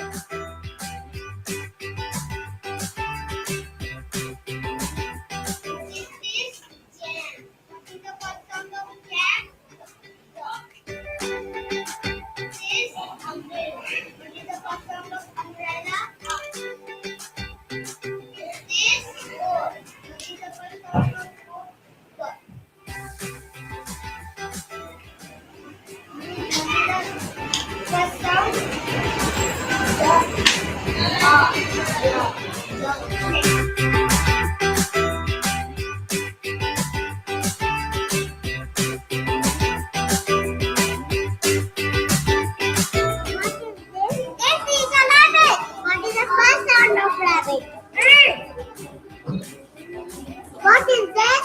It is apple. What is the first sound of apple? What is this? It is a top. What is the first sound of top? Top. And the sound. Top. There. What is the first sound of duck?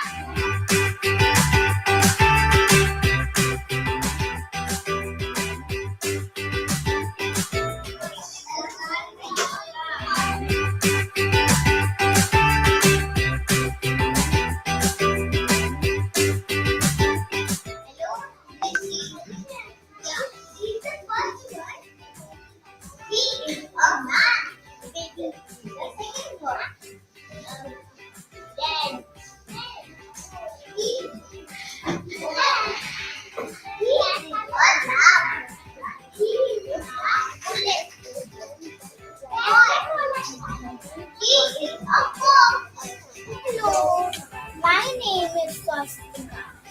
My name is Zora. I am 8 years old. I am 6 years old. I have a girl. I am a girl too. I have sister. I have a sister too. We live in Lucknow. My school's name is City Montessori School. Eyes. This is eyes.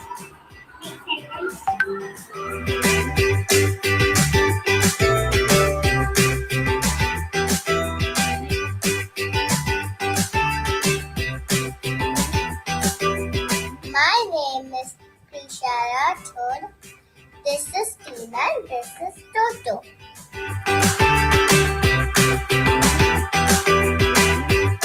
Tina, can you read this? Yes, I can. This. Well done. Sun, moon, sky and stars. When we go to bed, the sky is dark. It is night. We see the moon and many stars in the sky at night. The sun, the moon, and the stars are called heavenly bodies. Stars start, why do they appear small? The stars are big ball of fire. They appear small because they are very far away. The times of India, Josmith tracks are up to half-kilometer long, 2 feet wide, calling Uttar Pradesh the center of hope for all of India, just as India has become hope for the entire world.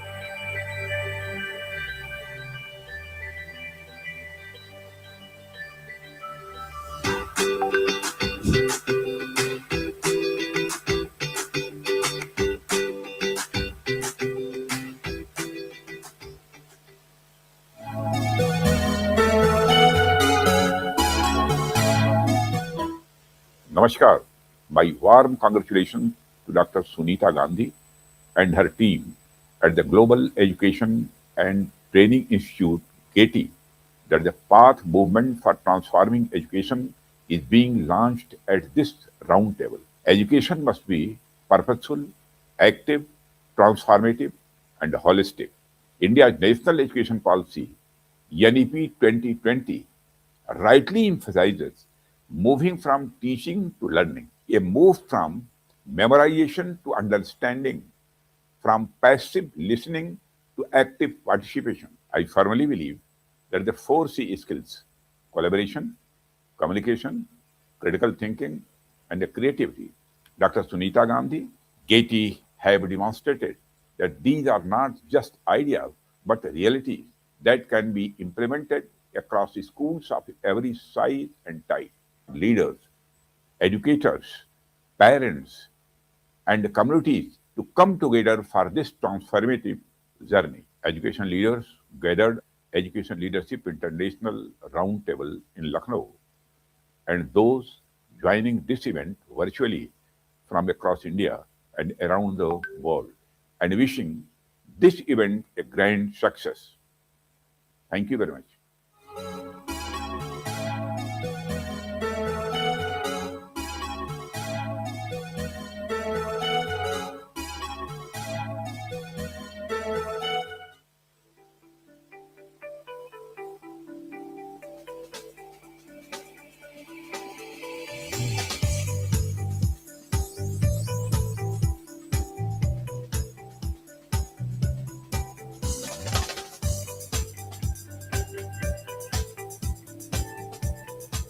Can you see my shop here? So are you all ready to shop from my shop? Okay. So let's see who will come here first. Ashvi Sharma. So Ashvi, are you ready to shop? Yes. Okay. You like to shop? Yes. Shopping is your favorite? Okay. What you would like to buy from my shop? One teddy bear and the pencil box. Which one? This one? Yes, this one. So this is for rupees 550 and this pencil box is for rupees 100. How much you have to pay? I have to pay 550 and 100. So total how much? 650. Yes, 650. 500. 650. Yes. Thank you for shopping. So this is for you.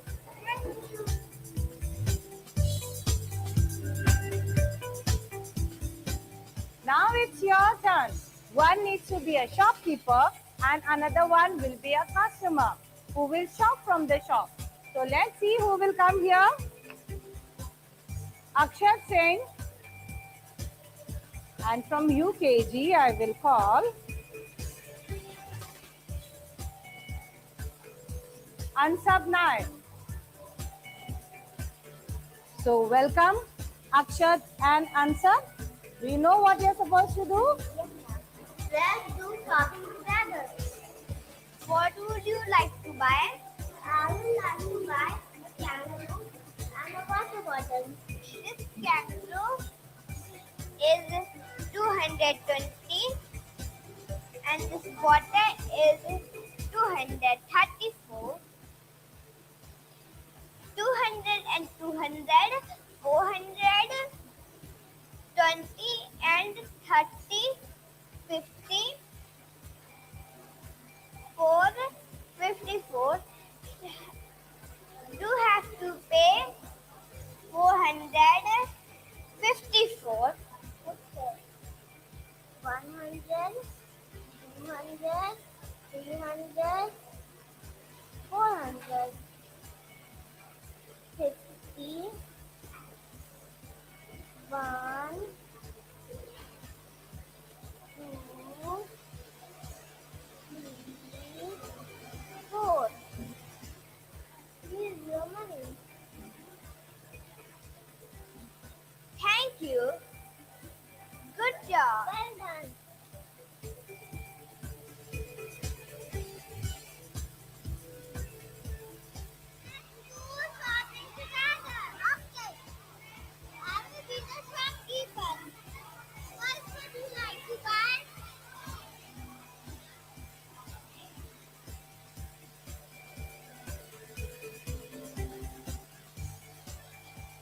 Anya, let's do shopping together.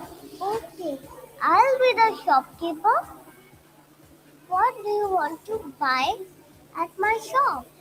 Pen, tape, and pencil. Okay.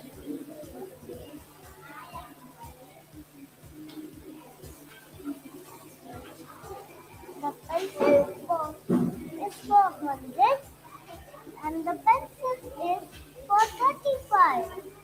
So you have to pay 135.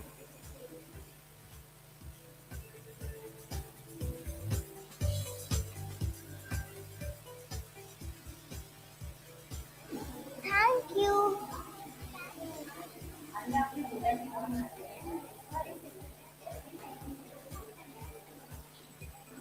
Thank you. Good job.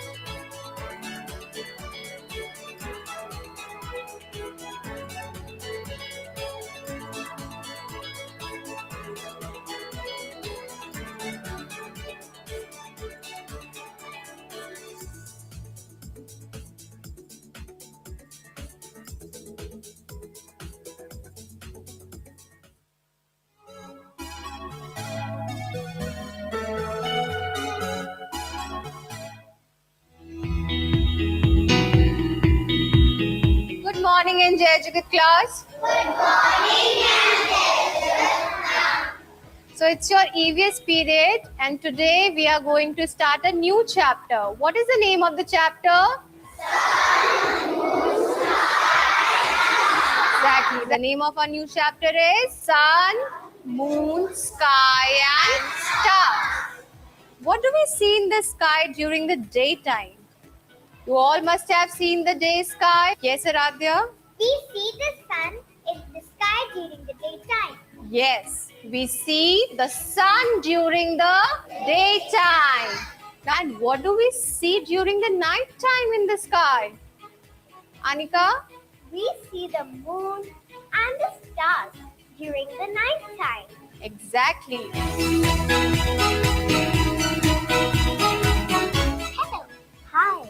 My name is Anupati. My name is Samriddhi Singh. Today we are going to meet sun, moon, sky and stars.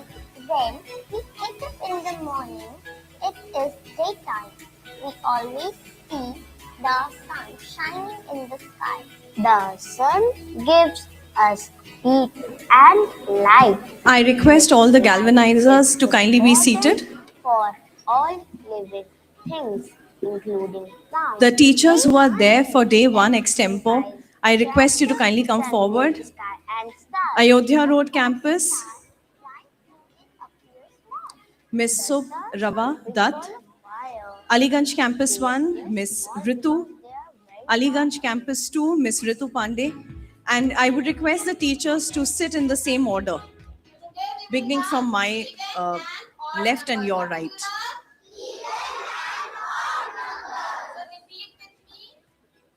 Anandnagar campus, Miss Pooja Jain. Asharfabad campus, Miss Naba Khalil. Chowk campus, Miss Nabita Saxena. Gomti Nagar 1, Miss Neha Shirvastav. Gomti Nagar Extension campus, Miss Ankita Mukherjee. Golf City, Miss Alka Mishra. Dear teachers, if the teachers are not here, the respective galvanizers are not here, I request you to kindly give them a call and request them to kindly be up on the stage. Indranagar Campus 1, Miss Sonal Mathur. Indranagar Campus 2, Miss Shweta Singh. Jankipuram, Miss Samriddhi Krishna. Jopling Road Campus, Miss Akansha Sharma. Kanpur Road Campus, Miss Divya Mishra. Rajen Nagar Campus 1, Miss Priyanshi. Rajen Nagar Campus 2, Miss Amarjot. Rajajipuram Campus 1, Miss Akansha Williams. Rajajipuram Campus 2, Miss Garima. RDSO, Miss Neha Shalimar, Miss Priya Upadhyay. CISV Manasity, Miss Monica. Lumna Terra, Mr. Abhay. And CIS Jaipur, Miss Bhavna. They are doing great. They're very happy. The kids are very happy because they get to interact with each other. They are always involved. They are not sitting idle ever because we have so much to do and so much to explore. So they're very, very happy and involved. And as teachers, we are happy seeing them involved so much because earlier we were teaching and they were just listening or learning. And now it's totally hands-on. They're practicing all the things. The parents are very happy. The parents are especially very happy with the fact that the children are learning more than the level of that class. Yes, I think they have empowered themselves now. True. Yes, and there is no limit now. There is no limit. Dear teachers, we have with us the founder director, Dr. Mrs. Bharti Gandhi ma'am. May we please give an applause to ma'am for her kind presence. Yes. Beyond that. Thank you. I request all in charges to kindly ensure that the galvanizers are seated as respected founder director ma'am would like to address us. I would request all in charges to kindly ensure that there is discipline inside the auditorium.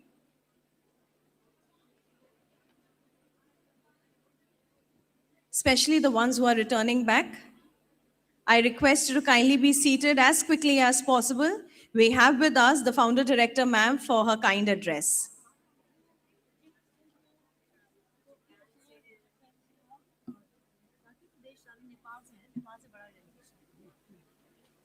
Thank you, Lama.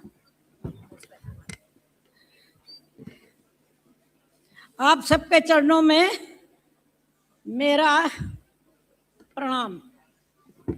अब आप कहेंगे क्यों? क्योंकि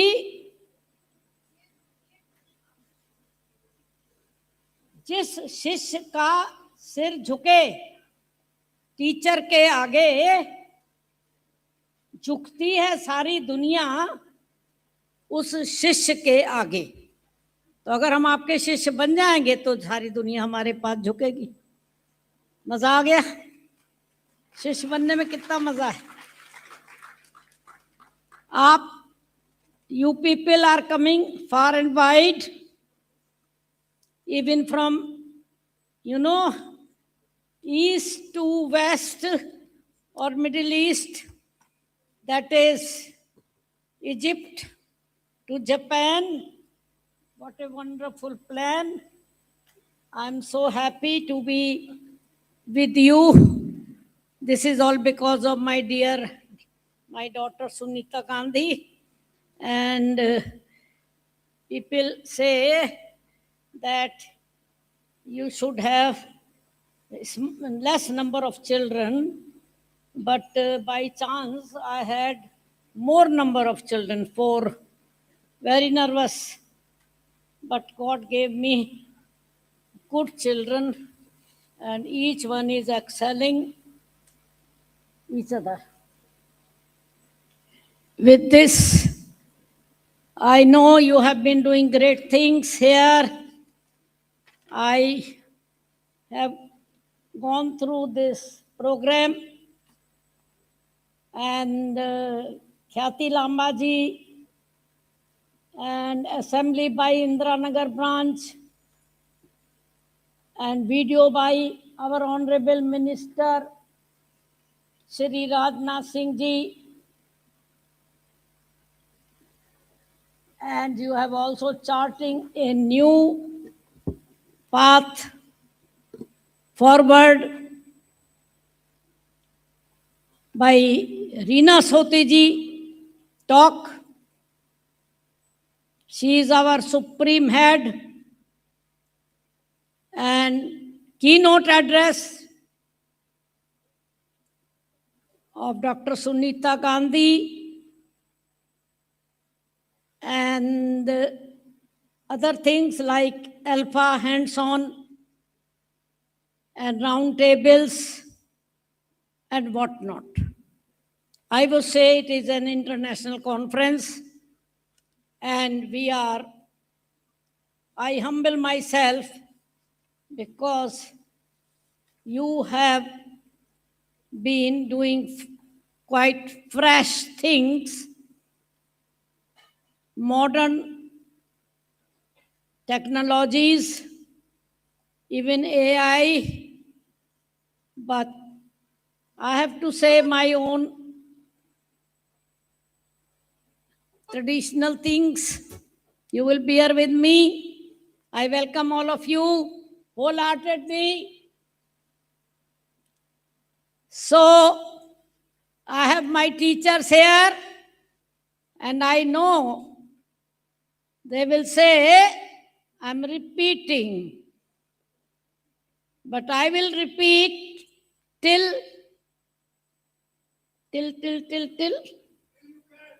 Yeah, thank you. Among the greatest of all the great services which a man can possibly render to Almighty God is what? Education, their character.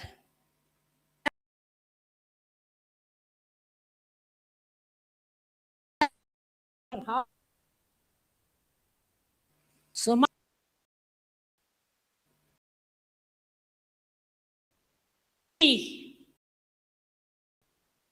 that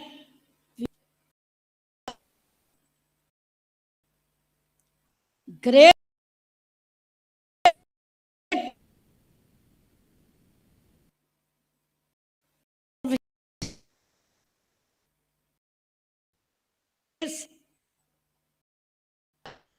all the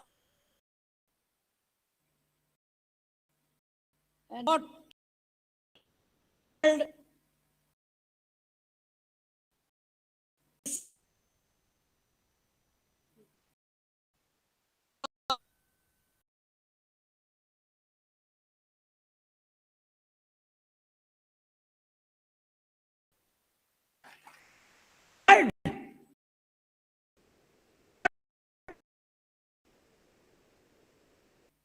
able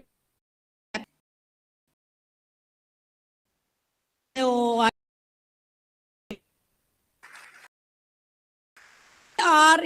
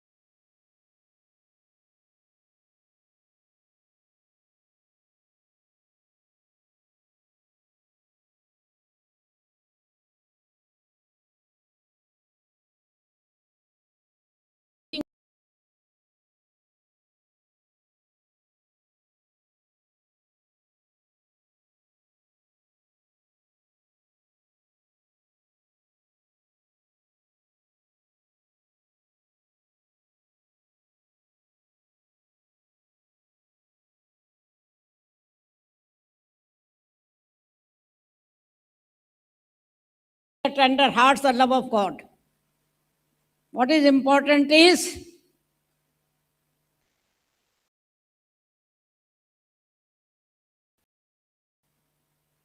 sometimes we are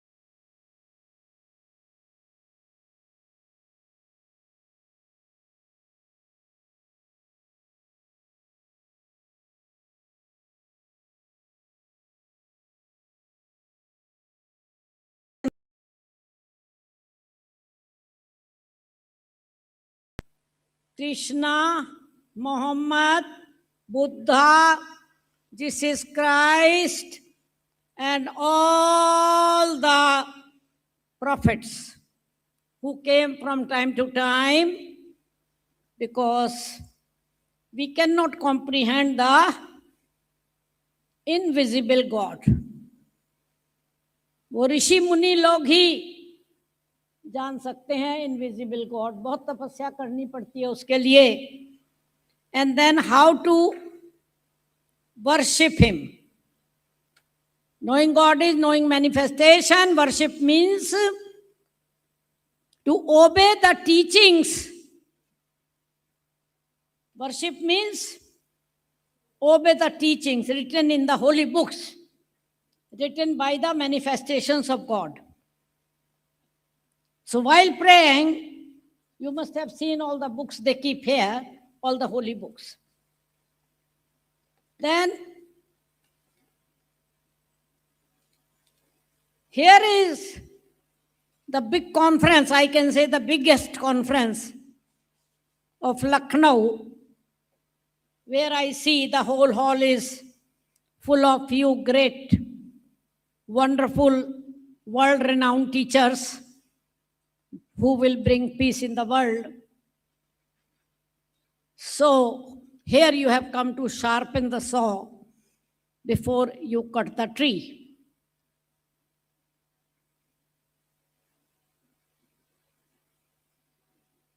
And you, first of all, make the children learn the purpose of life, and that I have already spoken, that is to know God and to obey His teachings. You know, every child is potentially the light of the world.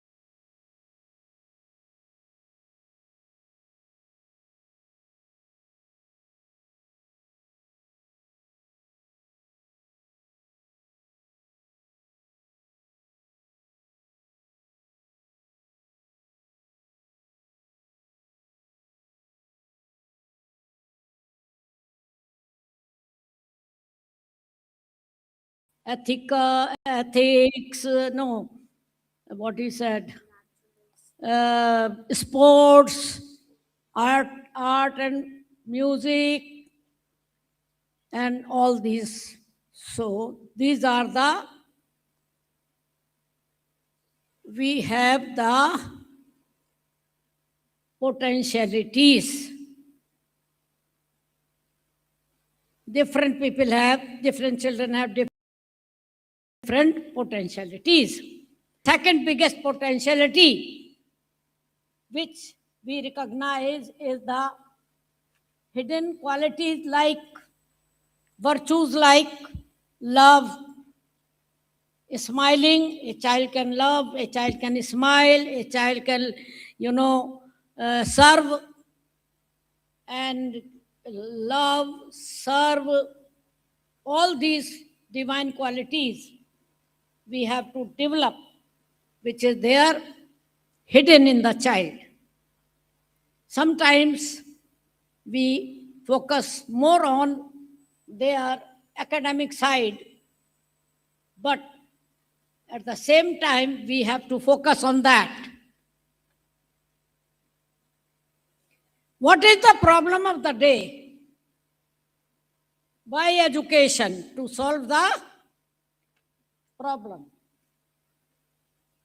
Okay. So what is the problem of the day? It is called bhedbhav, discrimination. And you can also say that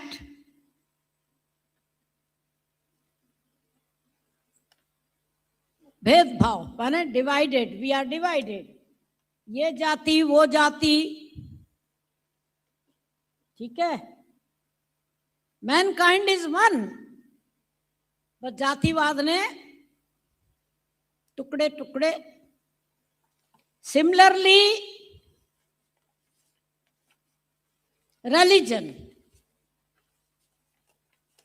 God is loving, but most of the people who are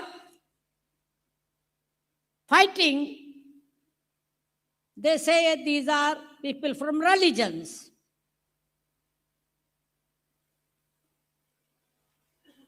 So we have to bring about a new model of education which Mr. Gandhi made or brought about, and he made us understand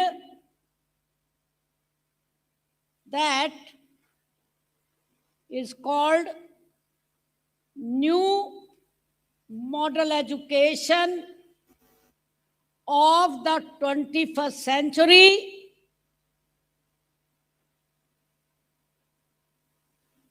is oriented towards unity and peace. This is new model of 21st century education. And he also said that school should be a lighthouse of society.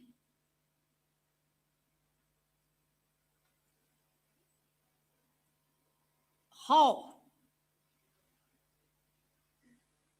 We are basically busy in giving to finish the syllabi. We have to 40 minutes time for teaching the facts of all the books, physics, chemistry, language, etc. So sometimes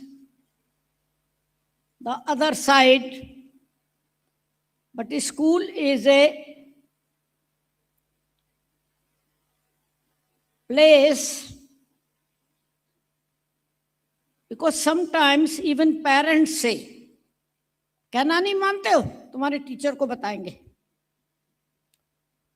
तो गुणों को सिखाने का भी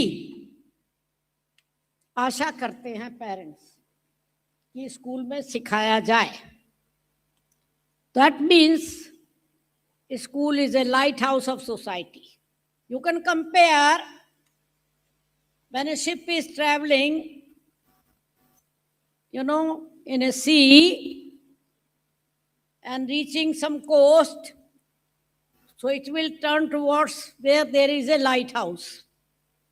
Okay, that knows where to go.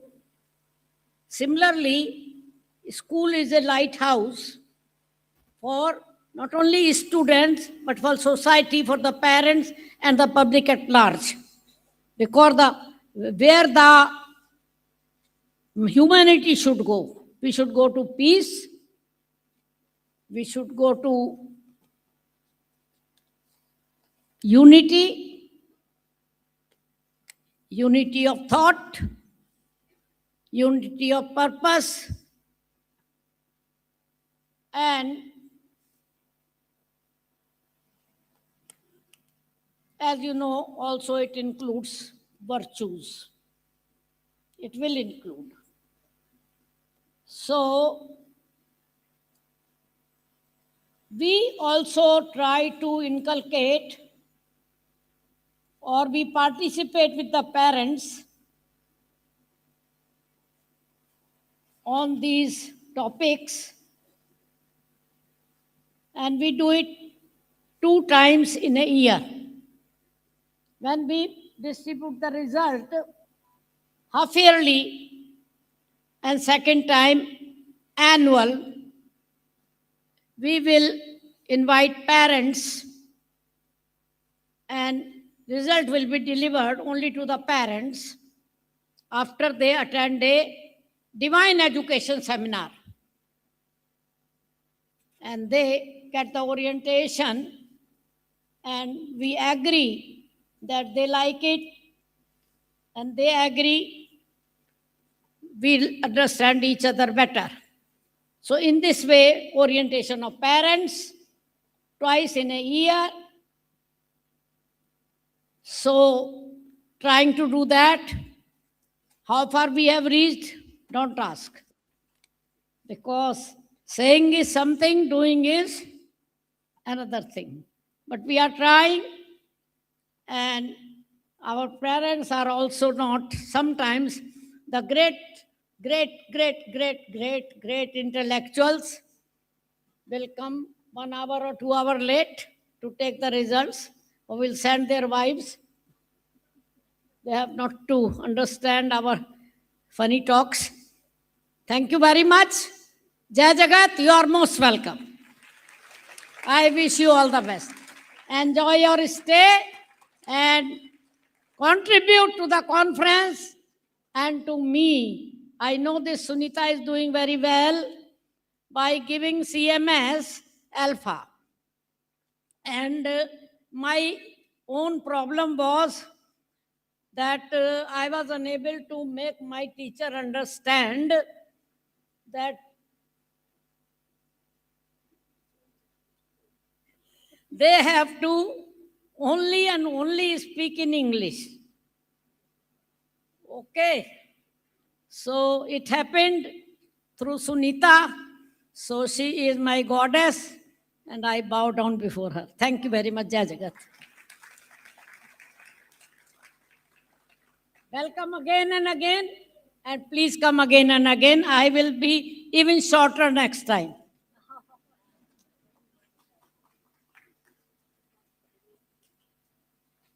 So my mother is 92 years of age.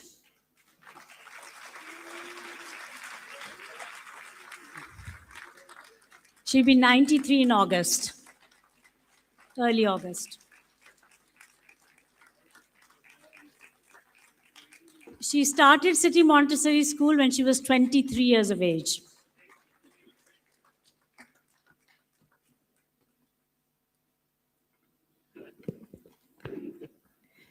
Thank you, respected founder director, ma'am, for your kind words and for motivating the galvanizers. I would request everyone to kindly be seated.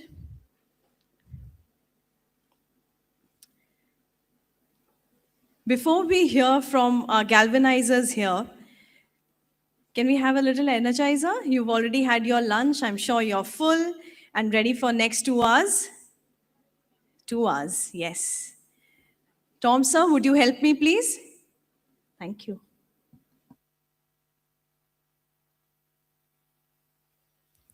Awesome. So how's the Josh, everybody? How's the Josh? Really? Okay, let's give it a try. We'll see. Milita likes to tell me that the best medicine is clapping. What, laughter? Clapping? We'll do both. Let's do both. So first, I'd like to request Milita to also join me. And all of our wonderful galvanizers on stage, if you could also stand with us, right? And in fact, everybody in the hall, if we can all stand, if we can all rise, right? We'll all follow the same clapping rhythm, okay? So Milita, over to you to demonstrate the rhythm. Okay, so galvanizers, good afternoon. So let's do some rhythmic clap. So everyone who have attended the previous set leaderships, they know the rhythm, right? So we will follow the rhythm. That is 1, 2, 1, 2, 3.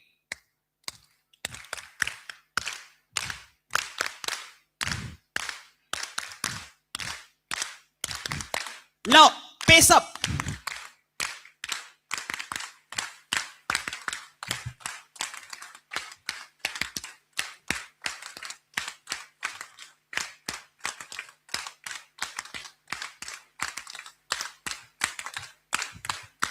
Okay, full stop.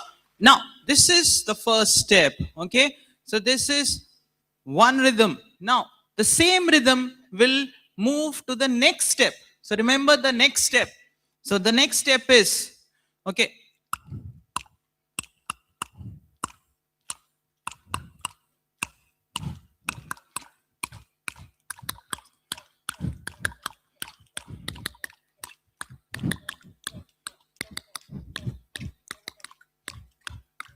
Okay, so now the third step would come here, okay? So the same rhythm.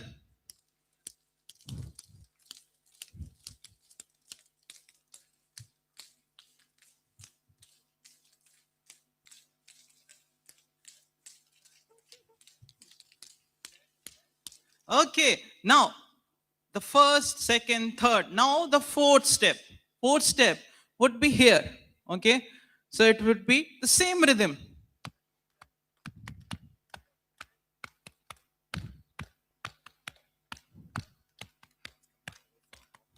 Now we'll combine all the four together. So 1, 2, 3, 4. Remember,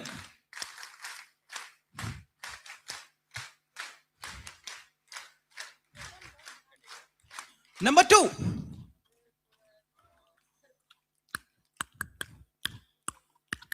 Number 3.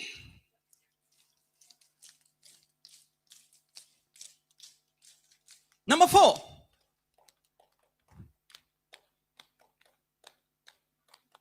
Can we do the fifth one?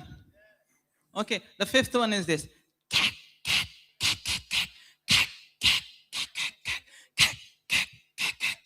Okay, remember the fifth one, right? So let's do 1, 2, 3, 4, 5. 1.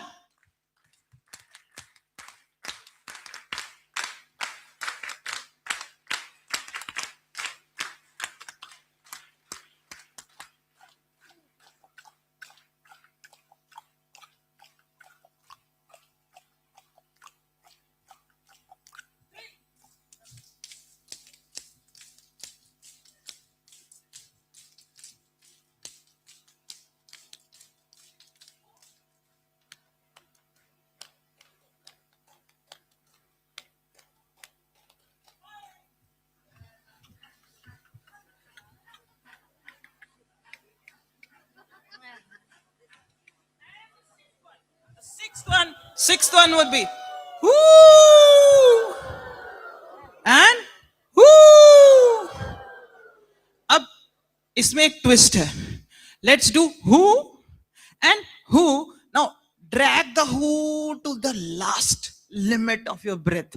Okay, 1, 2, 3, start. Whoo. Now whoo.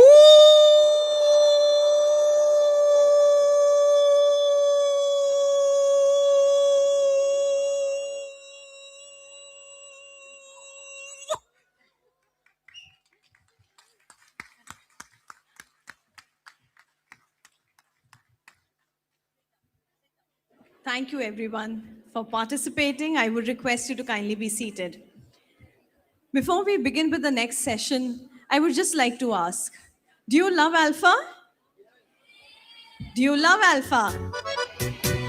All right, over to Sava ma'am.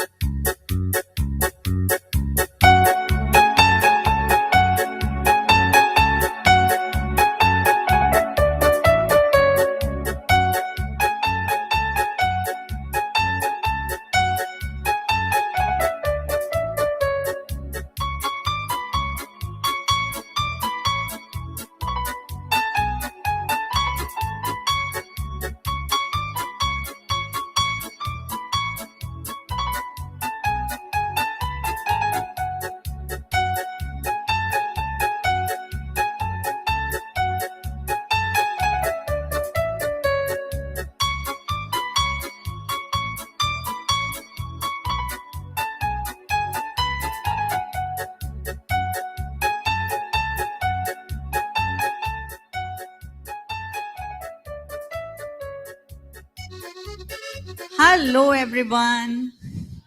How are you all? So, can anybody guess which love we are talking about?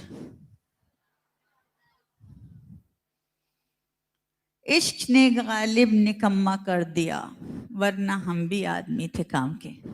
So, we will start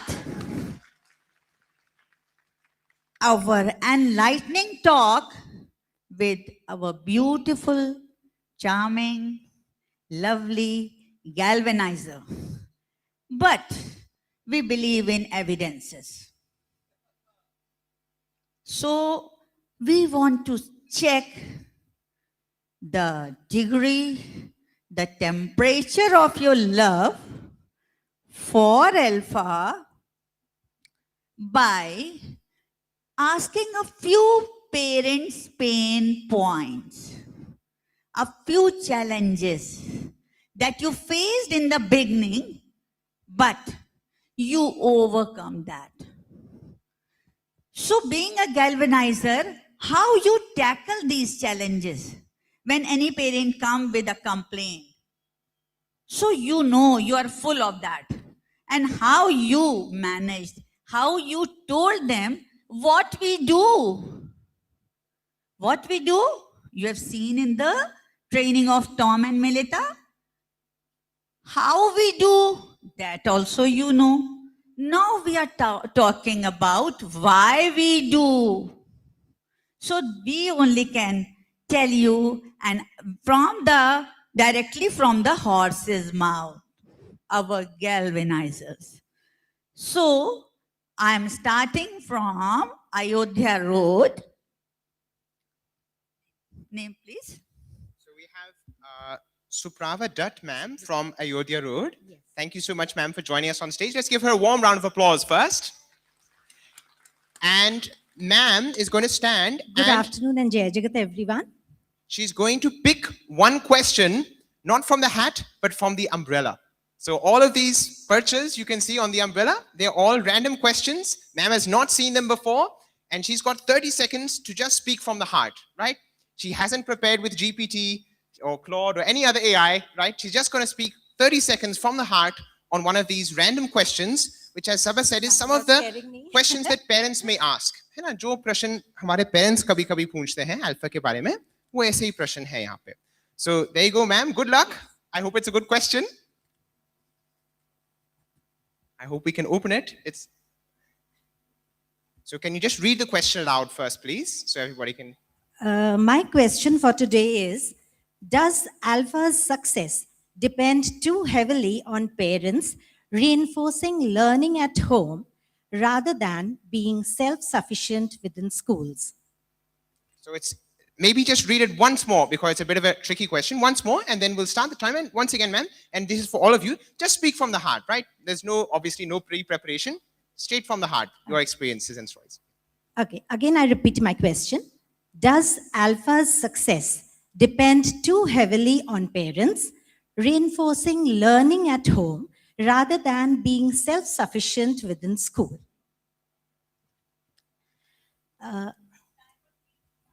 We can start the timer. First of all, I would like to say that Alpha is a process-driven course, and it has a set pedagogy that we follow. We've been provided with the Alpha path that we follow, and we include all those steps by teaching children how to learn quickly. And these steps are proven steps that we do with them. And yes, the question was that first, we teach the children how to follow those steps, and then the children take on the path from themselves, and then they do it in their house with their parents, with their grandparents, and they follow it accordingly. Yes, parents do help them a lot in teaching them, but it is the galvanizers who are first leading the path and becoming facilitators by teaching them how to tread that path, how to follow it by themselves, making them independent, and then following their own path. And then they go home and they even share it with their parents, that how the galvanizers are hand-holding them, they scaffold them through everything, and then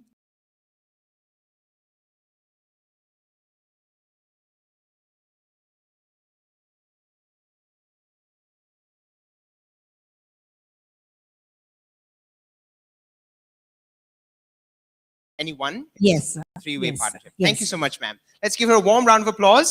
And we appreciate it's not easy, na? Matlab, come to the front in front of 800 people, take a random question, and then speak on it. It's very impressive. So next we'll go, by the way, we're lined up here in alphabetical order of the campuses. So it's not hierarchy or anything, it's just purely alphabetical order.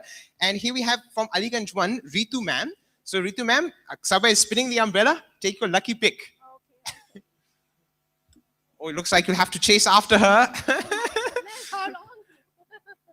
Sabha ma'am is a little dramebaz, as you know. So can you just read out the question, please, for everybody? Okay, so here's my question. Do all children move from Alpha's phase 1 foundation into phase 2 application at the same pace, or do some need longer? Okay, so yes, some of the children need support. Everybody has their own learning pace. So yes, definitely for some of the children, some grasp the concepts very fast, so they are ready for the phase 2. But some need support. But I can ensure everyone that once phase 1 is completed, they are ready for phase 2.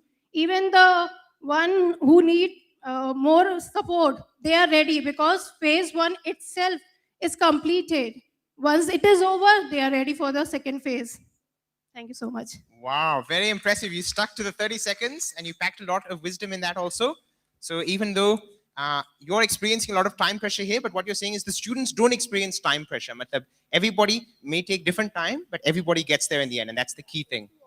So wonderful. Great, great, Ritu ma'am. So we'll go for one more, and then we'll have an audience question. So after every three extempore speakers, we'll have a question to the audience. Okay, so be ready for that also. So next we have from Aliganj 2, also Ritu ma'am. We have Ritu squared from Aliganj, Ritu Pandey ma'am. So see if you can catch Sabha ma'am. It's a bit hard. Sabha ma'am, can you please give me a drop from your umbrella? Thank you so much, Sabha ma'am. So my topic is, in an alpha classroom, do shy, quiet, or weaker learners participate as actively as confident, high-performing ones? So the topic is very interesting, and indeed the core of our alpha. It tells us we are not leaving anyone. No one is left behind. This is what we teach as a galvanizer. That's why our role has also shifted from being a teacher, facilitator, all of that. Now we have come to galvanizers. Why? Because we are involving all and we are not leaving anyone, and everybody has a say. That is a peer, that is to peer collaboration, coordination, and everything. Thank you so much. Wow, very impressive, ma'am. Beautiful. Very well said. And now it's time for our audience question. So we've got a quick MCQ from the audience. And as you know, in Alpha, we normally like to spice things up a bit. So there's going to be two options, and Sabha ma'am will be telling you what action you can do for option A versus for option B. Okay, so I'll read the question first. So an Alpha teacher steps back instead of teaching from the front, right? Not so much teaching from the front, teacher steps back. Why? Is it option A? So just listen to the options first before doing action. Option A, children learn more by talking and doing than only by listening. Or B, it means the teacher has less work to do. Yes. Option A, children learn more by talking and doing than by only listening. Or option B, it means the teacher has less work to do. So ma'am, what would you like us to do for If you say option A is correct, scratch like a monkey and make a sound. And if you say option B is correct, slither like a snake. Okay. So I'll just read the question and options again. An Alpha teacher steps back instead of teaching from the front. Is that because A, children learn more by talking and doing than by only listening? Or B, it means the teacher has less work to do? Okay, let's hear your responses. We need sound or as I'm well. not getting much sound from the audience here. Loud sound, teachers. Come on, yeah, okay. We have a class full of monkeys here. Excellent. Next. Okay, let's move forwards. Moving forwards, we have from Anand Nagar, we have Ms. Pooja Jain, ma'am. Thank you so much. See if you can get Sabha ma'am. I think she's tiring now, so she'll. And please, here you go. Take a mic and please read the answer. Read the question for everybody before sharing your thoughts.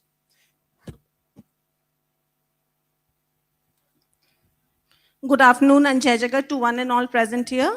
My question is, even after Alpha parent orientation sessions, do parents still find it hard to support their child's learning at home? Now, I would like to say that when Alpha was started, any change, it brings uncertainty. And similar was the case with our parents also. They were quite apprehensive about this pedagogy. But as we proceeded and we conducted many workshops, orientation sessions, open day events, and we also showed the classroom practices which we were practicing in the class to the parents. They did not now, after that, they did not find it hard to support their child's learning at home because they were quite well aware of this pedagogy. And I would like to say that parents are the partners in learning. They are not the teachers at home. So they should provide a positive guiding environment to the students at home. They should appreciate their efforts and they should foster and spark curiosity in them so that the child, the parent, and the galvanizer find it easy to go ahead with this pedagogy. Thank you. Wonderful. Thanks so much, ma'am. Let's have another warm round of applause. You can pass on. So, yeah, beautiful. As you said, really a partnership between the parents, the galvanizers, and the students. Beautiful. Thank you. So, next up, we have from Asharfabad, Naba ma'am, Naba Khalil ma'am. So, Saba ma'am, with your umbrella. So, Naba ma'am, would you like to take your random question? Yes, why not? Saba ma'am, please. Please, please, please. Aha, got it. I got it. Thank you. Jai Jagatu, one and all present here. My question is, are some children unable to keep pace with the volume of alpha content, leading to widening learning gaps? All right. So, yes, there are individual differences in the classroom, of course. And that is the gist of alpha. We do not stay back on the rote learning or traditional method, but yes, here in alpha, we are following the new pedagogy. It is absolutely a child-centric approach. Okay, so here, if even one child is not keeping in pace, maybe with his classmates or maybe with the partner, because every now and then we are changing the partners. So, of course, there are differences, but then with the help of alpha, we are keeping it greatly, and it is helping us enormously in various ways. And even with the help of the parental feedbacks, we are also receiving each and every day, because parents are the major stakeholders of our campus, rather City Montessori School. And they keep on telling, timer is not working, I think. That's fine. That's fine. It's good. So you finish your thought. Yeah, sure. So parents are the stakeholders, and it is for them. They are actually liking alpha. During this summer break also, we have received numerous videos. We have received so many things, and we keep on posting on our groups, and we keep on telling it to the parents also. With the help of alpha, parents are also becoming galvanizers, not just the teachers. Thank you. Wonderful. Thank you so much, Nava ma'am.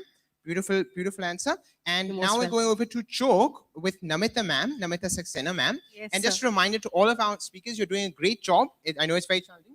We especially love to hear stories, right, of specific children, of specific instances. I think that's really what brings these things to life. I know it's very hard to do on the spot though. So, okay, Sava, see if you can catch her. Yes, of course.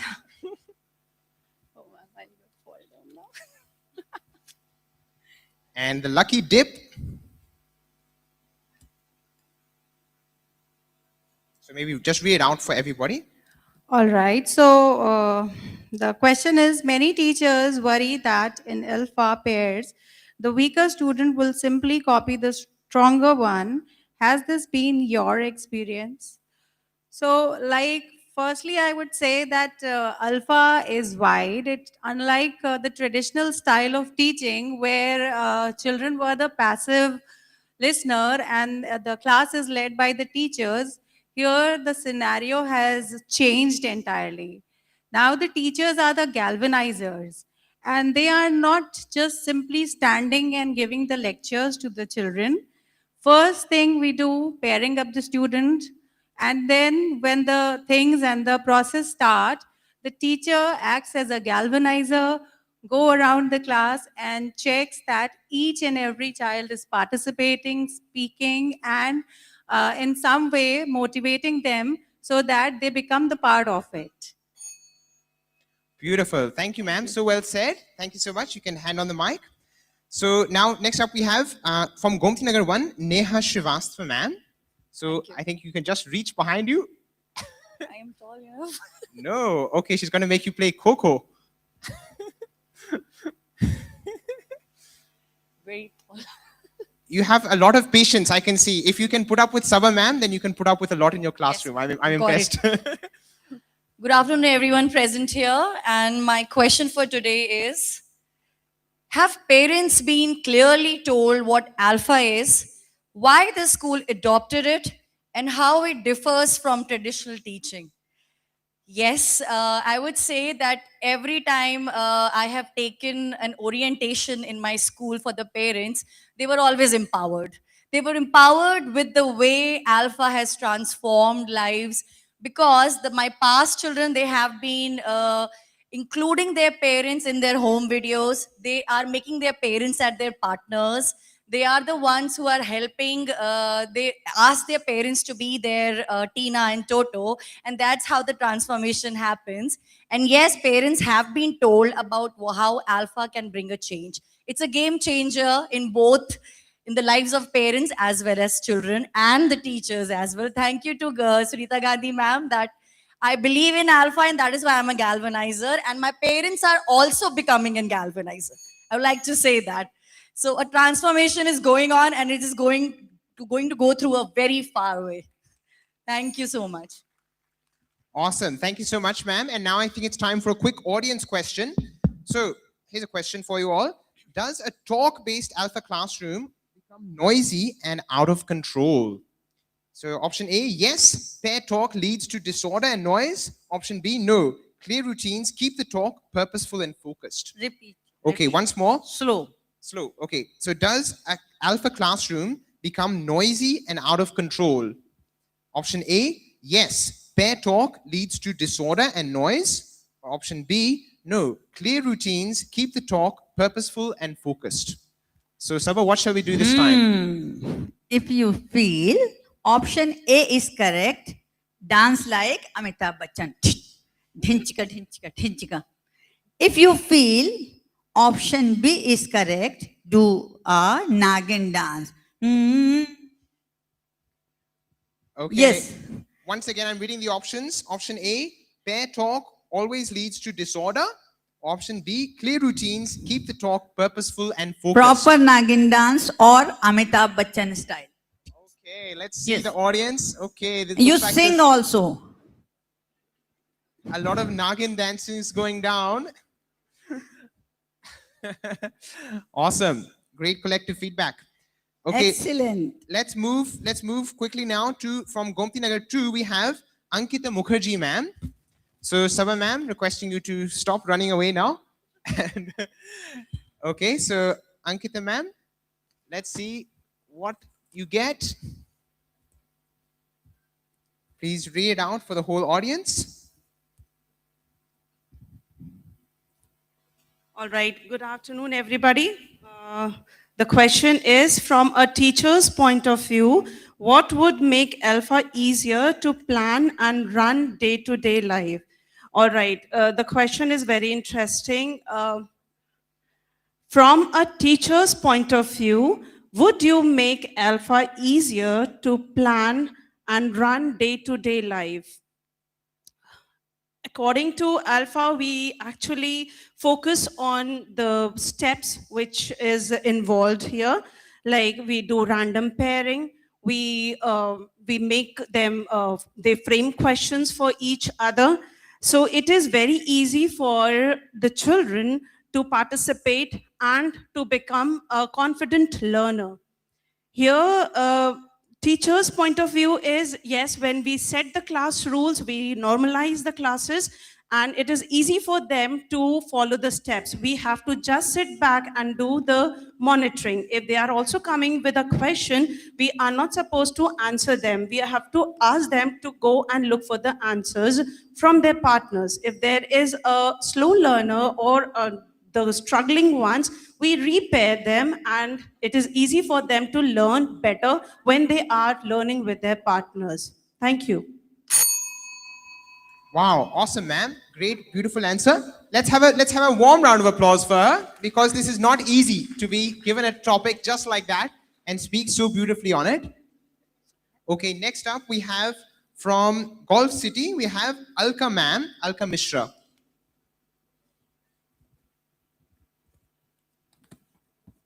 Good afternoon, everyone. My question is, are Hindi matras and related concepts introduced through Alpha at a pace some children struggle to follow? Ma'am, last year only we adopted Alpha pedagogy, and I would like to share there was a lot of hue and cry for matra from our parents, and we together came as a team led by our respected principal ma'am, and what we came on to, what solution which we came up was that we will be making more sheets for Barakhadi. Second option which ma'am gave us was that for first 20 minutes every day we will be practicing Hindi with them. And the third thing was, as ma'am told you during the panel discussion, that ma'am believes in a lot of feedback. So third step which we took was that ma'am said after 20 days we'll have a PTM and we'll get the feedback from the parents. So to our delight, it was a positive feedback, and this is how we tackled this situation related with Hindi Matra. Thank you. Awesome, beautiful, ma'am. Thank you so much for sharing that. I love that you're sharing your actual classroom experience. So beautiful. Next from Indranagar 1, we have Sonal ma'am. So, Sabha ma'am, your chata? Aapke chata se cha? Chhatri se cha? Oh, she's really having a lot of fun now.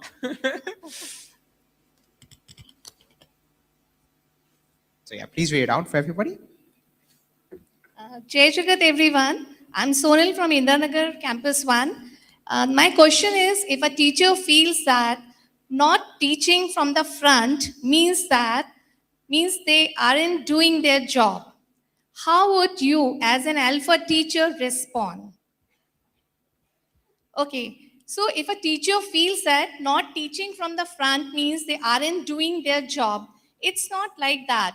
Now, since we are following Alpha, Alpha is different from the traditional teaching, and when we are empowering children in learning, in the learning process, so children, they themselves take the topics and start learning. When we are doing the child demos and the whole class working together, so we are already standing by the side or at the back. So it's not like that we are not doing anything. We are guiding them actually from the back, because they don't need us at that time. They think they are the bosses that time. So they get that power to learn, and they teach their partners in paired learning. This is one of the best ways in Alpha that children are learning in teaching their partners. So we are actually empowering them from the back.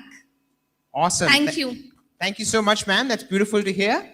And that's my experience also, teaching in the Basti, where kids feel like we are not learning from anybody, we're just learning ourselves. Yeah, beautiful. Okay, one more before we have the next audience question. So from Indranagar 2, we have Shweta ma'am, Shweta Singh. And a reminder to please try to stick to the timer.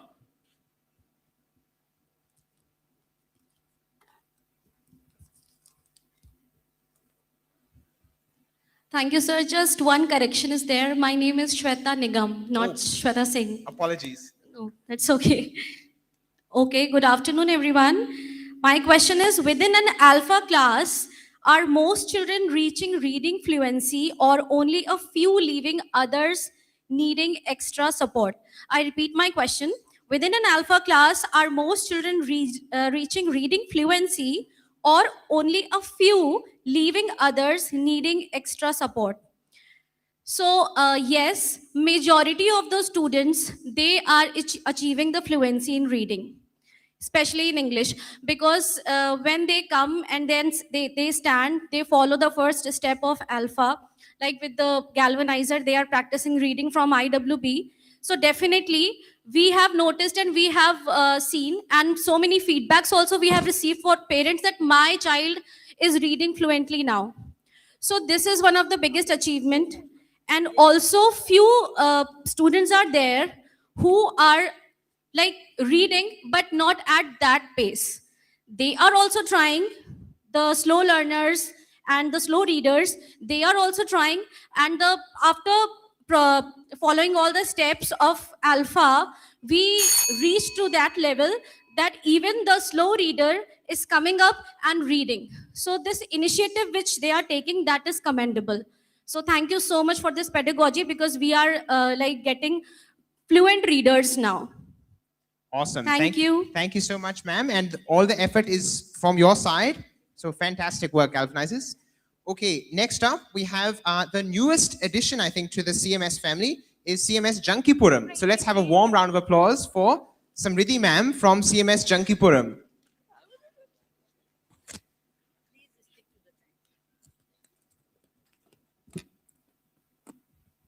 Jai Jagat, everyone. So my question is, do teachers feel the alpha syllabus introduces concepts and modules faster than children can genuinely observe them? No, I think it is fine.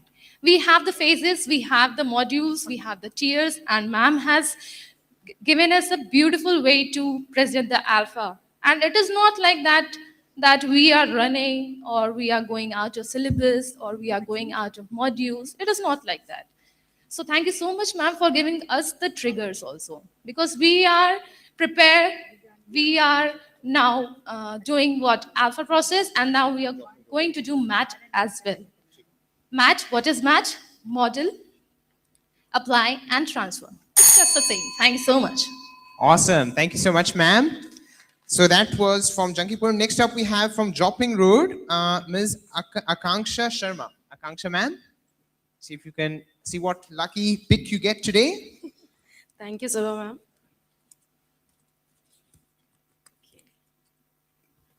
My question is, do some teachers find it hard to let go of homework, worksheets, and rote learning in favor of the alpha approach? Okay, it's a very interesting question, because I feel like that it takes time to bring that change. Even when a change is introduced in such a way that it becomes a routine, then also we find ourselves going back to our old ways. And us galvanizers are no less different. Even now in the question, teachers is written, not galvanizers, because we people are finding it hard to let go of the old habits. To cut short, I would simply summarize my answer by saying that yes, it's hard, but what matters is that we all are trying. And under the guidance of respected Sunita Gandhi ma'am and my principal Sonali ma'am, it's a very easier task, and in Grow Circles, we are sharing our difficulties. So the best part is we are not alone. We are all in the process. Okay, thank you. Awesome. Beautiful, ma'am. As you said, we're not alone. We're in a team together. And final, before the next audience question, we have from Kanpur Road, Divya Mishra, ma'am.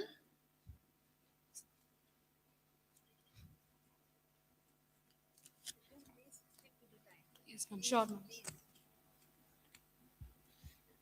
Okay, so good afternoon to the August gathering. My question is, some teachers worry they can't track individual progress in alpha pairs. Has alpha changed how you assess understanding? I think that as a teacher, I feel that it is very easy to track track the progress of the child, because we already have reflection register for that. We keep on we maintain the reflection register every day, and we keep on writing the things which happened in the class, what went well and what requires improvement. So we can track the like success as well as improvement parts also of the child. So it is very easy to track the child because every day we maintain reflection registers. Awesome. Thank you so much, ma'am. That's great that you are maintaining the reflection registers.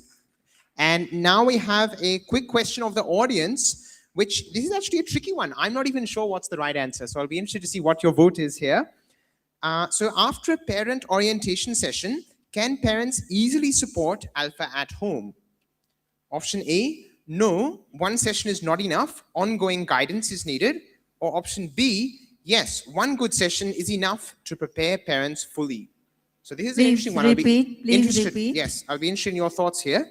After a parent orientation session, can parents easily support alpha at home? Option A, no, one session is not enough, ongoing guidance is needed. Option B, yes, one good session with parents is enough to prepare them fully. So Yes. what do we do, If Savannah? you feel option A is correct, cry like a baby. And if you feel option B is correct, laugh like Gabbar. Okay, so Gabbar Singh Sholay. Yes. So option A is that one session is not enough. Ongoing guidance is needed. Option B, yes, one session is enough to prepare parents for alpha. Okay, let's hear your responses.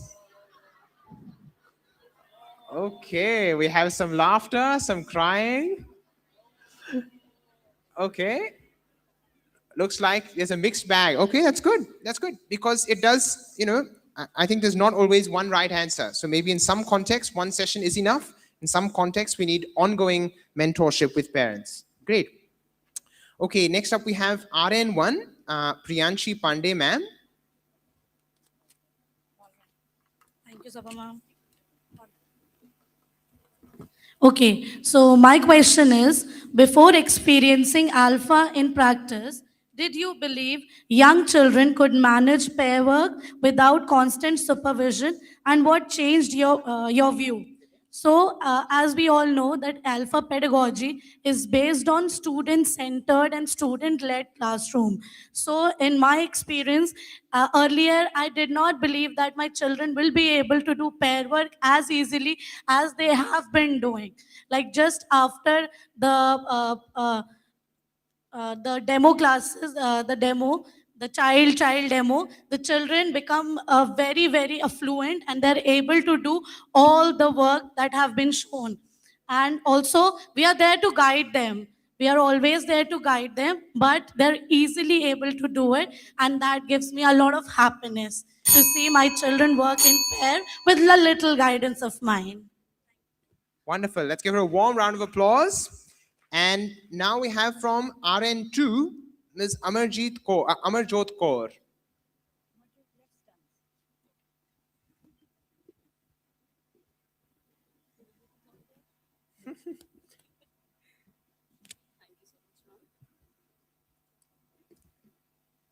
All right, my question is, before new alpha content is introduced, is there enough built-in practice for children to feel secure in what they have already learned? I repeat, before new alpha content is introduced, is there enough built-in practice for children to feel secure in what they have already learned? Okay, so here I would like to add, like in the beginning when the content was absolutely fine with us, as per the level of our students, like Montessori students, nursery students and kindergarten students. But till last year, we started in August 2022, till that time we were facing one problem that our parents were saying, ma'am, why not a written work? And we shared this with ma'am also, this thing. So this time I believe that with the writing books from the very beginning in phase 1, parents are feeling happy that yes, they have got the satisfaction that yes, ma'am, we have got, at least in the beginning, our students have started writing a little bit. Thank you so much. Awesome. Beautifully said, ma'am. That's great to hear that the feedback you guys gave made a difference, and now the parents are happier also. So next up, we have Rajajipuram 1, Akansha ma'am, Akansha Williams.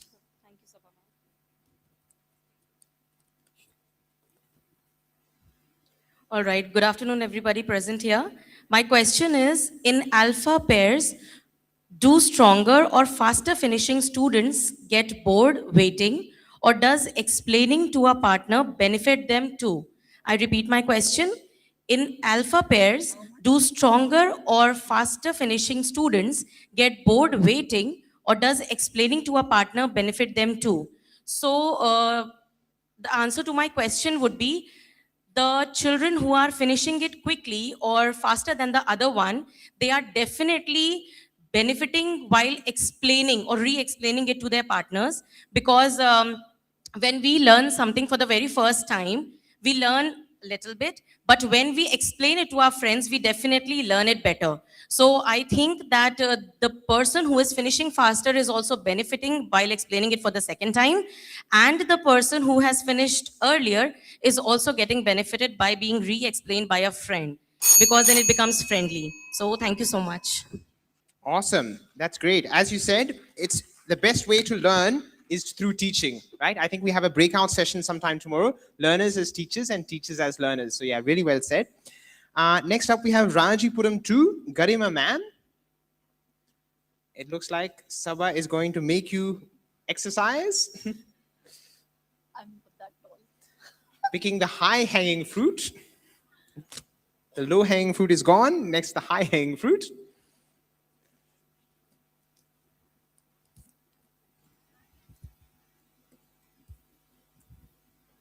Good afternoon, everyone. My question is, many parents see alpha pair activities and assume children are just playing. Do they understand what's actually being built? Yes, they understand, because we have already explained them that in alpha pedagogy, the children learn in pairs. We pair them every day randomly, they are paired, and then they learn together. And each child learns at their own pace, as what we follow, we believe in alpha. So when the children are paired together, they collaborate, they learn, they do activities together. And yes, parents understand that, because we keep posting the videos also. So parents see what all is happening. The children are learning in pairs and they are learning from each other. Thank you so much. Wow, beautifully said, ma'am. And final talk before the audience question. From RDSO, we have Sneha Chawla, ma'am. So we're looking forward to hearing your experience. And once again, we've just really especially enjoyed hearing stories, hearing real experiences. And oh my goodness, it looks like height is a very important factor here for which question you get.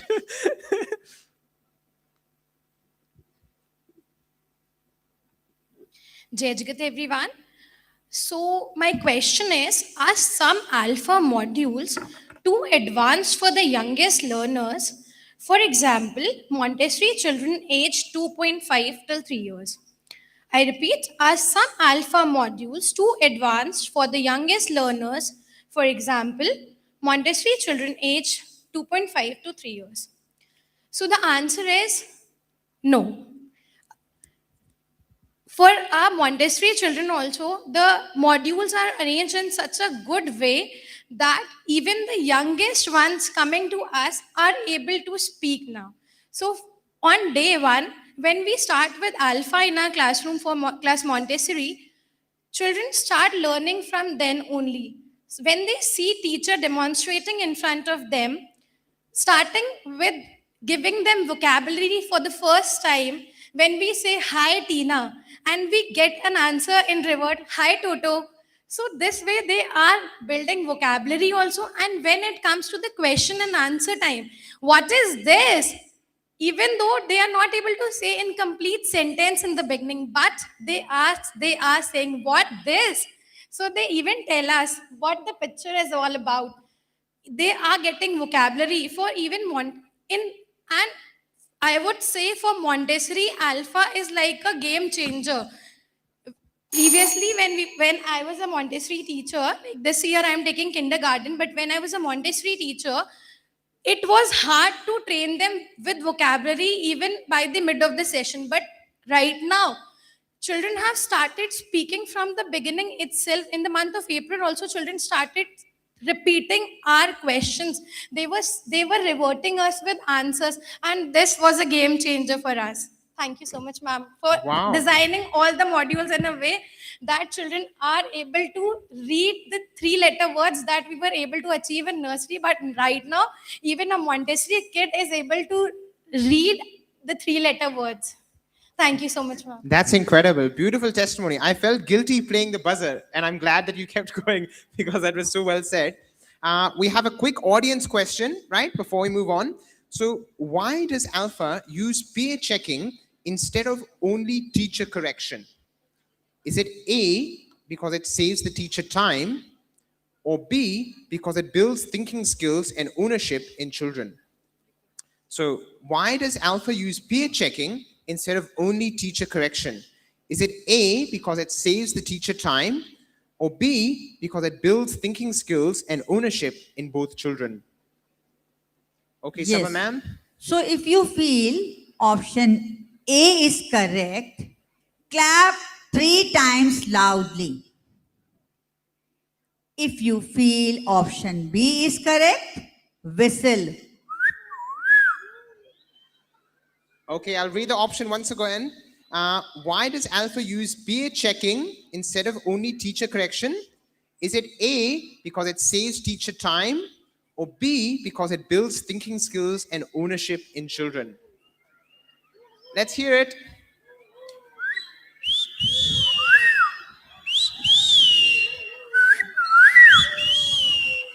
Okay, we have a lot of owls in the audience. Beautiful. Great. So I think it's saving teacher time, but the more important thing, obviously, is that it's building thinking skills. Absolutely. So finally, we have the final 5 galvanizers who we're really looking forward to hearing from. Four galvanizers, right? So Shalimar, One World, we have Priya Upadhyay, ma'am. I slipped off. This is how we select popsicle with children. All right, Jai Jagat everyone. So my question for today is, once an alpha module ends and the class moves on, do the children genuinely retain the concept long term? So yes, definitely. Because after every module, we are taking reflection from the children, we are collecting. And after the completion of every tier, we are taking assessment in the form of surprise assessment, because we in the very first orientation, we usually inform our parents that for the tier assessments, we will not be going to inform you officially. That will take place in the form of classroom assessments. And I think that children usually enjoy this and they don't take it as a pressure. So definitely my answer is yes, that yes, my children are able to retain everything. Thank you. Beautiful. That's great to hear, ma'am.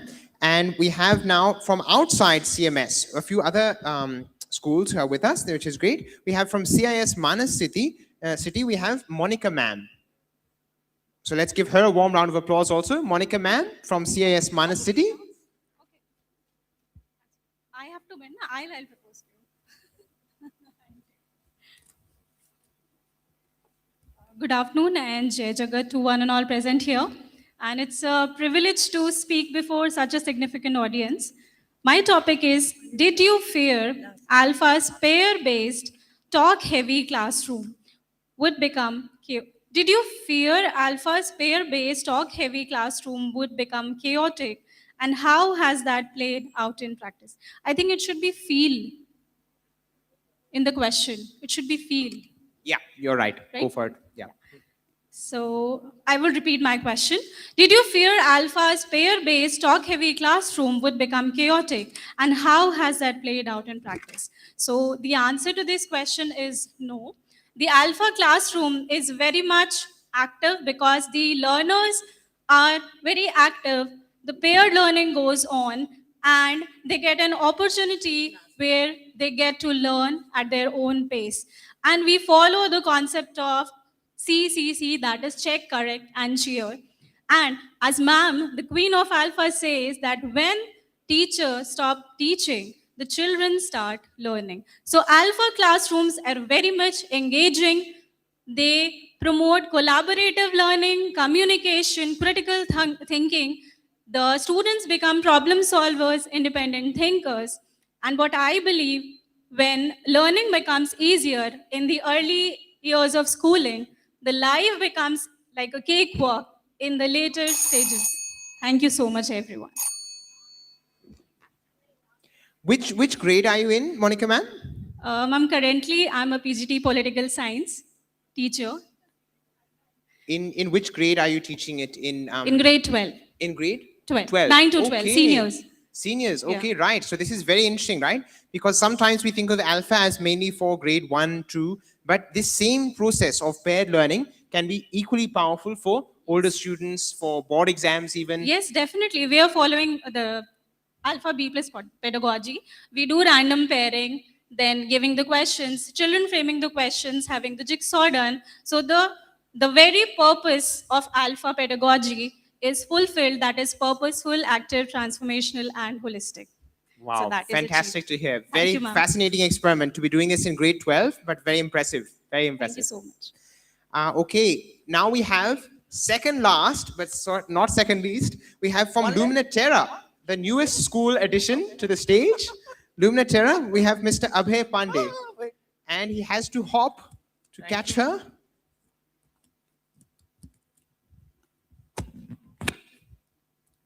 Okay, good afternoon, everybody. The question says, why does Alpha build in peer checking, children checking each other's work instead of leaving all correction to the teacher? I would repeat the question once again.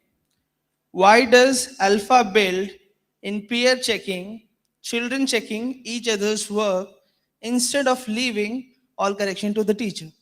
So my answer would be, when they check, when they do peer checking, they do give genuine feedback, suggestions, and they also try them to learn things from them. And also that is very constructive. It is not teacher based, it is student based. So the feedback is received honestly and is worked upon. And that is what is we demand from us. That is what is required in today's world. Thank you. Thank you. I'm currently teaching in the middle school, the students of grade 5, 6, 7, and 8. Thank you. Science and mathematics. Wonderful to hear, and very interesting that Alpha is working across such a broad age range and also all the different subjects. So final for the day, but definitely not least, we have from CIS Jaipur, all the way from Jaipur, Ms. Bhavna Chundawat, ma'am.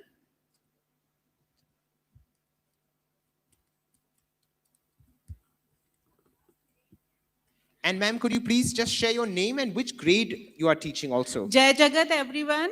I'm Bhavna Chundawat from CIS Jaipur, and currently I'm taking classes 6 to 10. My question for today is, why does an alpha teacher facilitate and step back instead of teaching the whole class from the front as before? Alpha itself is a pedagogy where the students are taking charge of their own learning. Teacher is stepping back because we are thinking that the authority they are taking themselves. They are the boss, they are the finders, they are hunting for the answers, they are reading the chapter again and again. And through these things, whenever they are doing peer learning, peer reading, they understand the concept deeply. They make questions for each other, they do the checking of others. So in this way, they understand the problem of their peer. In fact, I think when their peer is pointing out their mistake, it is the thing when they are not feeling shame or feeling shy. But when the teacher is saying that this is the wrong, why you do this, the children are feeling hesitate to ask the question. So alpha way of method is making them more empowered, and they are taking charge of their own learning. So this is the thing why teachers are stepping back, but they are observing from far, and child is the students are the everything is there. Thank Wonderful. you so much. Thank you so much, ma'am. Beautifully said, all the way from Jaipur. Beautiful. So we have our final question of the audience. Do children get enough written work in Alpha's pair talk routine? No. Option A, no. The focus on talking reduces written practice too much. Or option B, yes, they do get enough. Oral work comes first, but writing follows once the concept is secure. So I'll just read the question once more. Do children get enough written work in Alpha's pair talk routine? Option A, no, the focus on talking reduces written practice too much. Or option B, oral work comes first, but writing follows once the concept is secure. If you feel option A is correct, make a sound of a happy cat.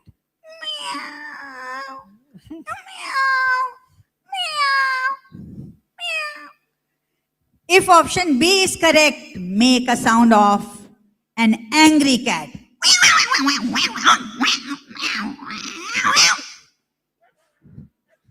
Okay, I'll just read it once more. Do children get enough written work in Alpha's pair talk routine? Option A, happy cat. The focus on talking reduces written practice too much.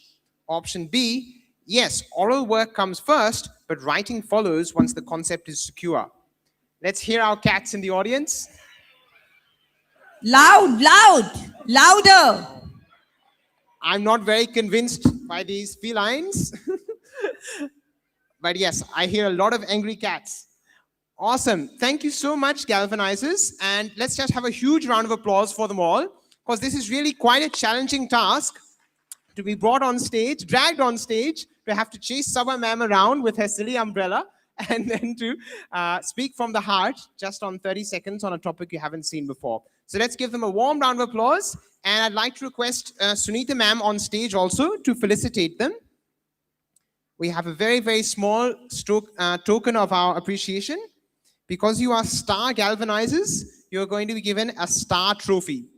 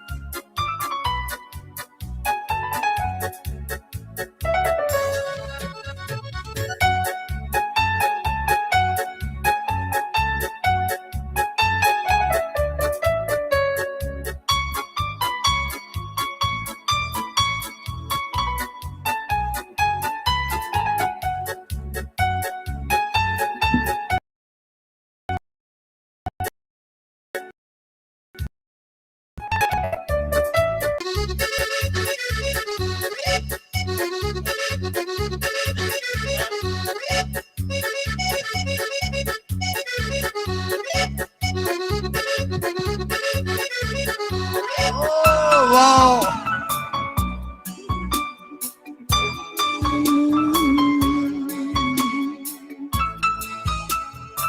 The latest Raj Kapoor and Nargis.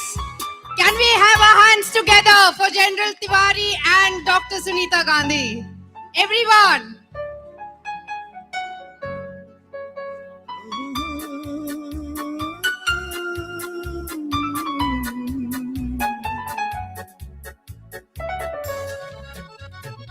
प्यार हुआ इकरार हुआ है प्यार से फिर क्यों डरता है दिल कहता है दिल रास्ता मुश्किल मालूम नहीं है कहाँ मंजिल कहता है दिल रास्ता मुश्किल मालूम नहीं है कहाँ मंजिल प्यार हुआ इकरार हुआ है प्यार से फिर क्यों डरता है दिल. Wow, amazing. Wow. Big round of applause for everyone for making this evening so delightful and cherishing, everyone. Thank you. So please stay on stage for a group photo, and we'd love to give all the galvanizers, because they are star galvanizers, that's why we're presenting them with a star trophy. Earlier we had the performance, the beautiful performance of one Tara, and now we have some more stars on stage here. So, with your permission, Mr. Tom. Yes. So, CMS is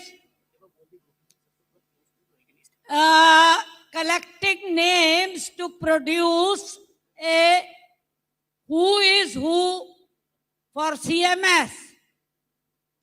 So we have got one person from CMS here who is the director of British school in Kashmir.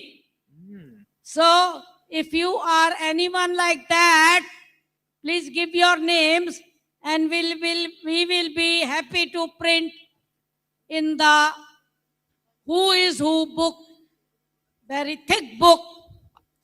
So just to repeat what Bharti ma'am is saying, also all of the people on stage, if you could please group together a little in the center, maybe some people can come down onto the first step so that we can take a nice group photo. And just to repeat what Bharti ma'am was saying, all of the esteemed guests here from outside, please do share your details with Bharti ma'am or her secretary there, because we would love to include this in the Who's Who book. Yeah. Who have been alumni of CMS. Thank you. Who have been alumni of CMS. So especially, I missed the most important part. So especially if you've been an alumnus of CMS, please do let Bharti ma'am know or her secretary let us know, because we want to include you in the Who's Who. My secretary is Sunita Gandhi. He is also an alumni. Jai Jagat ma'am, I'm Sonal Mathur from Indranagar Campus 1. I want to tell something very good that happened in my branch. There is a girl in my class named Ishani Yadav, and she was in my class last year. And her mother took her to our branch from Kidsy. And she asked me that, ma'am, do something for her. I want something that my child should read. She is not reading since she has already done nursery, but she is not identifying any letter even. So I worked with her, and with the help of Alpha Pair Learning, she started reading. Now she has started reading fluently. She can read any storybook. She can read newspaper, and because I keep it a point that I send videos to the parents at night, so they always used to put it on the status. And she has brought 4 new admissions to to our branch, and this is a very great thing. Just by watching her reading videos, those other parents have said, I also want to take my child to your branch, and they have really come. So I have got last year 2 admissions, this year 4 new admissions because of that girl. She has started reading, taking interest, and she is very naughty. She has calmed down with the help of few exercises that we use daily in our classes. So pair learning and Alpha has done wonders in the classes. Thank you. Wow, please join for the picture. But that is such a beautiful testimony, ma'am. Incredible to hear of your student in nursery. And that's wonderful that that video, that testimony is also helping bring other kids to your campus. So wonderful.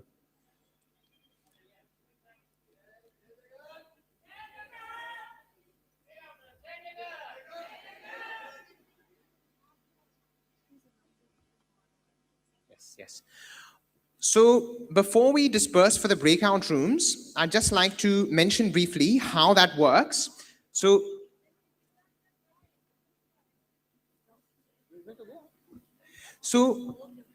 before we disperse for the breakout rooms, I'd just like to mention how it works.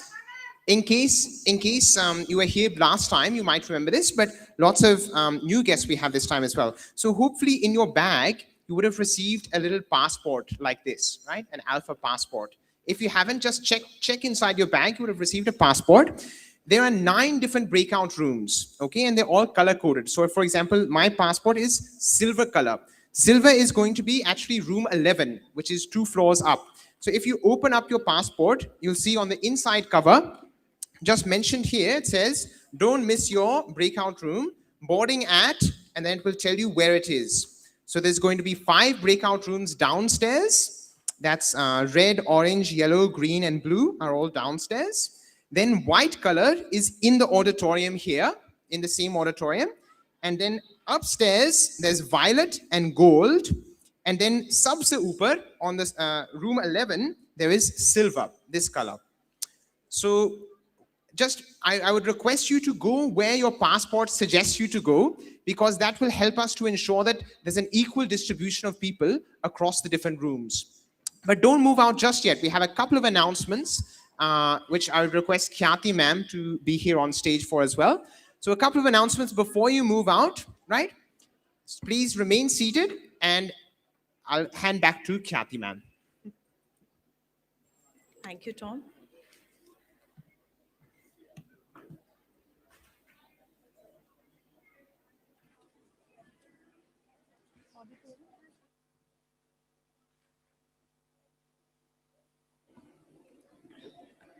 So I would request all the leaders, principals, and those who have received the passport of the color white to kindly stay with us in the auditorium, because we'll be having some research papers.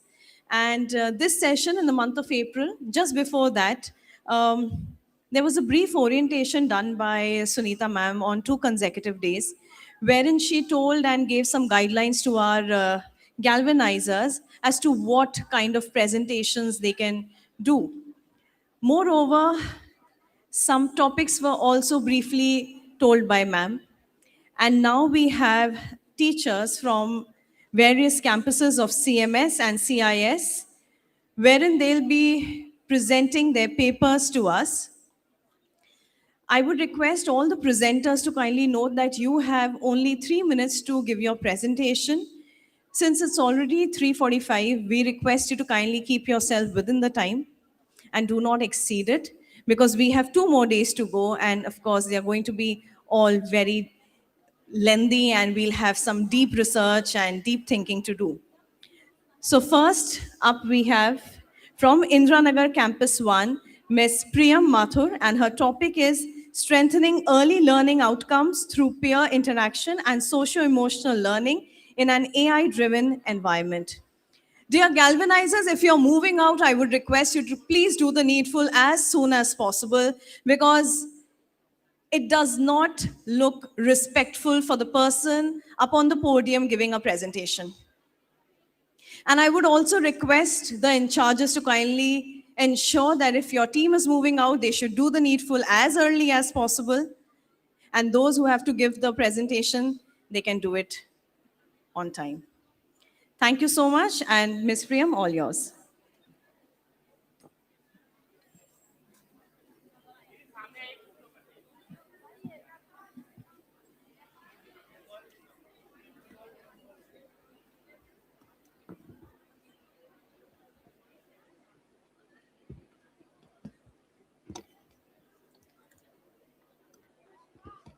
Good afternoon and Jai Jagat everyone. My name is Priyam Mathur and Montessori Galvanizer from CMS Indranagar Campus 1. Today I'll share how peer interaction, social-emotional learning and AI together strengthen early learning outcomes. Alpha is a way of teaching that helps children learn quickly. It uses the idea of known to unknown, starting with familiar words and images. Children work in pair, which build confidence, empathy, and reflective thinking, along with literacy and numeracy. Now, how AI is connected here? AI tool makes it stronger. They give adaptive feedback, meaning the system adjusts to each child's need. Dashboard shows progress in real time. Games and challenges keep children motivated. So AI doesn't replace peer learning, it amplifies it. Uh, Now, my case study looked at how peer interaction plus AI tools improve numeracy, literacy, and socio-emotional growth in a Montessori classroom of 18 students. So at first, half the class was struggling with counting and matching the numbers. They also lacked confidence and collaboration. We introduced Alpha with AI support to help. We used tests, daily logs, and observations. Children worked in pair. Galvanizer noted the confidence and collaboration, and AI dashboard tracked the progress. Next slide, please. Next. We paired children thoughtfully, used tactile and visual aids, and gave non judgmental feedback. This kept learning inclusive and dignity driven. For quantitative results, number recognition has shown improvement from 6 to 9, object counting from 5 to 8 out of 10, and matching numerals from 4 to 7, which shows a clear academic gain. Children showed empathy, turn taking, and joy in working together. Parents noticed maths language at home as well. Teachers saw reduced anxiety and more independence. Now, about the students and teacher voices. Students said that they can count faster with their peers. Teachers also saw that the collaboration reduced the anxiety and encouraged participation. These voices show the emotional side of learning. Next. This slide shows the data and evidences that numeracy accuracy rose from 30% to 85%, peer collaboration from 40 to 90, and confidence from 35 to 88%, and all because of the AI dashboard that help in improving the worksheets and the game challenges for the little learners. We face shyness, uneven skill levels as the challenges, distractions, and reliance on the galvanizers. And as the solution, we included rotating partners, gamified tools, transition rituals, and peer validation. And AI dashboard really helped in personalizing the support. Next is about the impact. Next. Academically, children became more confident about solving their problems. They became social, emotionally connected. They grew in empathy, collaboration, and confidence. And AI amplified both the outcomes. Next. Next. Self reflection. While doing the research, what I found is we will continue paired learning, gamified tools, and feedback circles. We will refine instructions, balance skills, and smooth transition. In conclusion, I would like to say that Alpha Plus AI creates accelerated, inclusive, and joyful learning. Montessori materials combined with technology created a holistic model where tradition and innovation coexist. Peer learning gives children wings. Social emotional learning gives them courage. And AI gives them the wind to fly faster and farther. Together, they create classrooms full of trust, joy, and growth. Thank you. Thank you, Ms. Priyam. That was a wonderful presentation, beautifully showcasing how AI and peer learning together can transform foundational learning outcomes and build confidence in early children. I would request all the galvanizers who are inside the auditorium to please get up and come in front. Could you please get up? Thank you. And occupy the seats in front. I can see Gomti Nagar Extension.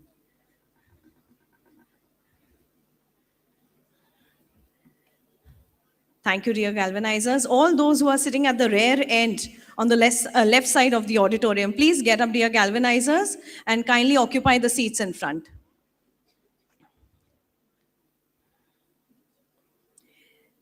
Next up, from Aliganj Campus 2, we have Ms. Shaheen, and ma'am's topic is developing early childhood skills through paired learning. Dear galvanizers, there'll be a bell for you on when you'll complete the mark of 3 minutes. So I request you to please keep yourself within the time limit. Jai Jagat everyone. The beautiful thing about learning is that no one can take it away from you. With this beautiful thought, I extend my warm greetings to everyone present here. Respected dignitaries, esteemed educators, and dear colleagues, a very good afternoon to all of you. I am Ms. Shaheen Arshi, galvanizer of Montessori A, representing City Montessori School, Aliganj 2. At the outset, I would like to express my heartfelt gratitude to our respected principal, Ms. Samvita Adhikari ma'am, and our respected pre-primary in charge, Miss Preeti Oberoi ma'am for their constant encouragement and support. I would also like to thank our Alpha Queen, respected Dr. Sunita Gandhi ma'am, whose visionary Alpha pedagogy has demonstrated that learning becomes more effective when children learn with and from one another. My action research is titled Developing Early Childhood Skills Through Paired Learning. My class, Montessori A, consisted of 43 learners, all of whom were new admissions. Many children were initially shy, hesitant, and unfamiliar with their classmates. Some were reluctant to communicate, while others lacked the confidence to participate actively in classroom activities. The first step of alpha pedagogy is random pairing. Every day, children were paired with different partners, giving them opportunities to interact, communicate, collaborate, and learn together. Gradually, they became more comfortable, formed friendships, and developed confidence. Daily random pairing became the foundation for meaningful learning, where every child was both a learner and a leader. In literacy activities, children work together to identify pictures and sounds, blend letters, and read simple words. Through regular interaction with their partners, they also became more confident speakers, expressing their thoughts more clearly and communicating in complete sentences. In numeracy, paired learning made mathematical concepts enjoyable and meaningful through the alpha activity snaps and claps. The impact of this journey extended beyond the classroom. Parents shared that children had become more confident, independent, communicative, and enthusiastic about learning. Many observed greater confidence in their children's interaction at home and in social settings. Through this research, I realized that paired learning develops much more than academic skills. It creates a supportive environment where children learn together, grow together, and help one another succeed. It truly reflects the spirit of alpha pedagogy, where every child gets the opportunity to participate, contribute, and shine. I would like to conclude with a thought. When children learn together, they grow together. And when they grow together, every child gets the opportunity to shine. Thank you.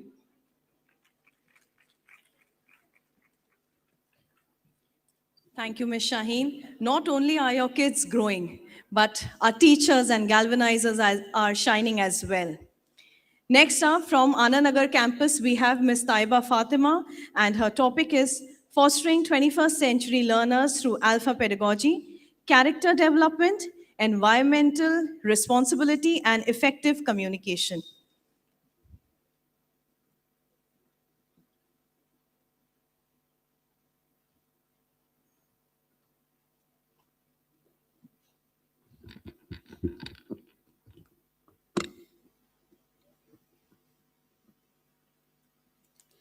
Respected dignitaries, fellow educators, and dear colleagues, good afternoon. I'm Tayyaba Fatima from Anand Nagar campus, and the topic of my research is fostering 21st century learners through alpha pedagogy. My research focuses on how alpha pedagogy has accelerated the development of character, communication skills, and environmental consciousness among grade 2 learners. In today's rapidly changing world, education must go beyond academic achievement. Learners need character, communication skills, critical thinking abilities, and environmental responsibility. This research explores how alpha pedagogy helps nurture these 21st century competencies through active, joyful, and meaningful learning experiences. Our goal is to develop learners who are responsible towards themselves, others, and the world around them. This framework shows three major dimensions of holistic development. Character reflects responsibility towards self, communication reflects responsibility towards others, and environmental awareness reflects responsibility towards the world. Together, these create a well rounded learner. Alpha pedagogy is built upon three educational theories. Constructivist theory promotes self paced learning.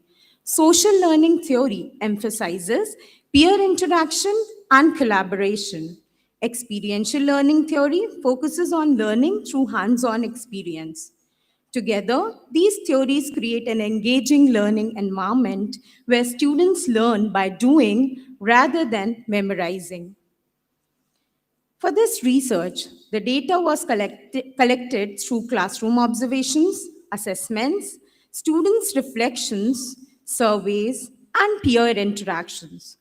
These tools help us monitor the growth of learners across the three focus areas: character, communication, and environmental awareness. The interventions were implemented across different learning spaces. In classrooms, students participated in storytelling sessions, discussions, and role plays. On stage, they are engaged in presentations and public speaking. In the school premises, they cared for plants and participated in plantation drives. Through clean campus activities, they learned waste management and environmental responsibility.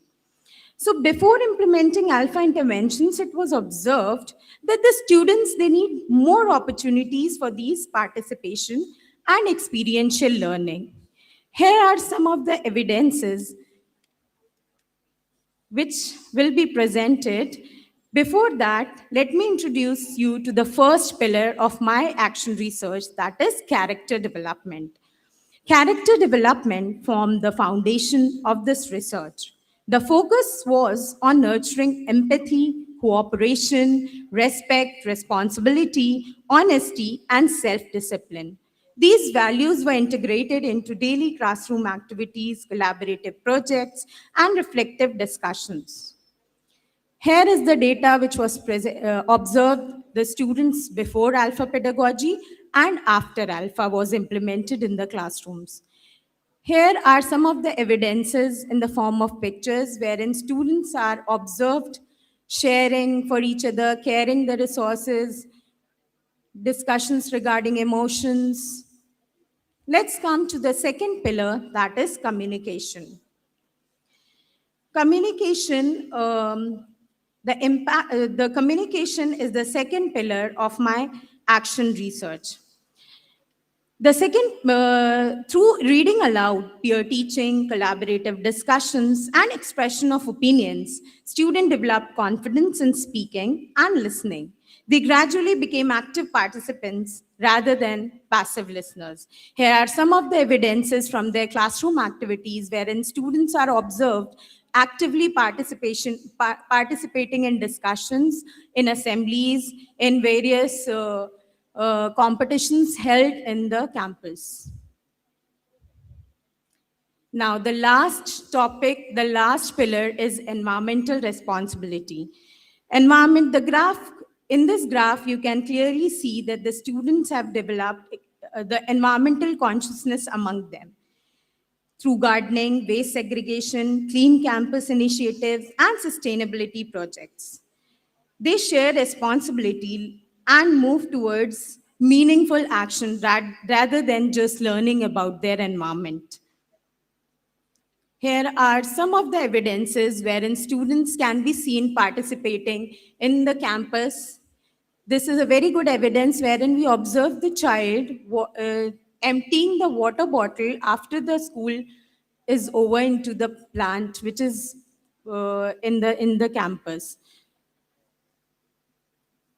Okay. Now, this is the third pillar. Let's come to the conclusion of my research.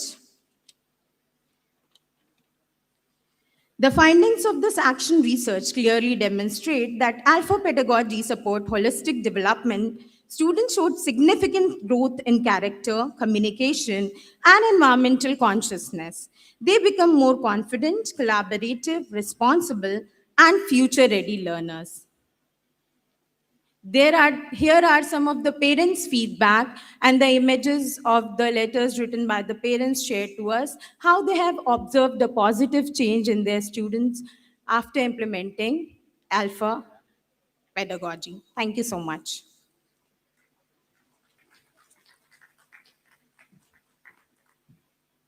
Thank you, Ms. Taiba. I would just request all the presenters to kindly ensure that you keep to the time limit, because if you will take extra time, I'll take 2 minutes extra to wind up today's session. Next up from Chalk campus, we have Ms. Palak, and her topic is quite wide. It is social emotional learning.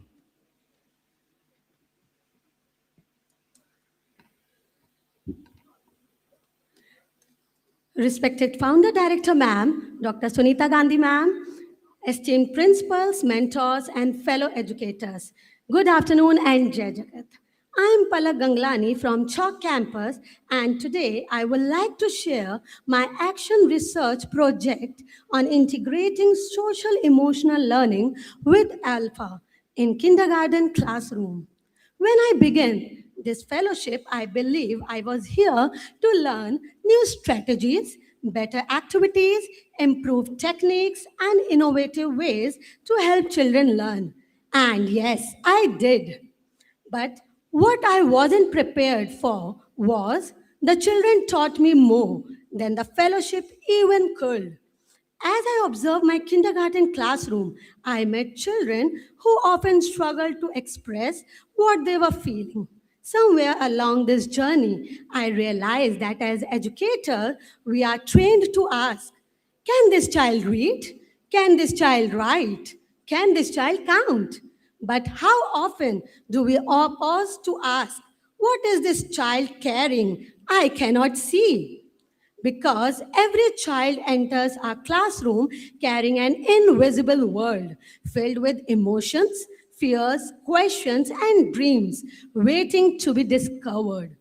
That is when social emotional learning stepped being a framework for me.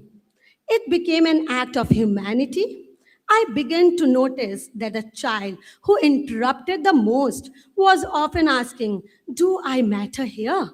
And the child who hesitated to participate was quietly wondering, is it safe for me to try? Then I understood something that kindergarten teaches us every day. The first question children ask when they enter classroom is not what will I learn today, but rather is there a place for me here? And every smile, every patient response, and every circle time interaction quietly answers that question. Through morning circles, feeling check ins, and social emotional learning integrated alpha activities, children gradually learn to recognize emotions, express themselves confidently, and build meaningful relationships. Slowly, something extraordinary happened. They did not just become better learners, but they become kinder friends, more confident communicators, and more resilient problem solvers. The voices of parents further affirmed this transformation, reminding me that education is most impactful when school and families work together, not merely to raise successful students, but compassionate human beings. We often ask children, what do you want to be when you grow up? A doctor, an engineer, an artist, or a scientist. But through this journey, I discovered a more important question. Who will you be in a world that gives you every reason not to be kind? Because knowledge may often open doors, but humanity changes lives. And if a child leaves my classroom believing I'm enough, I can begin again. I deserve kindness and I can offer it too. Then I've succeeded in ways to report card could ever capture. Perhaps the question is not what kind of world are we leaving for our children, but rather what kind of children are we leaving for the world. Thank you.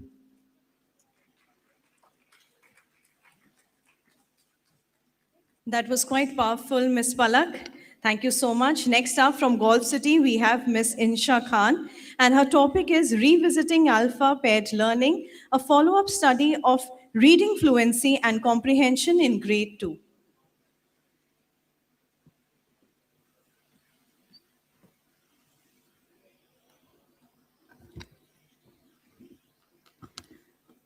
Jai Jagat, respected dignitaries.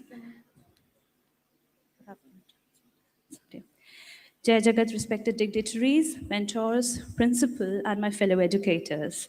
I am Insha Khan from City Montessori School, Golf City, and today I am presenting my research titled as Alpha Pair Learning, a follow-up study of reading fluency and comprehension in grade 2.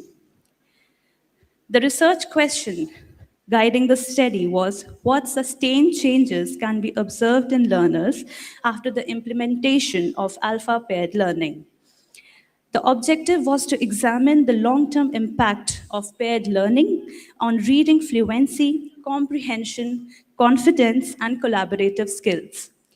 In my classroom, I observed that while some children read fluently, but others required additional support and encouragement. This led me to explore how paired learning could help bridge these differences and create a more inclusive learning environment.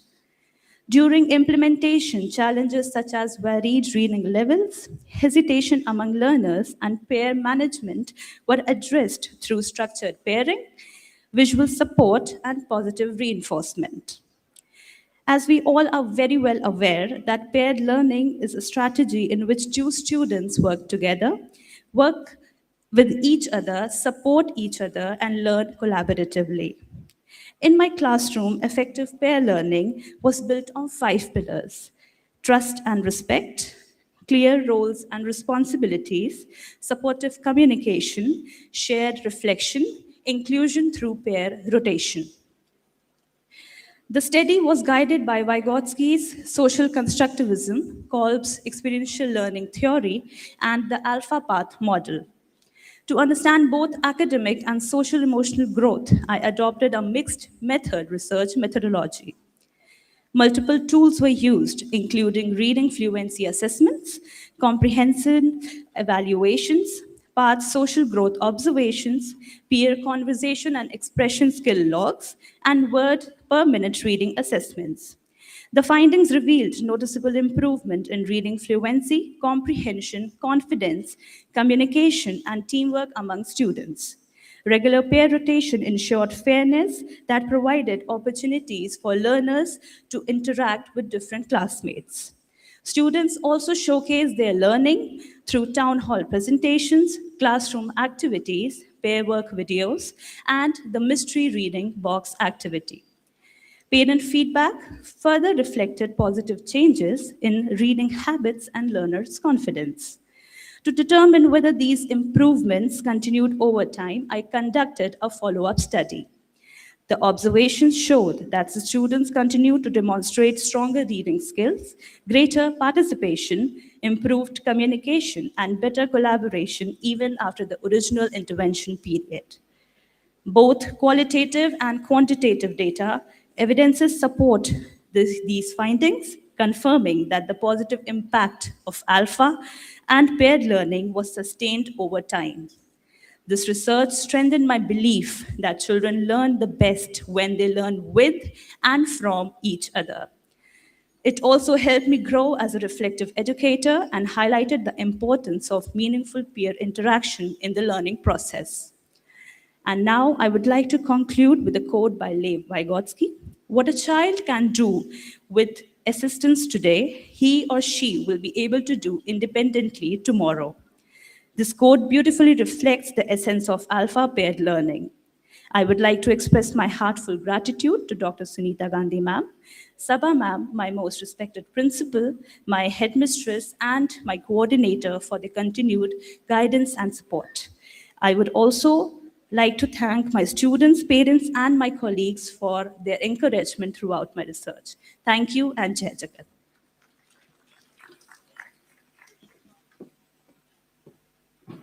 Thank you, Ms. Insha. Next up, from Gomti Nagar Extension Campus, we have Ms. Shivangi Pandey, and her topic is Growing the Inner Life of Nursery Children in the Age of AI Through Character, Compassion, and Connectedness.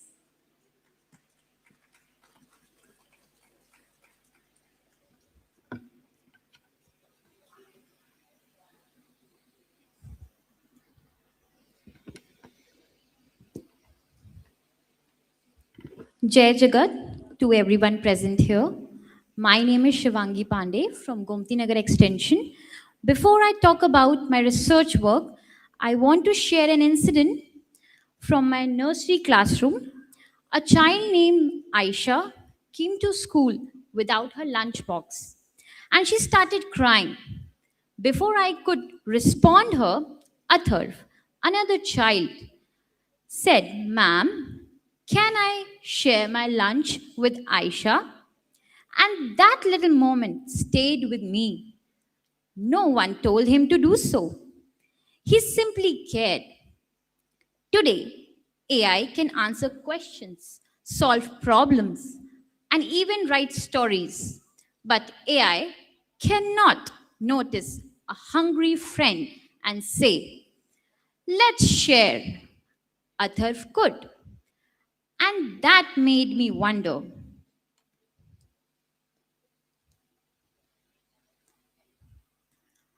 in the age of AI, we are nurturing the part of children that make them truly human.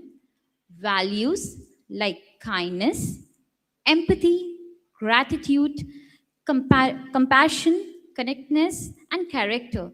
To me, that is the inner life of a child.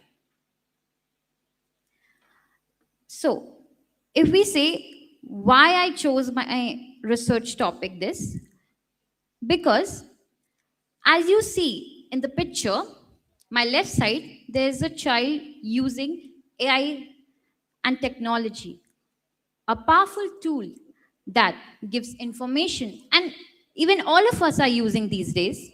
And my right side, you can see children helping each other.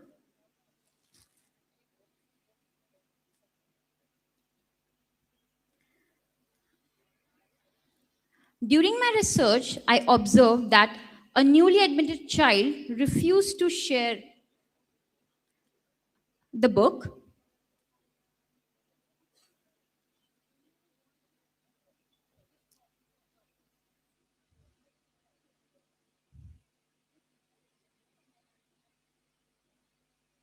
So the challenges I saw and faced was difficulty in sharing, limited empathy, teacher dependence, and limited gratitude. So through Alpha, the solution I got was the child more become like she was more confident while she was being paired with the partner, and the character stories and role plays was like the main it helped her to connect with the partner, and more of collaborative learning happened. So like in our traditional classrooms, we often focused on like behavior management, but in Alpha we focus on the inner transformation of the child. Children did not simply learn about kindness, they experience kindness. Children did not only understand empathy, they practice empathy. We all of us has experienced that. Yes or no, galvanizers? Can you give me thumbs up? All right. So, as you can see, the glimpses of my classroom. Left side, you can see a girl simply coloring all alone, and here the two children are doing the lemonade activity. So, as I'm short of time, I'm just showing you. I wanted to speak more, but we are running short of time. I'll quickly conclude. As AI becomes more intelligent, education must become more human because the future will not only need children who can think, it will need children who can care. Thank you so much.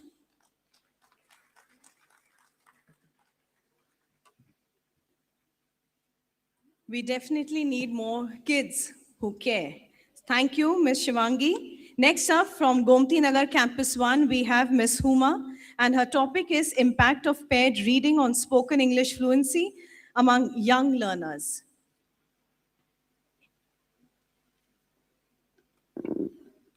Thank you so much, ma'am. Jai Jagat, everyone.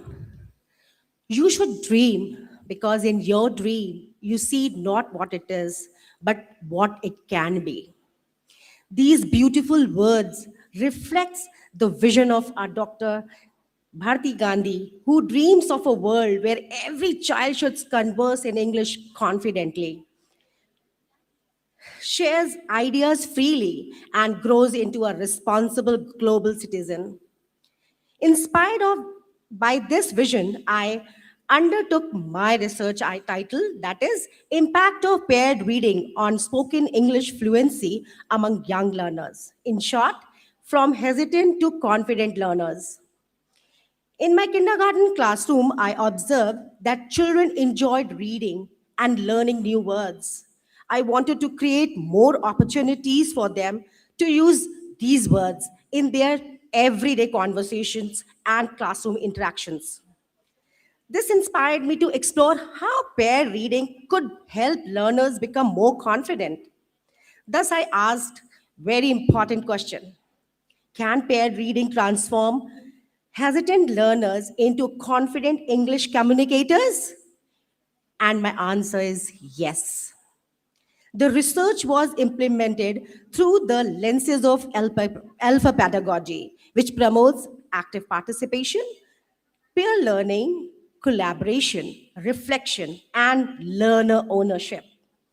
Paired reading aligned naturally with alpha because it encouraged children to learn with and from one another in a supportive and engaging e- environment. The study was conducted with approximately 400 kindergarten learners. The intervention include paired reading session, storytelling, role plays, picture talk, vocabulary building, activities such as phrasal verbs, and partner discussions. One thing very important I want to highlight here, these 5 years learners are using idioms in their daily conversations, such as cool as cucumber, a piece of cake, over the moon. The few examples are there. I would like Neeti ma'am to play a video over that. Hi Ivana. Hello Tina. Hello, how are you? Let's today learn some new phrases. Yes. Okay? So are you ready? Yeah, I'm ready. Okay. So tell me, what is the meaning of over the moon? Over the moon. Means? Over the moon means I am thinking hi. How are you, Mama? I am great. Are you ready to play our puzzle game? Yes, Mama, let's play. It is hard for you? No, Mama. It's just piece of cake. Oh, really? Let Hello, team. To assess the impact, we use baseline and collective feedback of tiers 1, 2, and 3. Participation records, collective feedback, teachers' observations, reflections, parent feedback, and classrooms case histories. Journey of transformation from nursery to kindergarten, kindergarten to class 1. The findings were highly encouraging. Students demonstrate significant improvement in spoken English fluency, pronunciation, vocabulary usage, sentences formation, and above all, the confidence. Beyond language development, learner also developed important alpha skills such as active listeners, empathy, peer support, peer learning, and self-confidence. Parents respond positive changes in their children's willingness to communicate in English both at school and at home. May I have a audio, please?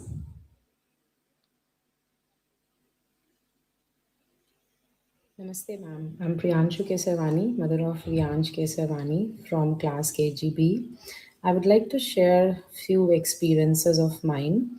Firstly, for the development which I've seen in my child from class Montessori to KG, the growth in him is clearly visible.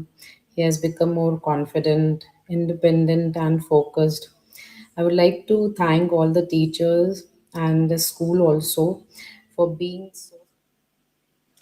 This research reinformed my belief that when children are given opportunities to interact, they truly learn. I would like to conclude with the essence of my research. When children read together, please repeat with me. When children read together, they learn together. When they speak together, they grow together. Thank you so much.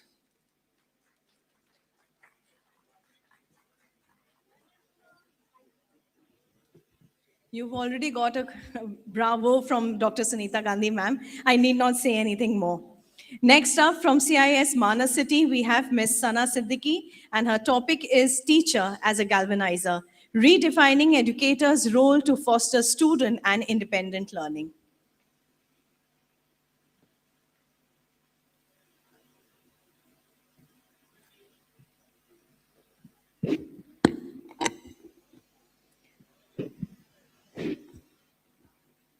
Good afternoon and Jai Jagat to one and all present here.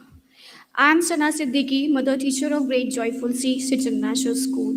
Explore that how the teacher's role can shift from instructor to galvanizer, fostering student independence, collaboration, and meaningful learning.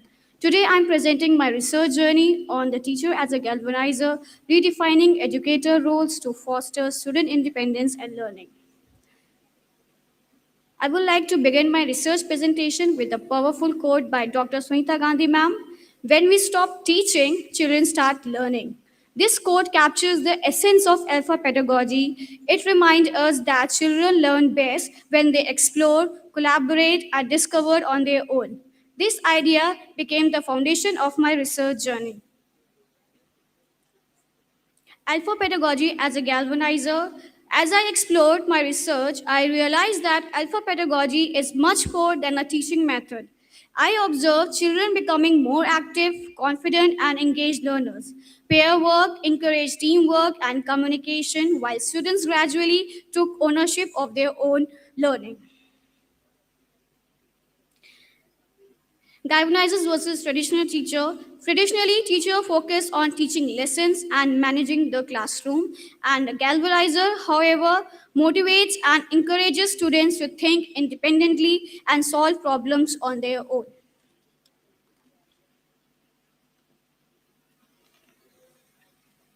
Moving ahead, moving on to the heart of alpha pedagogy, that is the 4 steps. These 4 steps gradually transfer responsibility from the teacher to the learner.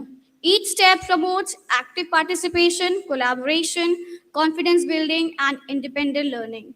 As I observed that students become more attentive when classmates demonstrated activities, random selection gave every child a chance to participate, helping build confidence, communication, and peer learning. These are the steps. First step is galvanizer child demo. The next one is child demo. And the next one is the entire class working in pairs. And the last one is home stretch activities. There's no sound. Today I'm going to read English book. The speed and the head and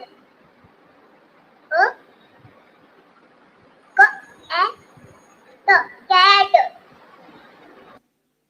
This is the weekly mini plan which we make every week. And moving on to the next, it is the reflection is an essential part of a continuous improvement. After implementing the weekly mini plan, I review student participation and learning progress, identify strengths and challenges, and use these insights to improve my teaching strategies and plan more effective learning experience for the following week.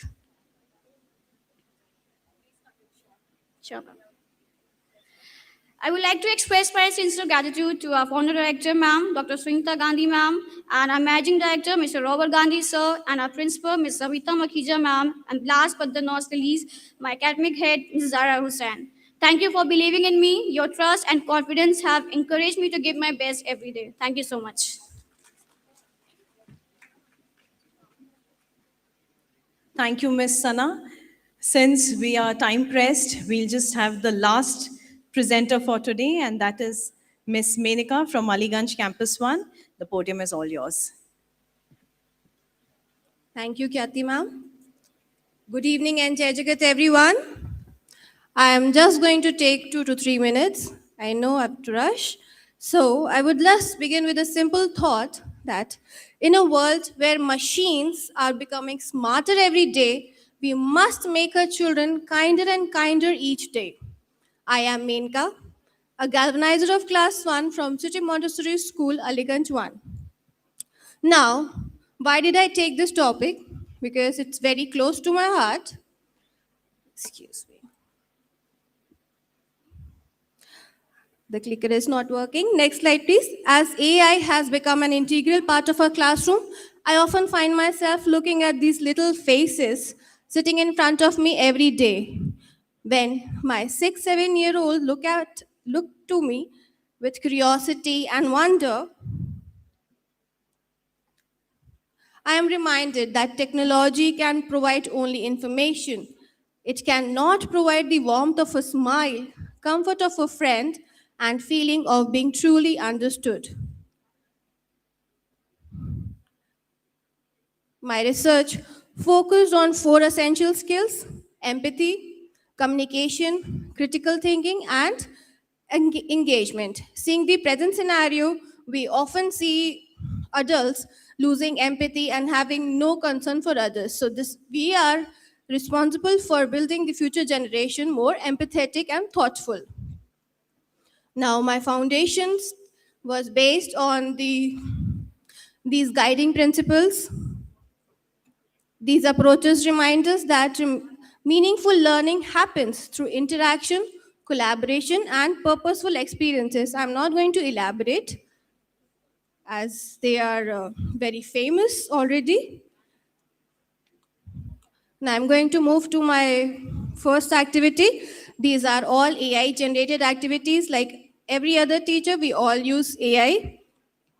I gave AI prompts, they gave me ideas, and I just introduced this activity. Although this activity looks very simple, it became an opportunity to build confidence and self-expression. Now, we all know that Alpha is all about learning in pairs. Children read together, they discuss ideas, and ask questions by taking turns. They learned that communication is not only about speaking, but also about listening with respect. Now, even mathematics became an opportunity for social emotional learning. My AI generated activity was measure with your partner. The children practice patience, cooperation, respect, teamwork while learning together.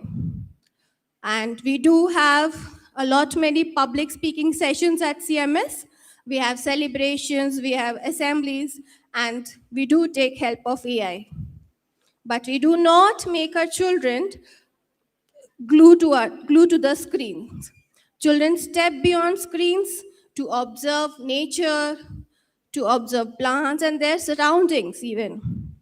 It reminds us that curiosity begins not with technology, but with wonder. Now, my classroom model says that AI is only the spark. It is only the spark, the starting point. Rest responsibility is ours. So, in my classroom, AI became the spark, but reflection and peer interaction created the real learning. I'm going to conclude now by saying that the true success of education is not measured by what children know, but by who they are becoming. This is my events gallery. They are learning together so happily in a caring atmosphere. I have few more things to say. AI can support learning, but it cannot replace the warmth of a teacher. When guided by Alpha and Path, technology becomes a bridge that helps children to grow into thoughtful individuals. AI can generate a story, but it cannot comfort a lonely child.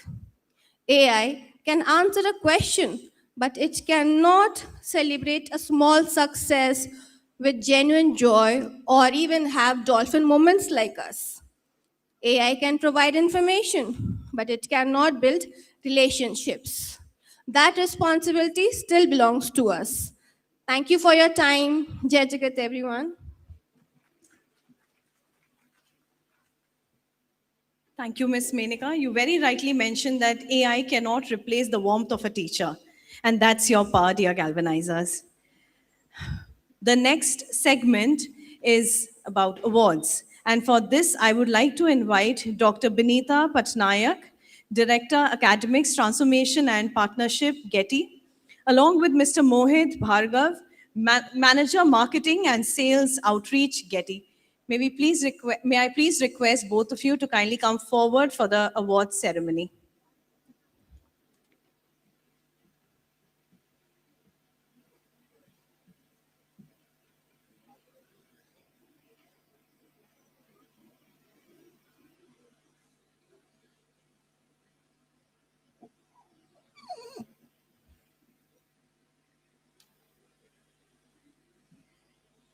Teaching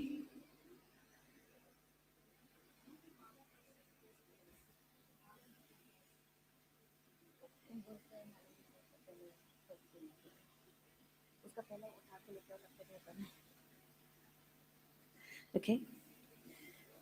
Teaching is the profession that teaches all other professions. Passion, patience, and perseverance is all that it takes to transform an individual to a leader who leads from the front, a leader who finds injury and wounded at the back and still stands tall and strong with the face of resilience to fight the world, but to bring up the level of education, to meet the expectations of parents, and to transform the society, to nurture the young minds to become the leaders of tomorrow. With us today, we have such principals, directors, chairpersons, and visionary under the same roof. I am honored to thank Dr. Sunita Gandhi, CEO of Devi Sansthan and Getty, with whose permission we have associated ourselves with Ek Updesh Media. Ladies and gentlemen, hold your breath, because now starts the prestigious moment of felicitation. And to do away the honors, may I please request Dr. Suchitra Bandopadhyay, Principal, Army Public School, Kolkata. She herself has been awarded by Srimati Draupadi Murmu, the President of our country. She has received Chief of Army Staff citation twice, Army Commander citation once. Ma'am, may I please request you to come up on the stage?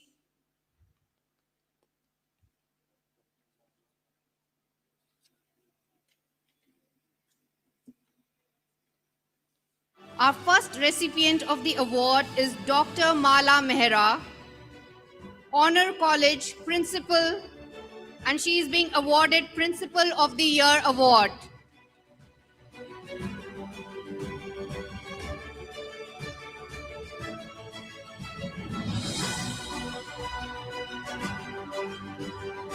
Can we have a huge round of applause?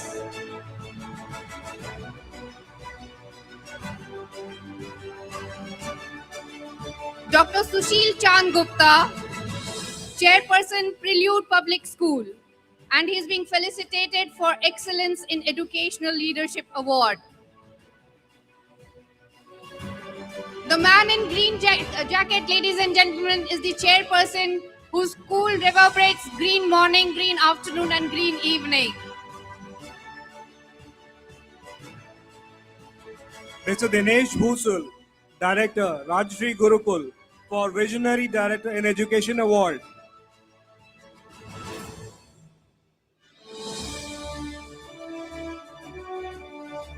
Can we hear it loud?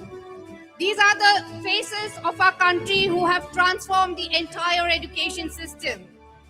Dr. Sudha Sharma, Director, Vedantic International School, being felicitated for Excellence in Educational Leadership Award.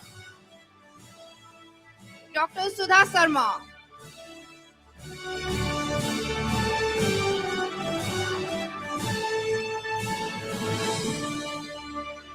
Dr. Faisal Akhtar, Principal, Sunrise School, for Principal of the Year Award. Dr. Faisal Akhtar.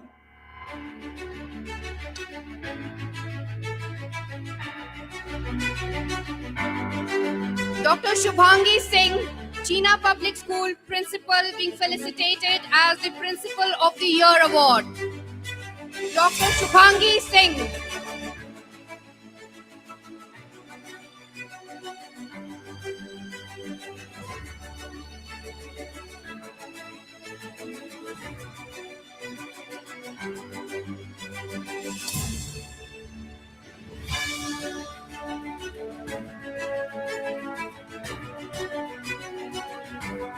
Dr. Sneha Nalla, Director, Nalla Malla Reddy Foundation School, for Visionary Director in Education Award. Dr. Sneha Nalla.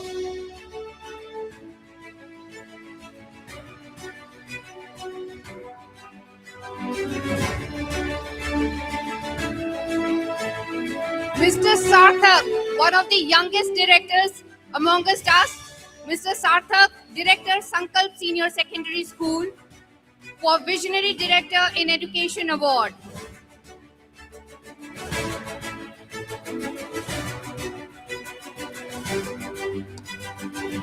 Mr. Arun Shukla, Director, Sukravati Public School, for Visionary Director in Education Award. Mr.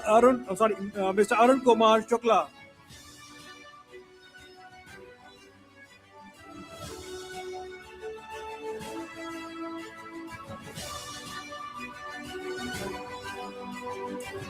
Ms. Chitra Bhadra, Principal, Sukravati Public School, for Principal of the Year Award. Ms. Chitra Bhadra, are you here?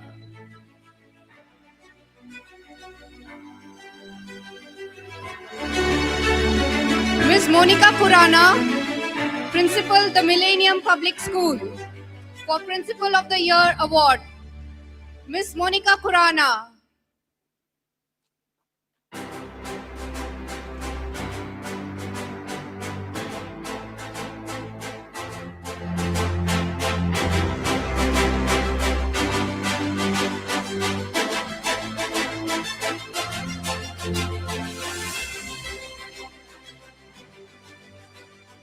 Suchitra ma'am, thank you very much. It was very kind of you to come up to the stage and give away the awards. May I now request Ms. Rajalakshmi Bedar, Founder Principal, Sogat Montessori School, Nepal, to please come and do the honors of giving away the awards. Ladies and gentlemen, can we put our hands together for Ms. Rajalakshmi Bedar? A lady who's traveled from Nepal to Lucknow definitely deserves a better hand. Can we all put our hands together for her?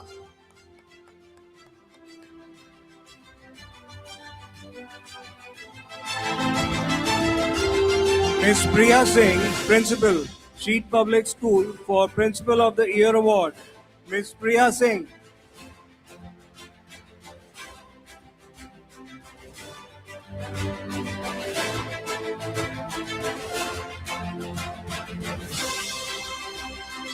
Ms. Geeta Varshne, Director, Sri Ram Global School, for Visionary Director in Education Award. Ms. Geeta Varshne.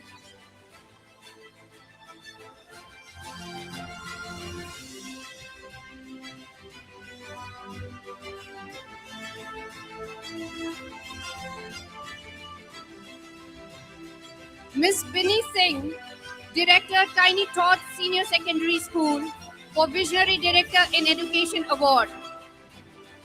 Miss Binny Singh. Do we have Miss Binny Singh here?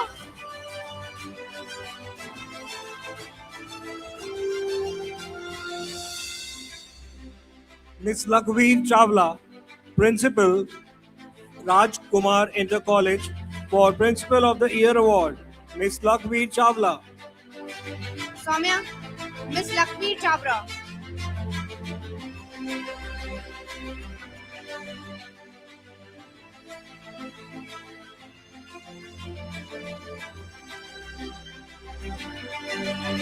Miss Shraddha Swarankar, Principal Birla Open Mind International School, for Principal of the Year Award. Miss Shraddha Swarankar. Let's put our hands together so we'll find people clapping when we are on stage.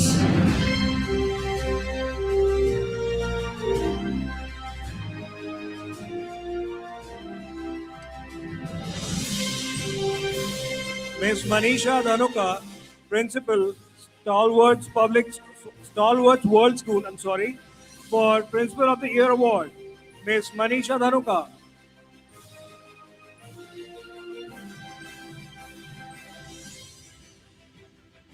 Miss Rachna Bali, Sanskar Public School, Principal, for Principal of the Year Award.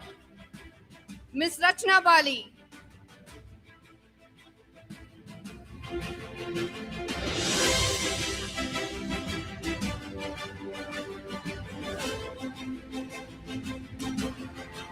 Miss Babita Mishra, Principal, IDM Public School, for Principal of the Year Award. Miss Babita Mishra.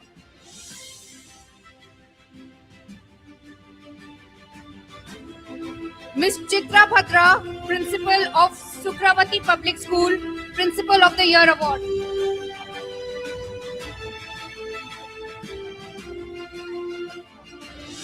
Miss Chitra Bhadra.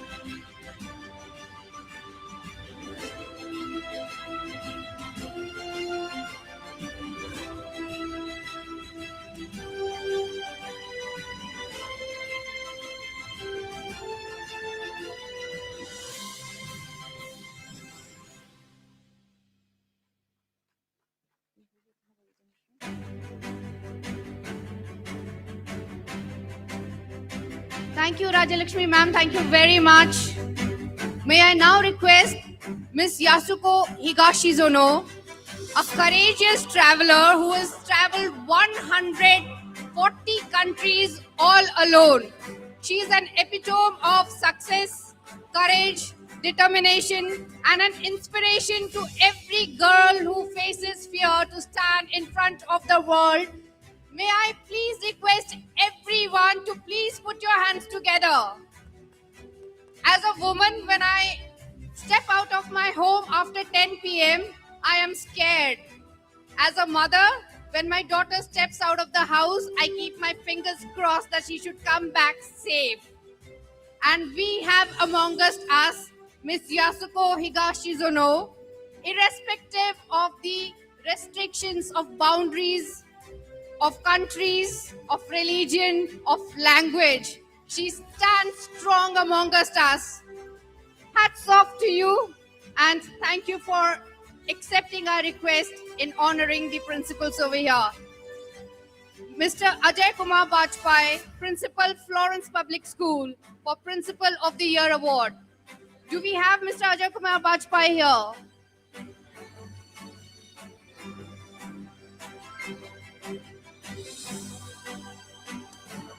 Miss Jyoti Kapoor, Chairperson, Sri Ram Global School, for Excellence in Educational Leadership Award. Miss Jyoti Kapoor. Do we have Miss Jyoti Kapoor here? Miss Shalini Singh, Principal, Allen House Public School, for Principal of the Year Award. Miss Shalini Singh.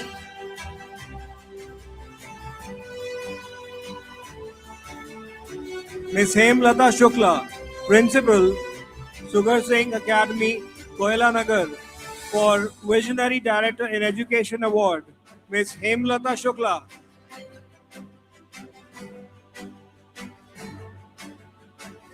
Dr. Salil K. Srivastav, Principal, JP Education Academy, for Principal of the Year Award, Dr. Salil K. Srivastav.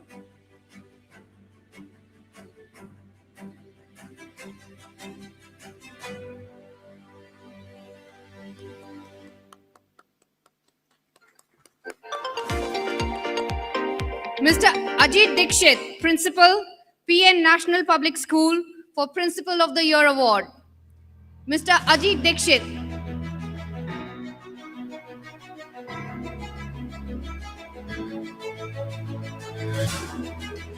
Dr. Bidyut Saha, Principal, Prakhar Public School, for Excellence in Teaching Award, Dr. Bidyut Saha. Dr. Neha Chaturvedi, Principal, Mariam Public School.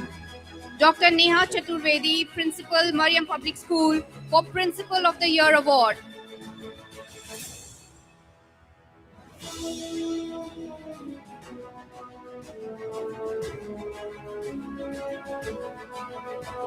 Dr. Ankita Jain, Principal, Bal Mandir Senior Secondary School, Kishanganj, for Principal of the Year Award, Dr. Ankita Jain.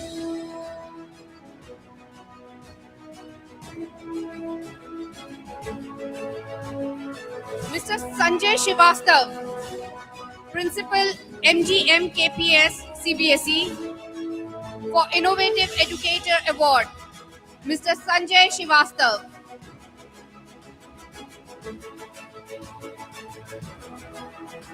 Dr. Ravindra Kaur, Principal, Sri Mahaprabhu Public School, for Principal of the Year Award, Dr. Ravindra Kaur.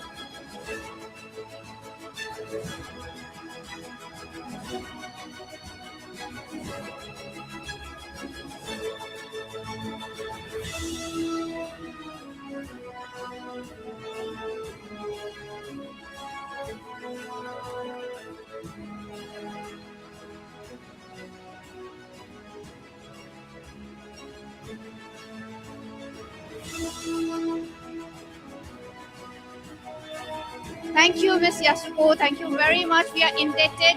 You accepted our invitation. Ms. Yasuko, can I request you to come back to the stage? Please come back. Ladies and gentlemen, a lady from Japan bowed in front of us to thank the audience. Can we show the culture we have in us as Indians? Can we stand and give her a big round of standing ovation, because she truly deserves it. A lady of metal, a lady of substance. Please put your hands together for Ms. Yasuko Higashizuno.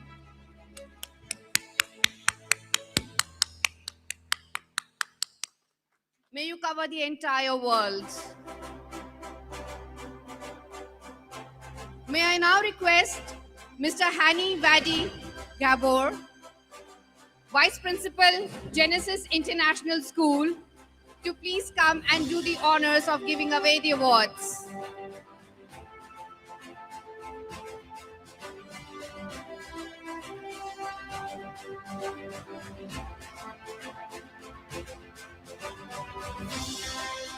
Ms. Rita Acharya, Principal, Kinderjoy Montessori Preschool, as Innovative Educator Award. Ms. Rita Acharya from Nepal. Can we all put our hands together, please?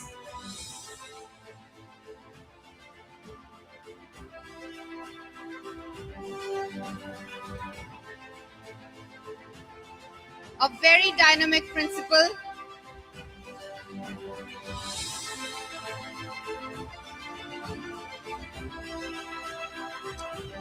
Mr. Rajesh Chaudhary, Chairperson, Rajshri Gurukul, for Excellence in Educational Leadership Award, Mr. Rajesh Chaudhary. Mr. Sanjay Kumar Kasodia, Principal, Pragya School of Excellence, for Principal of the Year Award, Mr. Sanjay Kumar Kasodia.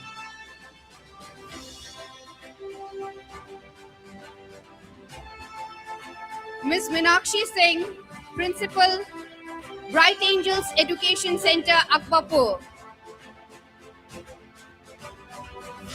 Ms. Minakshi Singh, Principal, Bright Angels Education Center for Principal of the Year Award.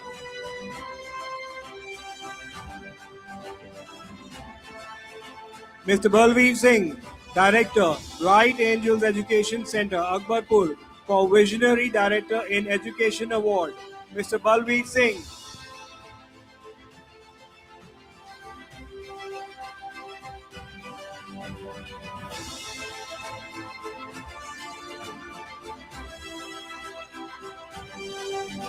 Dr. Ambika Prasad Gaur, Principal, Harman Gimanier School, Varanasi, for Principal of the Year Award. Dr. Ambika Prasad Gaur.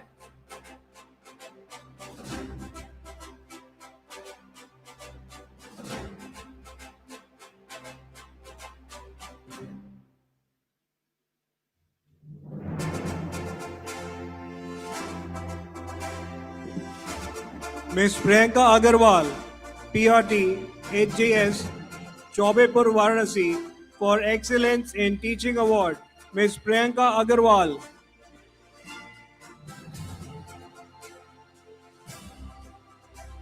Mr. Krishna Chandra Maurya, Manager, Babu Gaya Prasad Convent School, for Visionary Director in Education Awards.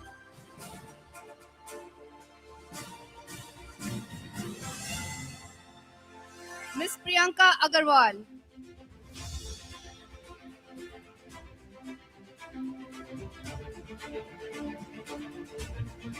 Ms. Anupama Maurya, Principal, Babu Gaya Prasad Convent School, for Principal of the Year Award.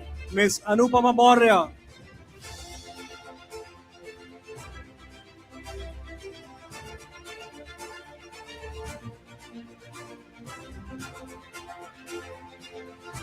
Ms. Vandana Sharma, Primary Teacher, Gita Gyan Sanskar Academy, for Innovative Educator Award. Ms. Vandana Sharma.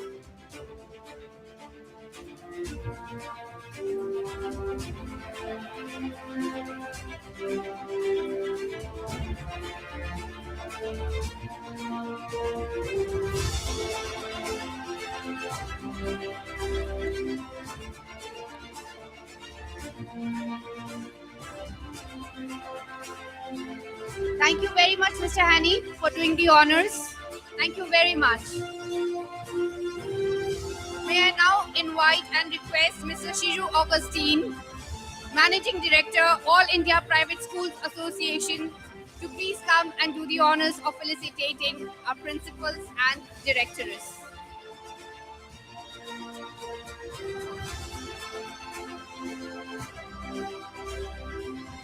Ms. Mansi Bhatnagar, Headmistress, PYV, Sun City School, for Innovative Educator Award.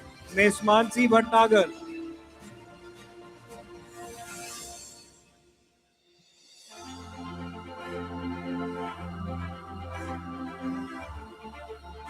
Dr. Khushbu Sachdev.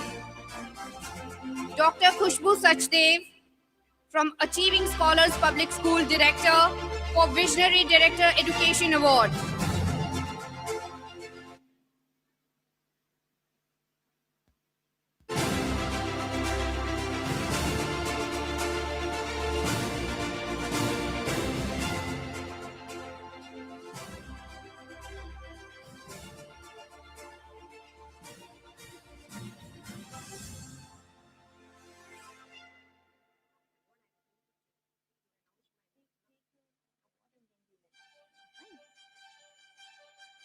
Mr. Hani Vadi Gabor Mina, Vice Principal, Genesis International Schools, Excellence in Award, Excellence in Educational Leadership Award.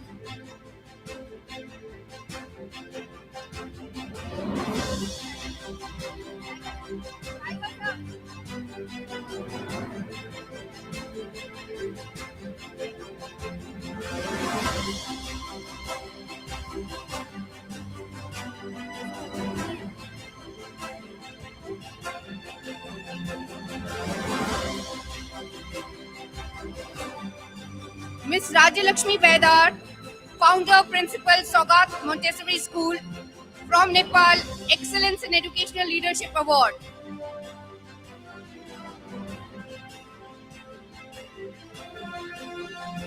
Dr. Khushbu Sachdev,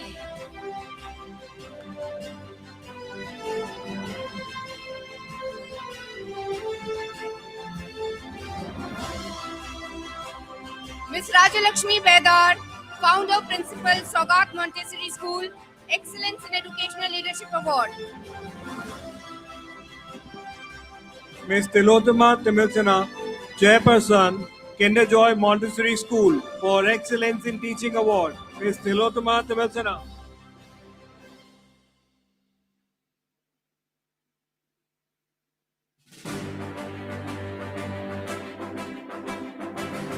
Ms. Sunita Podal, Principal, Kathmandu Pragya Kunja School, Principal of the Year Award from Nepal. Ms. Sunita Podal,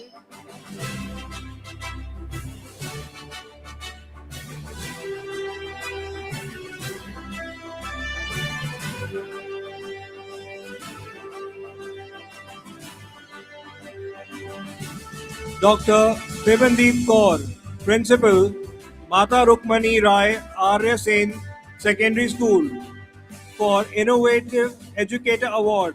Dr. Bibandeep Kaur.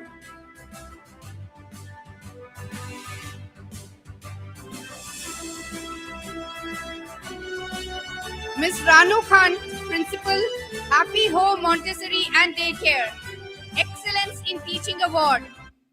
Ms. Ranu Khan,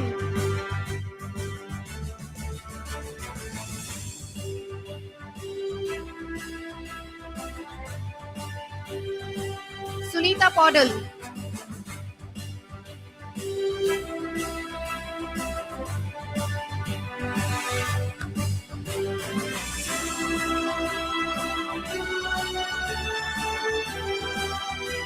we have Dr. Bibandeep Kaur in front of us.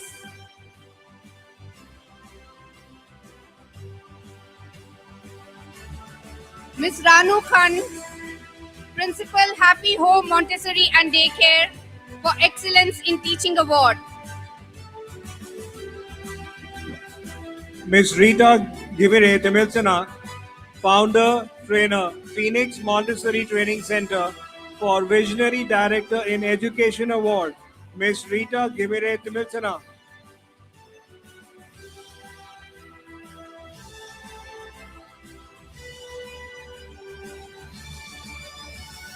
Ms. Varsha Agarwal, Principal, GD Goenka for Innovative Educator Award.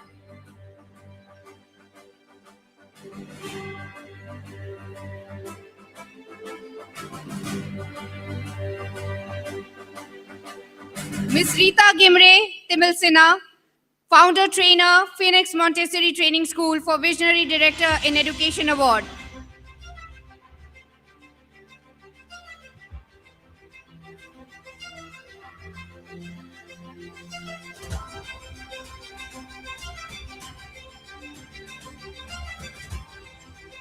Thank you very much, sir. May I now request Ms. Sunita Podal, Principal, Kathmandu Pragya Kunja School, to please come and felicitate our principals, directors, and chairperson. Ms. Sunita Podal.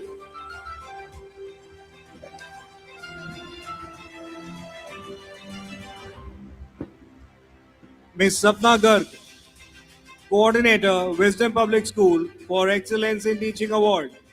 Ms. Sapna Garg.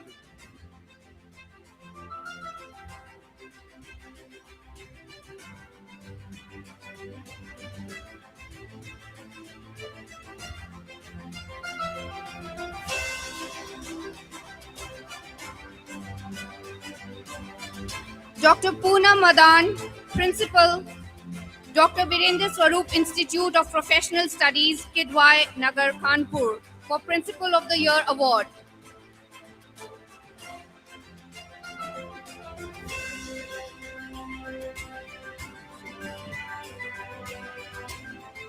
Dr. Poonam Madan, in front of you, ladies and gentlemen, can we put our hands together?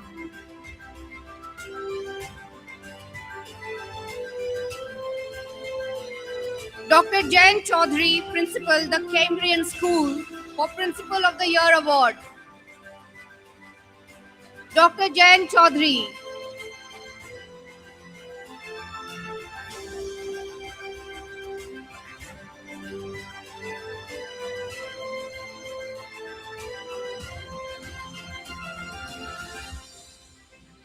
Mr. Tuma Satish Reddy, Director, Shri Swami Narayan Gurukul Organization for Visionary Director in Education Award, Mr. Tuma Satish Reddy.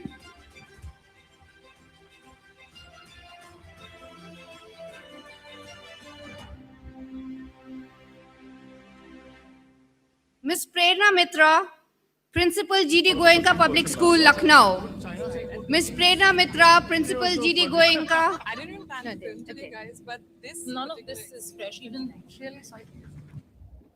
Mr. Ravi Asthana, Principal, KM Mangalam School, for the Principal of the Year Award, Mr. Ravi Asthana. When you're in the zone, every distraction disappears. Nothing bothers. Nothing matters. And what gets you in the zone? An ultra Mr. business Jagdish laptop Mishra, that's Principal, fast. Samurja International School, for Visionary Educator Award. Mr. Jagdish Mishra.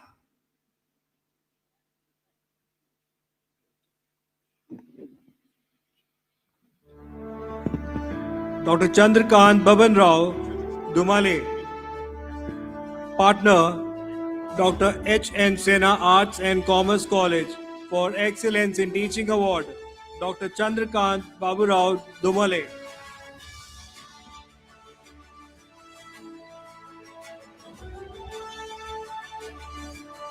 Mr. Rajesh Rathore, Director, British International School, Jammu, for Visionary Director in Education Award. Mr. Rajesh Rathore.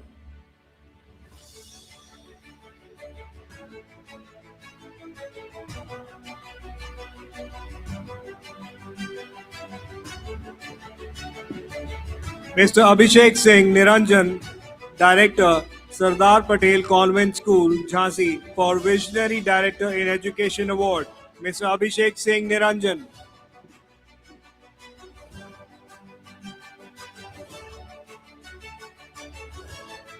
Mr. Shizu Augustine, Managing Director, All India Private Schools Association, Visionary Director in Education Award.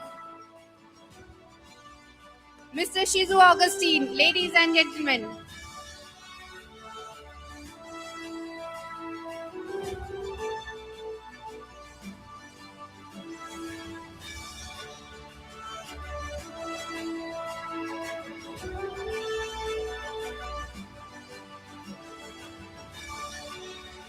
Thank you, Sunita ma'am, for doing away the honors of giving the awards. Hold your breath, ladies and gentlemen. The most important, the most prestigious award of the evening. Any guesses?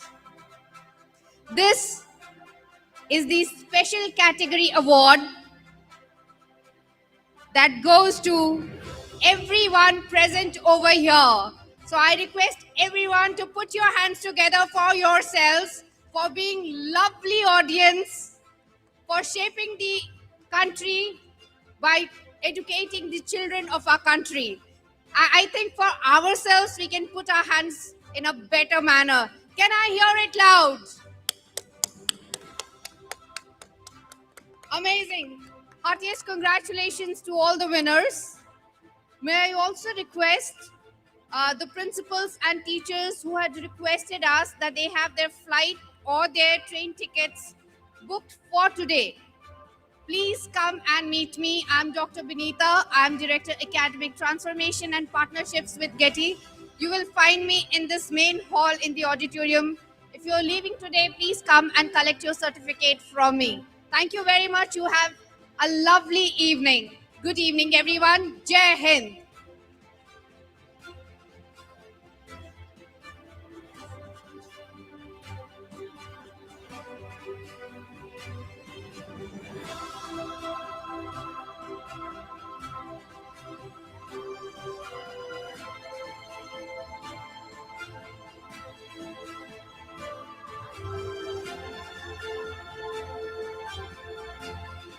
Yeah, I'll request all the awardees to please get their mementos and come up on the stage for a group photograph.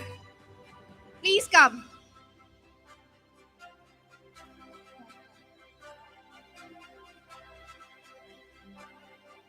You have a dream?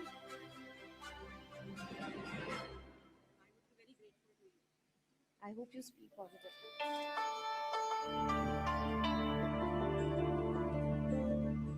Hello, dear friends and all dear teachers. Thank you, Vineet ma'am, for giving me this opportunity. I am from Indore. And after this session, this beautiful event, I have a question that I want to share with you. First of all, and even at last, being a teacher, we should always ask one question to ourselves. झांको अपने अंतर मन में, झांको अपने अंतर मन में, क्या खोया क्या पाया है, झांको अपने अंतर मन में, क्या खोया क्या पाया है, क्या द्रोणाचार्य बन पाए हैं हम, क्या द्रोणाचार्य बन पाए हैं हम, क्या कोई अर्जुन एकलव्य बनाया है, क्या कोई अर्जुन एकलव्य बनाया है. हर टीचर के मन में ये प्रश्न रोज आना चाहिए. और आज जो यहां मैं नारा सुन रही हूं जय जगत का, उसको देखकर एक पंक्ति जो याद आई है, केवल इस दुनिया को केवल साक्षर नहीं शिक्षित बनाना है. इस दुनिया को केवल साक्षर नहीं शिक्षित बनाना है. जय हिंद जय भारत नहीं, जय जगत का नारा लगाना है, जय जगत का नारा लगाना है. Thank you.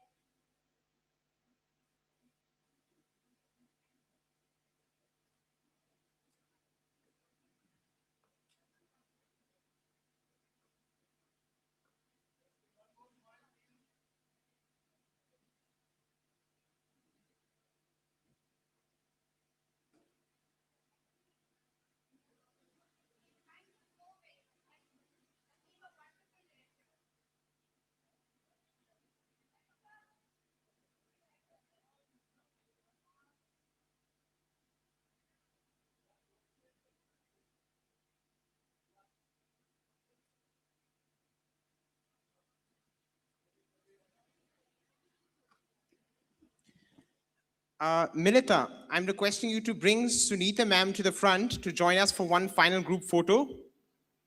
जल्दी से किडनैप करके लेके आ जाओ.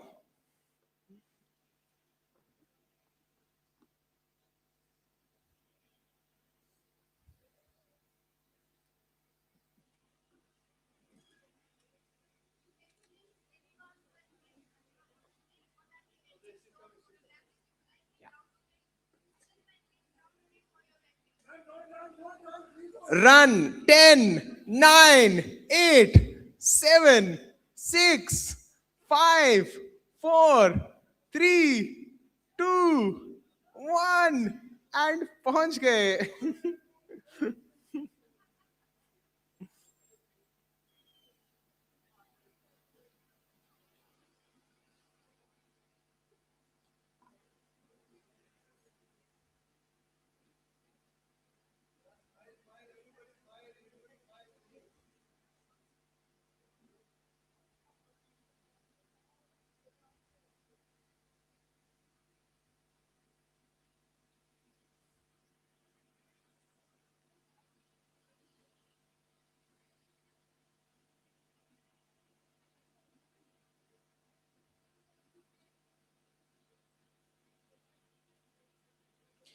And I'd also request Ranjit Kaur ma'am to stay on stage.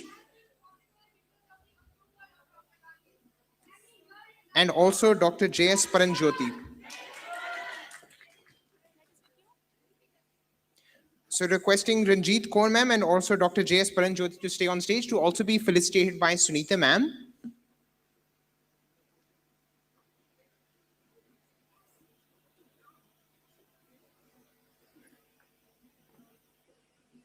So Dr. J.S. Paranjyoti.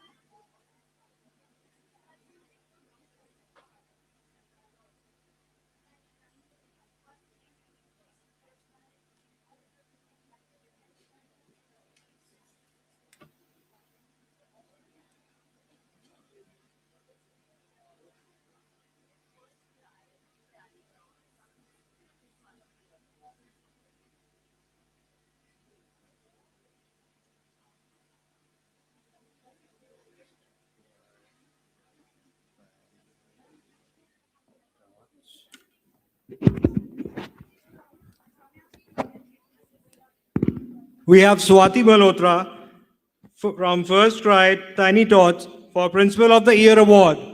Ms. Swati Malhotra.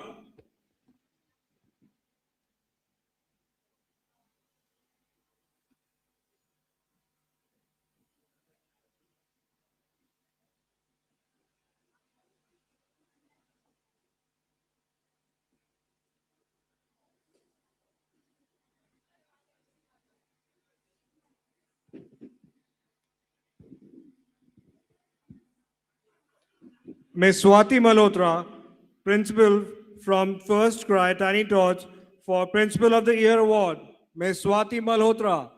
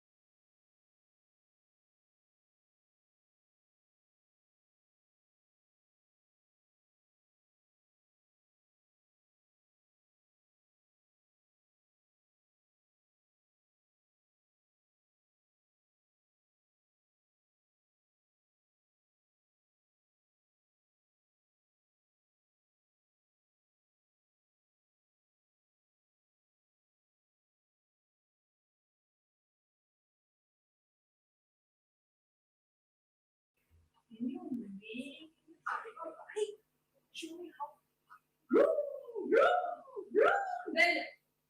your turn. This is 5. Number 5.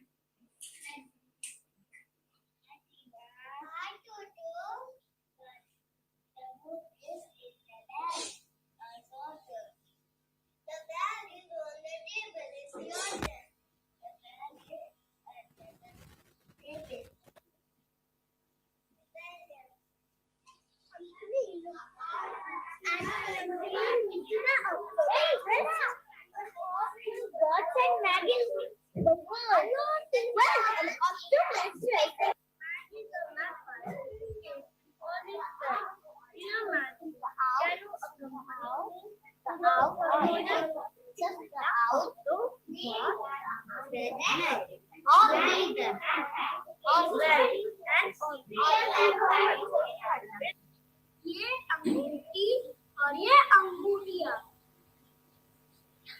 ये बटन ये बट्टे, गुड़िया और ये है गुड़िया, एक वचन और बहुवचन। ये मोमबत्तियाँ, ये मोमबत्ती, ये मोमबत्ती। What are the two numbers? 558 and this number is 157. Okay, how will you add them? This is 8. Two more numbers. Then it's come 10. Okay. And I take one ice cream stick and one stick. Okay.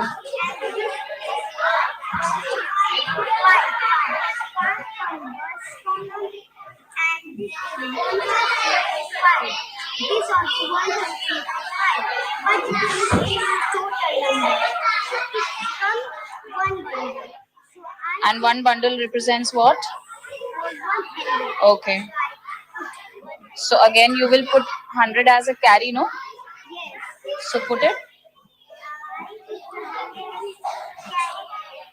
Show it as carry. The way you are showing this as carry, you will put it here also. Then.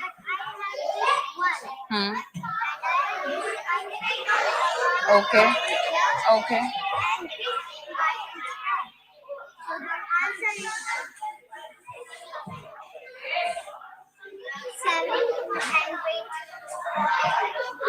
So you can place this here together. Now tell the answer.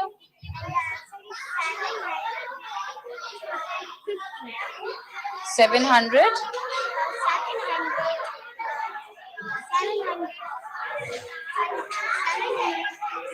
15. Okay.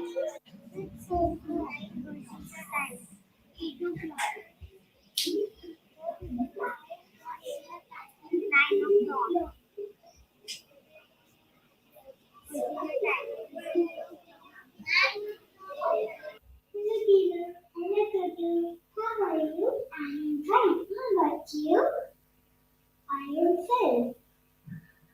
Pat has a cat. The cat is fat. The fat cat sat.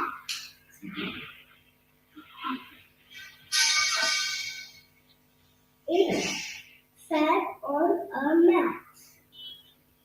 Well done. He looked up down in a powerful no sun. Table starts to grow.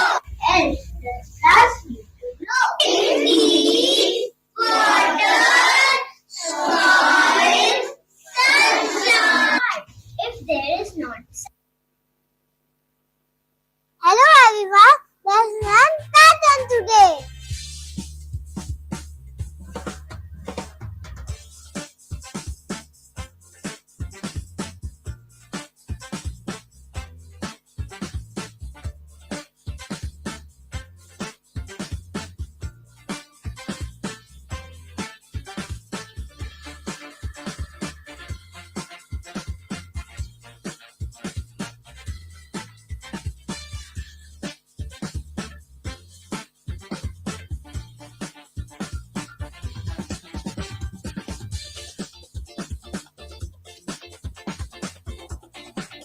Thank you very